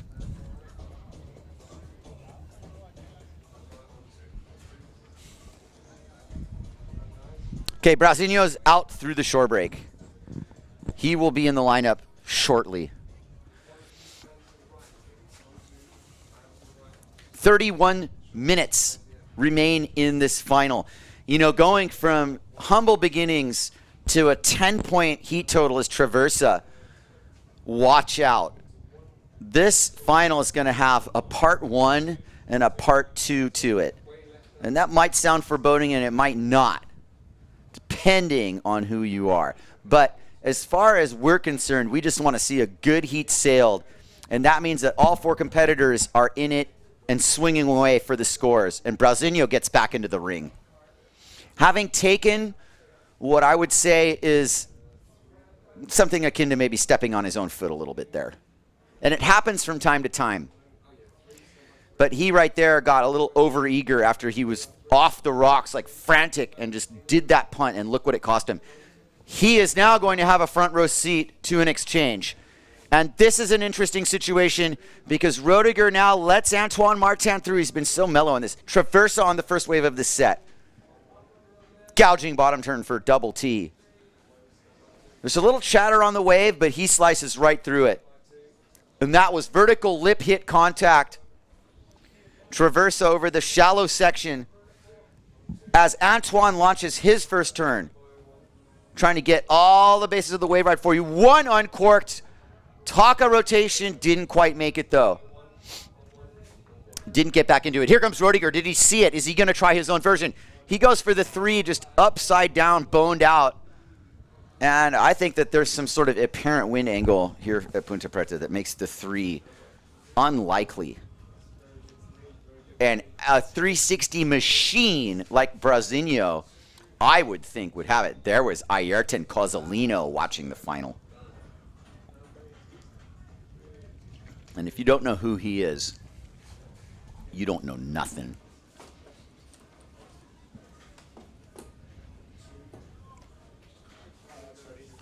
The level of talent on this beach right now in terms of what all the water sports are, even in this judges tower. Look at Alex Mussolini, longtime tour follower, is now a judge. And that's instant legitimacy here. As we watch the replay, the same thing the judges are kind of doing, poring over this. Traversa behind the peak drew a perfect line on the bottom turn.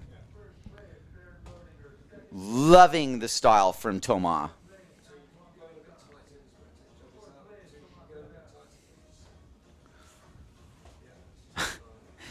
I am in awe of where windsurfing is today. I'm so proud to call myself a windsurfer, surfer, whatever you want to call it.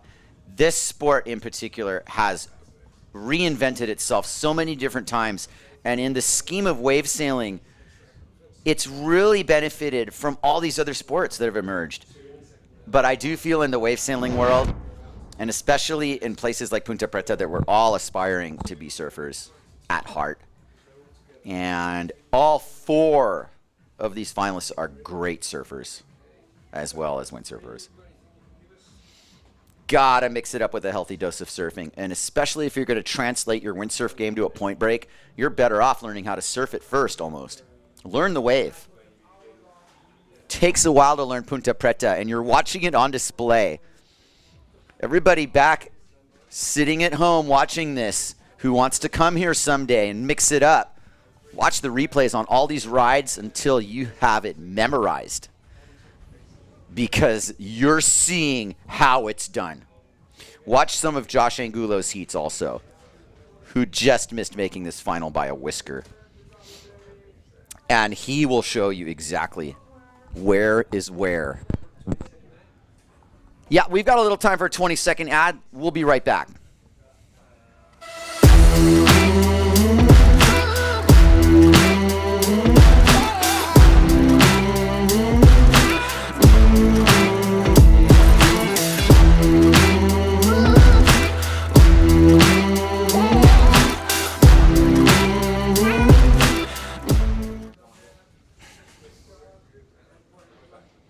That's Traversa finishing up a ride. Thank you for your patience with that ad. It was probably a mid-level score that he picked off on the underside. We'll get a replay in a second. He rode it well. It might be a backup score for him. I think he's got a better score than that. It's not going to be a difference maker for him. He's boxed in 4th. Traversa's kind of had a lame final by his standards. He got on waves, though. And that's the part that I just kind of go, oh, man. He just blew up a couple turns, and the momentum meter just stalled for him. Quite unfortunately. Call me a huge fan of his riding. And he knows exactly what to do to get back into it. Get into a groove. 25:52 remaining here. At 4:25 in the afternoon here at Ponta Preta. Tomás Traversa's at the main part of the peak with Brasinho pumping into the picture as well. Tomás is going to not be able to get this wave. He was just a little too offshore and ran fat on the inside. Brasinho's in.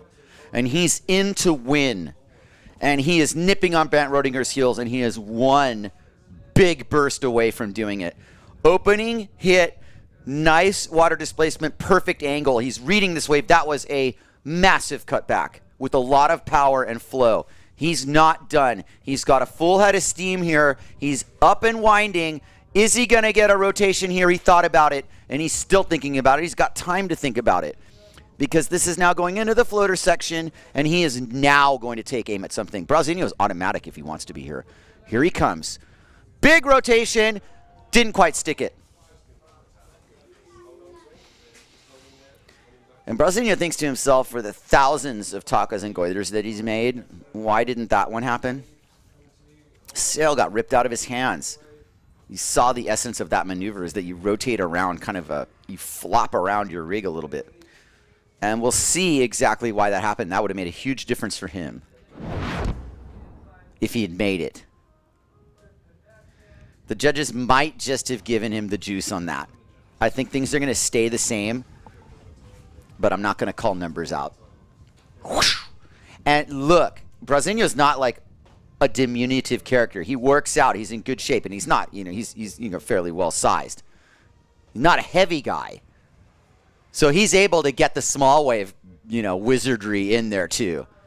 One of the very best at that aspect. This is what he was waiting to do, but that didn't really eventuate into a make there. And truth be told, they gave Rodinger a really good, solid score for an attempt. And it would be justifiable if Brasinho, it was looked at as a kick out or anything, but they're not going to juice him ahead of Rodinger. They're not. It's funny you use that term. I got so hey, Barrett, how was your heat? Oh, I got so juiced. And you're like, what does that mean? I got juiced, meaning that I made it through the heat, but I didn't deserve to, is what that means. And any one of these guys would love to get juiced as a winner, but that's not how it's going to happen. You're going to earn it, and you're going to earn it with the respect of the judges and your peers being on the same page with the decision. And I will add, for the most part, this contest has been free of controversy. I know there was a heat with Camille Jubin that people are still talking about. I'm still getting messages about it. Why? And, that's just good for us as a sport to have these kind of debates. And, the person really to ask about that is head judge Duncan Coombs. I'm not going to start talking about that in the final. But the point is, we've been free of controversy for the most part. And a big part of that reason is actually that Ponta Preta in itself, all on its own, separates these competitors. Ponta Preta lends itself to a certain type of riding. It's a surfing wave. So you have this mentality that you're going to be able to bring that kind of an approach to it. That's what's being emphasized here. This is wave sailing. Toma Traversa on a plane and on a train. And there is a better one outside of it. Ponta Preta has fully pulled through here. I'm astounded. Look at Toma's wave. Look what you can do in Cabo Verde. Bottom turn under lips and fly through sections. Massive air for Traversa. He's back in the game. He's back in the game. That's all there is to it. He's back in the game. He goes through the inside. This is Antoine Martin's first hit. It's identical to other setups, except this is now a crash on a really important ride.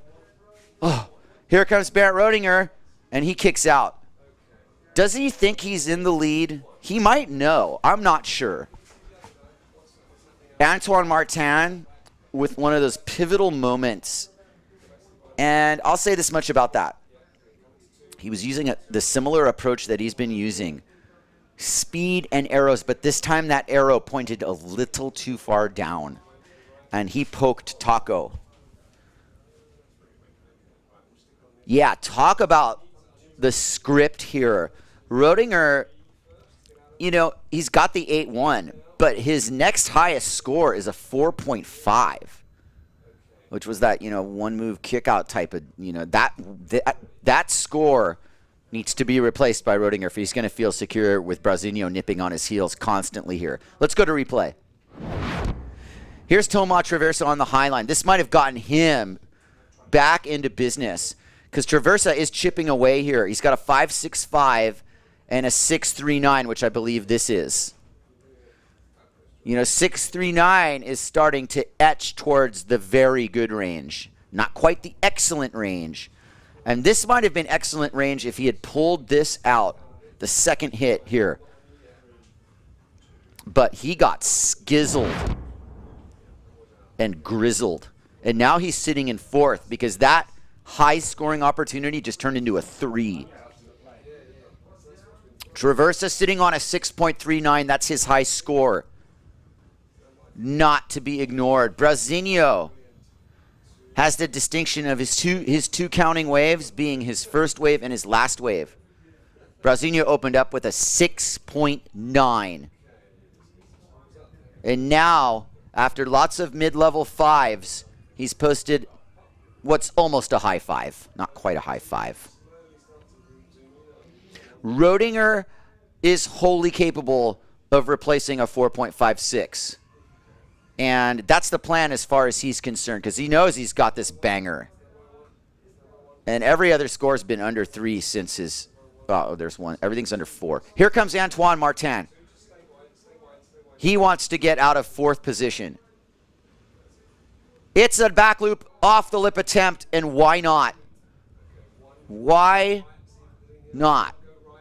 He can make it. It's the first time I've seen it tried in Ponta Preta in a while. I know Ricardo Campello had an attempt that was so gnarly many, many moons ago on a big wave. Campello skied one. Our situation has gotten tighter. Traversa is climbing back into this thing. He's in 3rd. And that 6.39 puts him on the doorstep. The doorstep of Rodinger and Brown. It's less than a point, okay? Martin's momentum meter has kind of gone a little bit neutral. He's not on that incremental climb of scores, and it doesn't look like he feels that good. You can see he's forcing stuff a little bit. Maybe he hasn't gotten his pick of waves. Maybe he's just, you know, trying not to be sailing gripped. But we do see the crowd here watching diligently. Little Grom on the soccer jersey there, cheering on. They were hoping to be cheering on Josh, and they will be in the 2nd round. Which leads me to wonder if they're choosing Brazinho as their main guy here. That would be possible. He was certainly getting a standing ovation when he was running from the top of the point down to the short break. There's a little bit of work to do here. Brazinho, I would think with a high 6, is looking at this 5.62 as like, yeah, I can do this. Rodinger seems to be hanging on. His momentum has fallen off a little bit. His fireworks came early in this heat. It's not that he's lazy, it's that he knows he has to uphold a very high standard of both wave selection and riding. And so it's tight. It's really tight.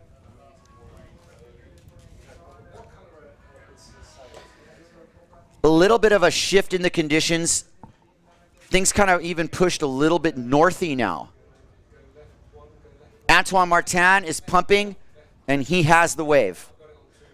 He can definitely reset as well. Cruisier bottom turn coming up. It's all about control. He's shooting for something big here.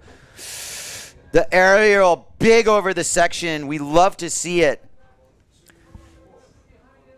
Behind him is Thomas Traversa on a beeline to an absolute nugget opportunity. This is big danger for everybody in this heat. Thomas, should he put this together, could have made a huge difference in his heat. Unfortunately, he kicks out of that. I'm a little pissed at Thomas. He was about to just go to town. Thomas. That's name of the game. You keep swinging, but man, Thomas had come back from such an ordeal there that unfortunately, you know, the little quiver shake that he did on that cutback killed that whole wave. And he was on a hooter too. And he really didn't need much. Jeez, he didn't need much. Those judges looked ready to give it to him too, I can tell you that. I feel like the judges are being asked, was this enough to counter, you know, the body of work that these other two sailors above him have put together? If you ask me, Rodinger is actually in a vulnerable position right now. Nobody who has an 8.19 should feel vulnerable, and maybe Rodinger doesn't really feel vulnerable, so to say. But this 4.56 other score is really what is affecting this heat right now and leaving the door open. Because the door isn't only open, there is no door. Let's check Rodinger and see the highest scoring wave of this heat. This is the final, and he got this wave fairly early on. A cavernous offering with cylindrical perfection and high performance riding potential written all over it. Rodinger's riding a novel with this wave. chapter after chapter. There's a table of contents, a bibliography. Wow. That was a novel. And it got him an 8.1. Wow. The locales are excited. They see what's going on here. They're listening to Josh Angulo, who's doing the beach commentary in both Creole and English. So the dual commentators, I wanted Josh to call the final with me in the booth here, but he's busy. This has been an all-time contest. I've had so much fun calling it. Thanks again to the PWA for flying me down. I'll get my sailing in later. It's so fun to be stress-free and not do heats. I love competing. Loved it during the years I was really doing it a lot. But this is equally rewarding. I tell you, I'm friends with just about everybody here, and I feel like I'm on the guardrail at Hukipa. Like these people are on the rocks, just watching as a fan of the sport. And I just want you to sincerely understand that, like, I'm trying to bring you that passion from the heart here of what I'm trying to show you, my interpretations of this. I have enough experience where I feel qualified to do it. But at the same time, fire away here on the Facebook questions on the PWA if you want something specific, some sort of, insight that I'm not giving for whatever reason. I'm not going to talk about judging scores. I can certainly voice your opinion on it if you want it voiced. But the main thing is I don't give my opinion on scores. That's for the judges. Time to go to commercial. We'll be right back. Sorari família, então manda saldo para Cabo Verde através do serviço de saldo internacional de CV móvel. Uma equipa pode fazer através de DIM.com ou pode fazer através de mobilerecharge.com ou pode localizar pontos de venda que está disponível no país que você está. Saldo internacional da CV móvel. Fica ligado. And we're back, and let's relive a few of the other rides before too much happens here. Roediger, fade line bottom turn. Runs the 360 attempt, not quite. Bottom turn Brasinho, look at all the angle. Control in critical places on the wave. And a lot of energy.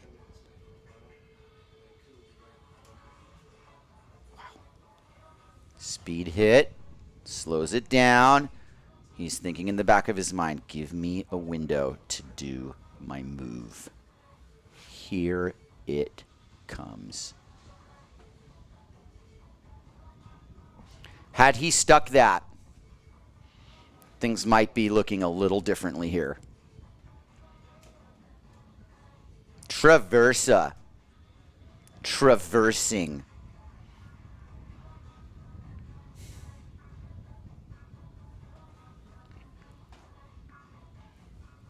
T-tune. Boosting.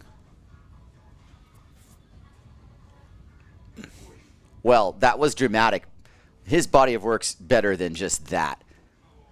But what you're seeing is the future.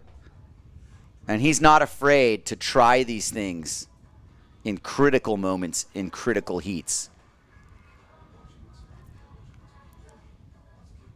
Great players make big plays in big games.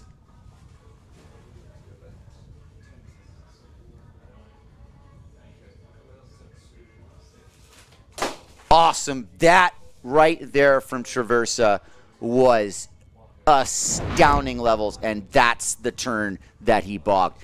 That first turn was one of the best turns I've seen from Trauma Traversa. And that needed to be backed up by something significant, and we might be looking at a flip. A lot of things have happened to preserve Roediger's lead. We're under 10 minutes now. The wind has given the look. It's 20 minutes to 5 o'clock. We're approaching golden hour. We're not quite there yet, and it's going to be the early part of it at the end of this heat. We're in kind of that late afternoon look. And that late afternoon look right now has Antoine Martin on wave number 1 of this set and Rodinger easily on one of the better waves he's been on in this final. Antoine with so much speed and a scary level one-footed aerial. What? That was, I can't even talk. It's better that I don't. Okay, Martin just did a one-footed aerial and stomped it, and it was as big as any normal aerial. One freaking footed. Rodinger tried to back that up. Everybody's looking around like, who is this guy? I cannot believe what I have just seen. Replay, por favor. These guys looking there like, did you really? One-footed aerial. What? Get the F out of here. And nobody needed to do something like that more than Antoine. I mean, Traversa maybe. 8 minutes to go. Scores are going to drop if they haven't already. Put them on the screen, please. Antoine's looking around like, did you see that? I saw that. He's looking for his friend's reaction. The score hasn't dropped. Or has it? 5.25. Okay. They're not going to. It was a one-move wave. Okay, I got carried away. I'm sorry. What? Oh, no. Well, okay, so it didn't put him in first place. It put him within 0.03 of Traversa. Okay, you can't over-reward something like that. And it was kind of, you know, like Antoine does these, you know, high-level theatrics. I've gotten super carried away before with this stuff. It's on record. I'll settle down a little bit, but not much. That was so rad. I want to see it again. Can we see the one-footed air again? One more time, please.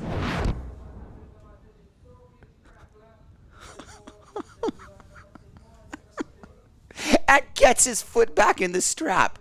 I mean, if anybody's going to make the Superman, it's this guy. Yeah, I agree with the score. Okay, fine. And he wins the contest. It's like, no. No. Rodinger's just chilling. 6.5 minutes to go.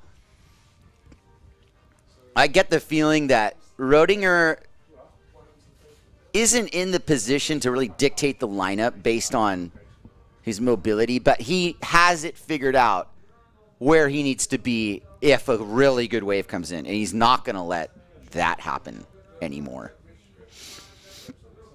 Rodinger has carved his way into first place here for very many strong reasons. The day before the competition started, we did some free sailing together up at Coral Jewel in Little Hukipa. And Bant, you know, once I saw him up at Coral Jewel, he had this look on his face which was giddy. Yes, when he was much younger, he had dreams of coming here from all the everything that he was seeing. But when he was actually finally out in an environment that kind of gave him a taste of what he'd been dreaming about, which Coral Jewel at the time was just coming up, and basically watched it go. He pulled the best Taka ever. It's on tape, and people have been looking at it since.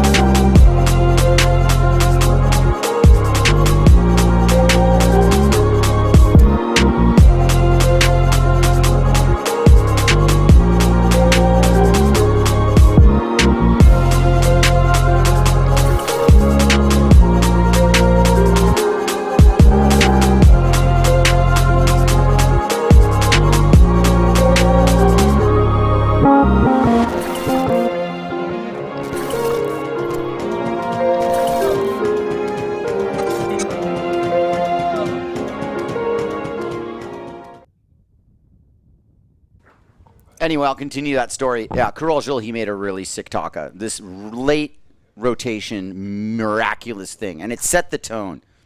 I think the judges served notice about what his level of capability was. They already knew. Everybody else mixing in, you know, that really became apparent that there are things you need to do to separate yourself in a situation where you're in a point break and people are watching and you've got to make an impression. And Antoine can do it, I mean, a number of ways. Roedinger, however, has come in here now at the highest level of the sport. This is the PWA World Tour. This is the top echelon of riding there is. I say that just based on the hierarchy of ridership. There are other tours. The IWT has a very strong ridership. And I think that the ethic between the two tours is slightly different.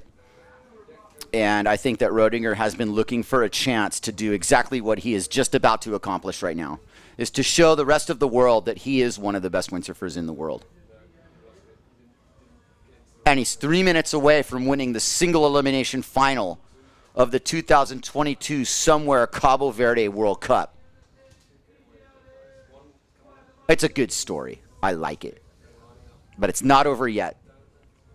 And there are people who can rewrite that last chapter of this heat. And one of them is Marcilio Brazinho Brown. And I promise you, Ponta Preta has at least one more exchange for us before this is said and done. And I think it's arriving right now. Here it comes. Brazinho pumping. This is the guy who can separate it. This is the guy who can steal it from Roedinger. He's on a nugget. This is a beautiful wave and a huge opportunity. Brazinho's worked hard for this. Brazinho the Destroyer punches his bottom turn. Mid-face, slice cutback. Brings it down to the point. Little bit of heading downtown just to get the move. He's winding up. You know what he wants to do. Nobody else is on a wave. Here comes Brazinho squeezing through the inside section. It's going to open up down low. I am jumping up and down with anticipation. Here's the floater to make the inside section. He's going to do an air to make the other section. This thing's still going to open up. Is it going to give him a chance? It's not over yet. Here he can get to the inside section. He's done with that wave. It didn't give it to him. Ponta Preta decided no. There's nothing Brazinho did wrong not to get that little end section taka attempt. Look. Ponta Preta just said, you know what? Nope. You will stay in second, brow. Oh, man. By the narrowest of margins.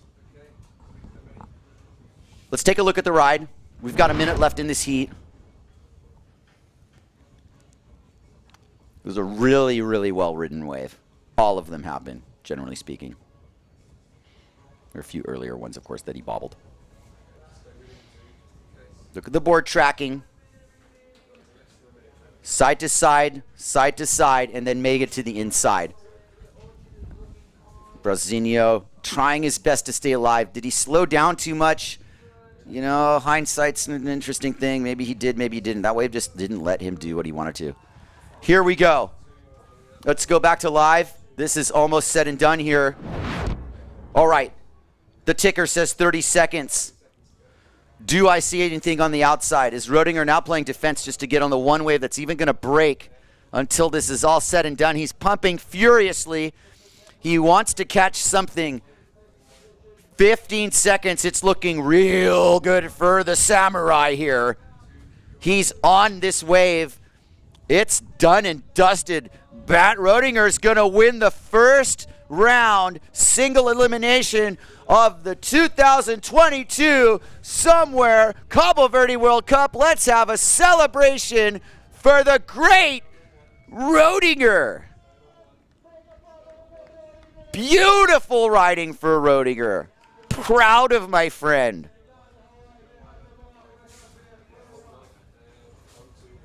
Putting his name down in the history books of this iconic event. Roedinger sails to the beach in first place. And it wasn't by much. And the wind basically has completely died. That was all she wrote for that attempt. Free sailors are frantically sailing into the lineup to get a last piece of Ponta Preta. Bant's done. He's in first place and also ranked first in the world at the moment, so to speak. You won't have the final ranking till this event result is final. Why don't we catch that last Rodiger victory lap, if you will? Or you want the big banger? All right, here's the 8.1. Beautiful ride.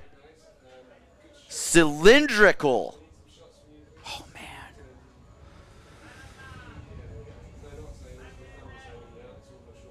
I'm proud of you. Good job. Really had this execution line there. Wanted to dissect. A lot of momentum there. Missed the taka at the end, but that's what she wrote. There you have it. The spectators are asking amongst themselves who they thought won. Clearly, when Rodinger got the applause, he knew for sure. And the scene is set for a wonderful awards presentation. This contest, by definition, is halfway over because we are now going to go into the double elimination. When I say now, I mean in the sphere of this contest. My instinct tells me we're done for the day. I don't know if Duncan's just going to launch into the double right now. We've got a body of work here that is, for the most part, complete. And we will go to commercial and come right back and wrap this up. I might possibly be able to get Bant here for a word. Stay tuned.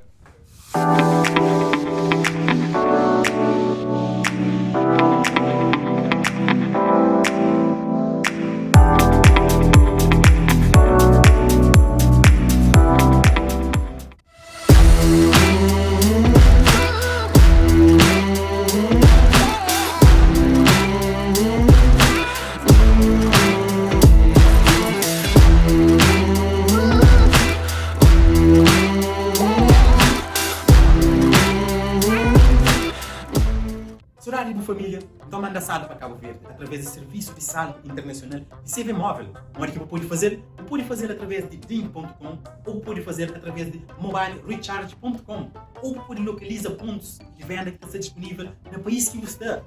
Saldo internacional da CV móvel. Fica ligado.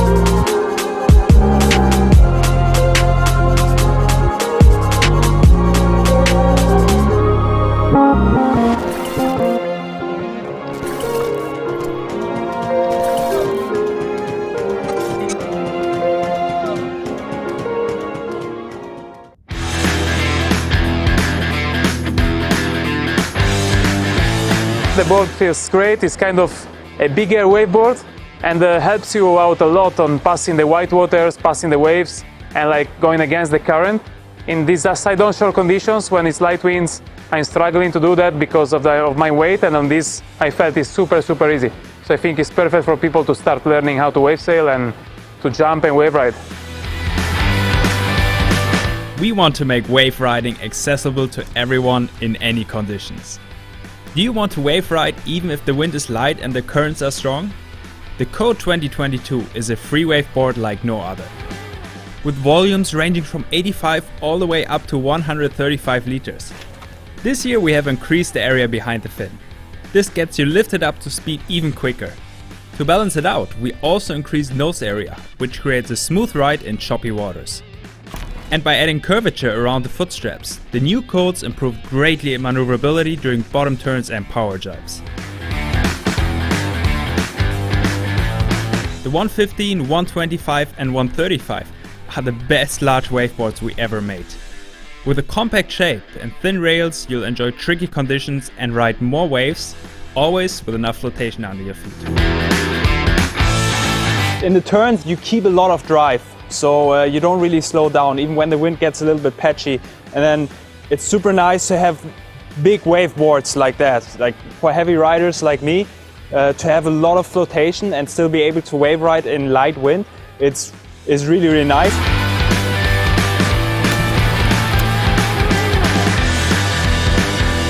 The 2022 coats come with two fin setups. With the thruster fins you get the most wave performance. But once you switch around to the larger single fin, the board turns into an agile freeride board. More drive, increased agility and quicker. The new 2022 coats are a significant step forward. Are we promising too much? Come and try for yourself.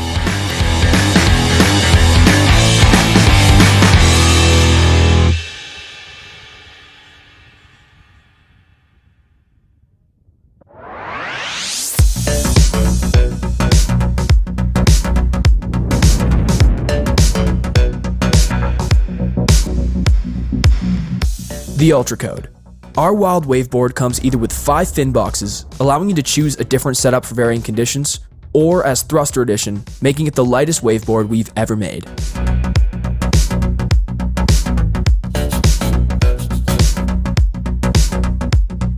A total of 7 sizes are available in Carbon Reflex, a technology with an industry-leading track record of only 1 board broken per 100 boards sold. The thin rails and slight tail kick provide the Ultra Codes with plenty of grip while carving through your turns. The concave bottom shapes allow for quick rail-to-rail transitions, while the shallow tail allows for faster turns. The compact board design gives plenty of control in strong winds and while jumping and flying through the air.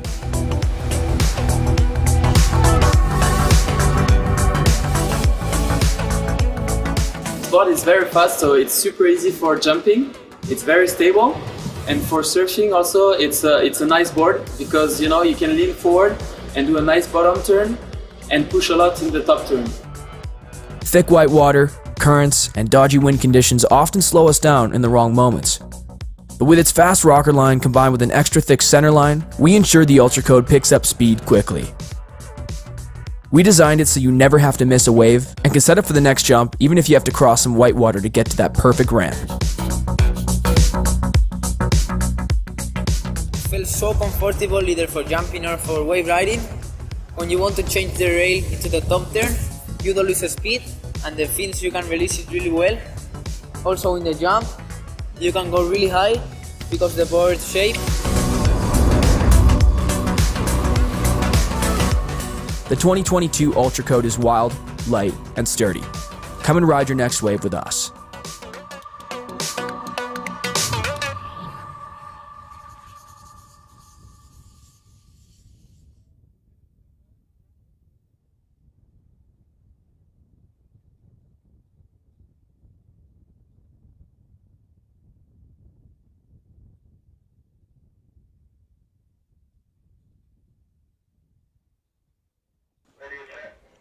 Right, so there's your podium as we get our top 3 finishers ready for the presentation. We are going to cut to some highlights, and I will leave you to them.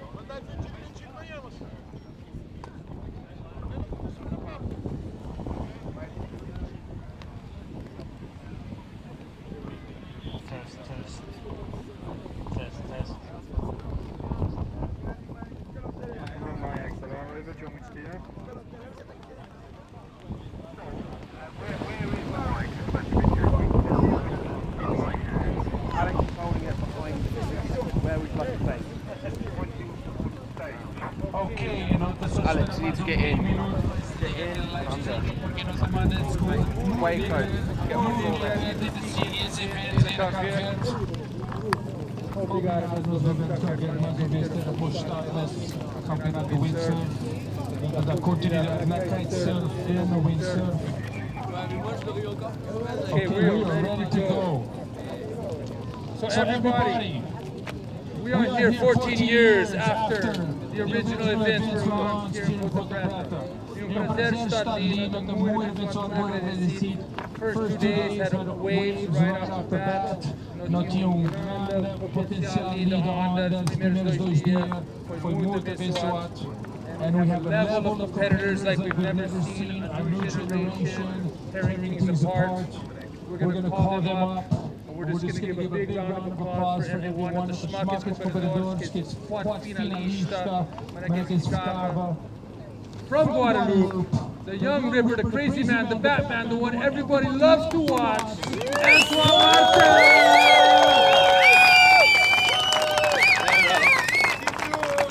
Good job, Antoine. A quick word for everybody here in Cabo.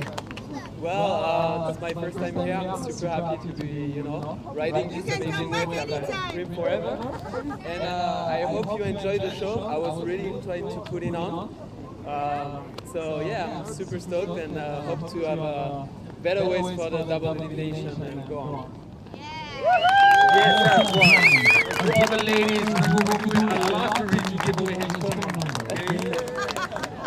In third place, one of the best rippers in the world, a guy who needs no introduction. He sails Nazare, he sails all the spots in the world.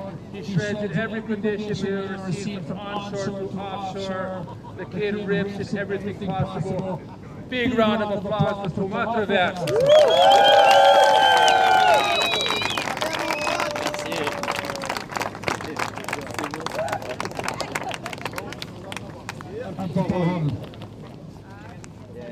Thank you, everybody.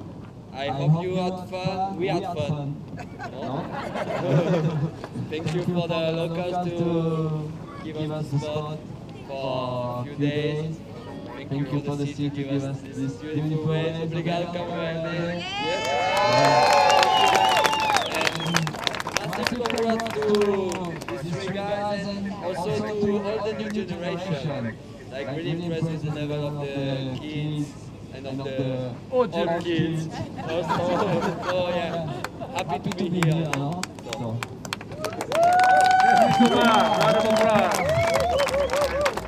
Okay, these last two guys, it was tight. Coming into this event, notava também que na única mais forte seria Marcelo Brown. Única mais forte, tem muita gente que tocou ainda na caverna, depois em Hawaii. So in second place, shredding from day one to the very end of the finals, multi-time world champion, one of the best windsurfers in the world in all conditions, Marcelo Brown.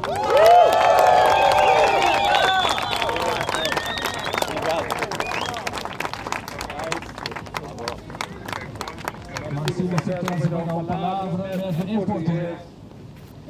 É muito especial estar de volta aqui no Cabo Verde. Depois de mais de 2 anos sem competir, não teria um lugar melhor para retomar as competições. Na minha opinião, Ponta Preta num dia bom é disparado o melhor lugar do mundo para viajar de wave. Obrigado por todo mundo que fez esse evento voltar. Eu acho que para a minha geração, para a geração mais nova, para todo mundo tinha um sonho. E é isso aí, sempre que a gente puder voltar, vai ser com todo prazer. Muito obrigado a todo mundo.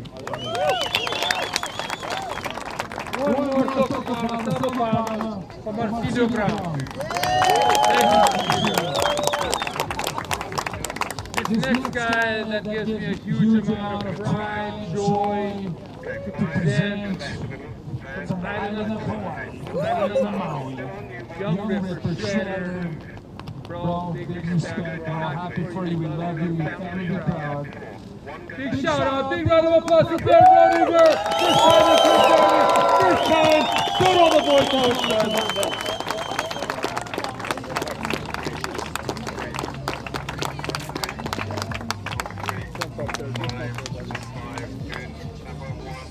Let's hear a word from Darren. Or two. Wow. I can't believe it. The whole time during the final, I thought one of these guys for sure had it. I mean, everyone's ripping so hard. What an amazing experience. And thank you to everyone for all your generosity in making this happen. I mean, we owe Josh so much. You know, he put this on, he put us up, he helped us get trucks. I mean, he's feeding us. This is amazing.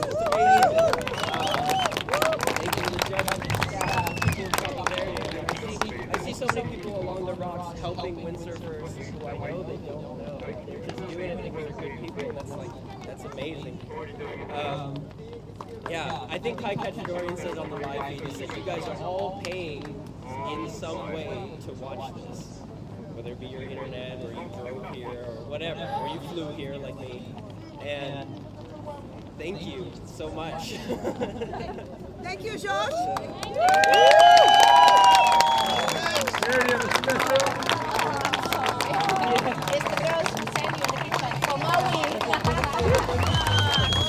Let's make some noise for the boys!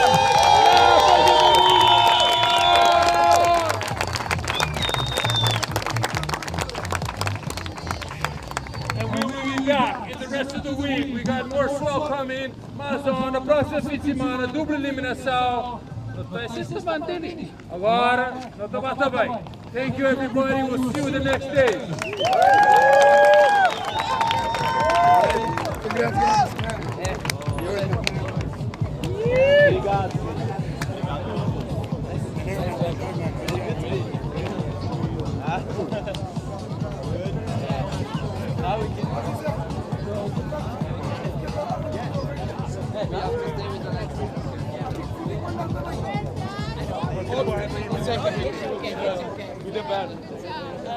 Where's your microphone? No, the microphone? What is this one? People are going to do interviews, is that okay? Congrats, buddy. Come on, now!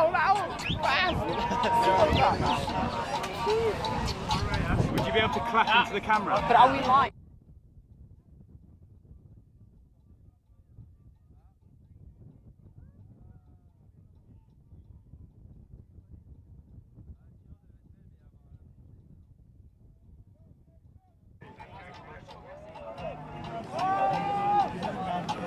Are we on? Yeah, we're on. Okay, Bernd, I think we're on. We're live. We're on. Yeah. Tell us, how was it winning this elimination? It was incredible. Of course, I was just amazed, shocked, going through all the different emotions. And when I was walking up here, you know, I was obviously thinking about home and thinking about people back home and stuff like that. And I mean, it was just like an incredible amount of generosity that got me here. I kind of struggled to get here, and there was a time when I thought maybe I shouldn't go. But everybody in my community like pieced together gear, and like somebody had a boom that they had re-gripped for me like a couple of days before I left and stuff. And my sponsor Flicka, they made 2 new boards like super fast, and they had somebody fly them over here for me. And I mean, I just couldn't believe it, you know? And in a lot of ways I was like, man, I really want to do something cool for them, because they all came together so universally, you know? I was just like, wow. And so, yeah, so getting to win this and stuff is cool affirmation for what they put into it, so thank you. Thank you, and it was really nice watching you. Thank you. Thank you.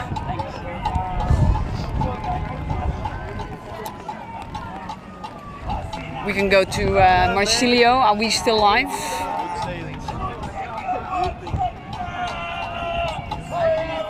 Go for another interview.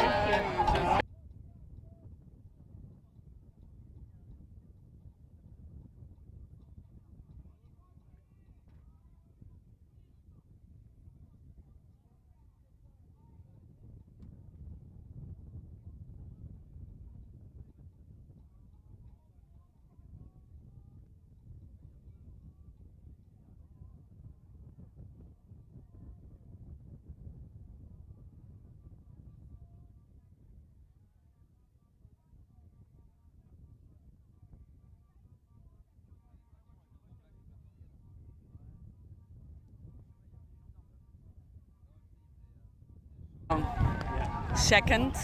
You happy with this? Super happy, considering when you see the level of everybody, this very difficult contest, and yeah, very good start of the year. Not over yet, we still have the double, but couldn't be happier. How was it to be sailing here, a competition again? Very good. I was 2 years no competing, and this is a dream to get back into the contest here. And yeah, I'm glad we had the conditions. When we first got here last week, the forecast looked really dodgy, and then out of a sudden looked good, and we're here. So yeah, I think it's beyond anyone's expectation, especially people that were here last week. We're all thinking like, oh wow, this looks a little not great, but we got lucky and scored. Finally, Yeah, thank you. thank And you. see you later on in the week. Yes, thank you guys.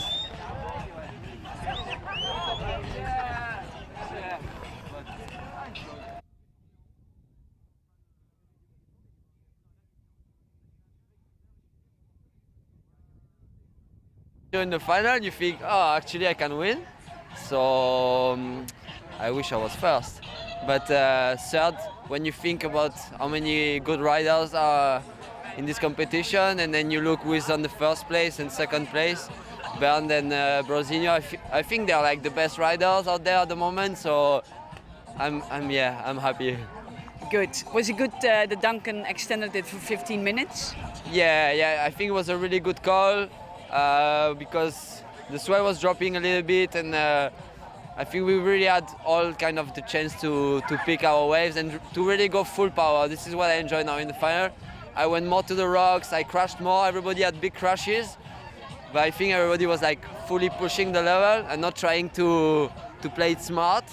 So that was cool, and yeah, it was good, and also we were really relaxed out there. Like I felt like the four of us, we were not really pushing each other too much, like in a competitive mindset, because there was time. So it was nice, it was a good call, and just having the waves for us, you know. That is kind of special as well, huh? Thank you so much, and we'll see you later on in the week. Thank you.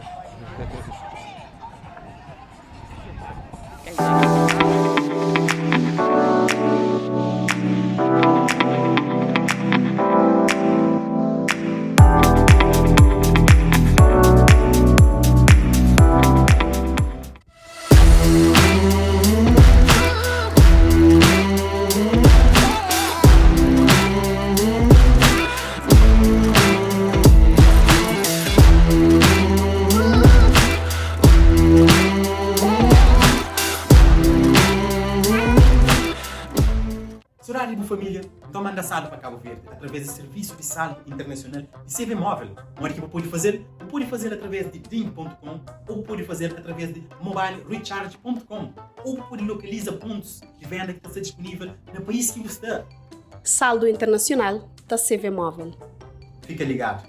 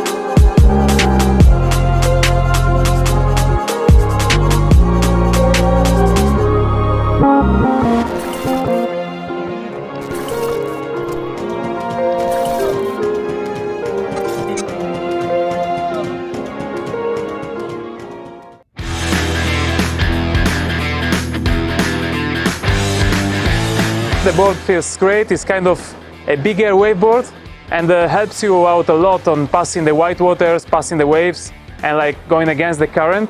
In these side onshore conditions, when it's light winds, I'm struggling to do that because of my weight, and on this I felt it's super easy. So I think it's perfect for people to start learning how to wave sail and to jump and wave ride. We want to make wave riding accessible to everyone in any conditions. Do you want to wave ride even if the wind is light and the currents are strong? The Code 2022 is a free waveboard like no other. With volumes ranging from 85 all the way up to 135 liters. This year we have increased the area behind the fin. This gets you lifted up to speed even quicker. To balance it out, we also increased nose area, which creates a smooth ride in choppy waters. And by adding curvature around the foot straps, the new coats improve greatly in maneuverability during bottom turns and power jibes. The 115, 125 and 135 are the best large waveboards we ever made. With a compact shape and thin rails, you'll enjoy tricky conditions and ride more waves, always with enough flotation under your feet. In the turns, you keep a lot of drive, so you don't really slow down, even when the wind gets a little bit patchy. And then it's super nice to have big waveboards like that, like for heavy riders like me, to have a lot of flotation and still be able to wave ride in light wind. It's really, really nice.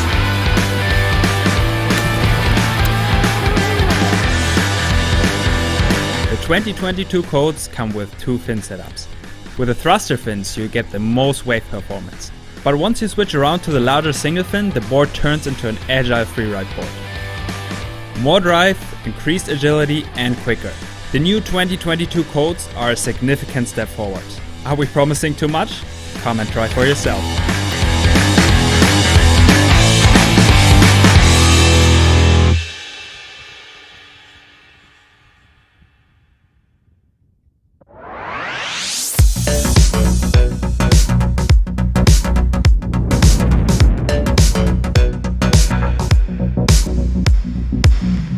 The Ultra Code.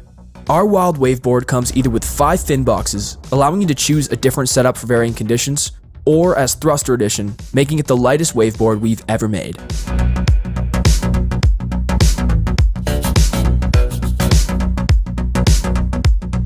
A total of 7 sizes are available in Carbon Reflex, a technology with an industry-leading track record of only 1 board broken per 100 boards sold.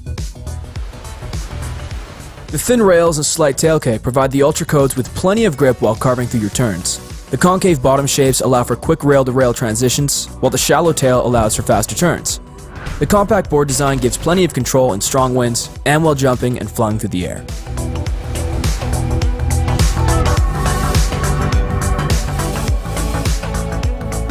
This board is very fast, so it's super easy for jumping. It's very stable. And for surfing also, it's a nice board because you can lean forward and do a nice bottom turn and push a lot in the top turn. Thick white water, currents, and dodgy wind conditions often slow us down in the wrong moments. But with its fast rocker line combined with an extra thick center line, we ensure the Ultra Code picks up speed quickly. We designed it so you never have to miss a wave and can set up for the next jump even if you have to cross some white water to get to that perfect ramp. Feels so comfortable either for jumping or for wave riding. When you want to change the rail into the top turn, you don't lose speed and the fins you can release it really well.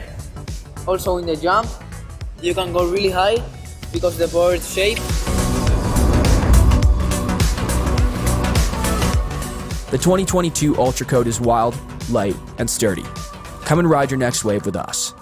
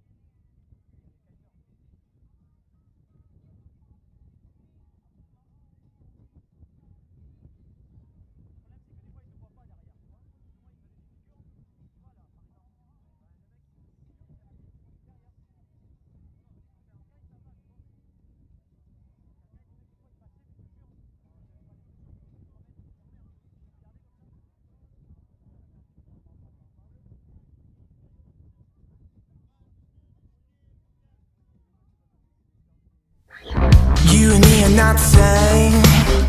We're the pain just to make you sweat. You're try to tell me that you're over it, yeah. You know I love you, you know I love you. You got something to say.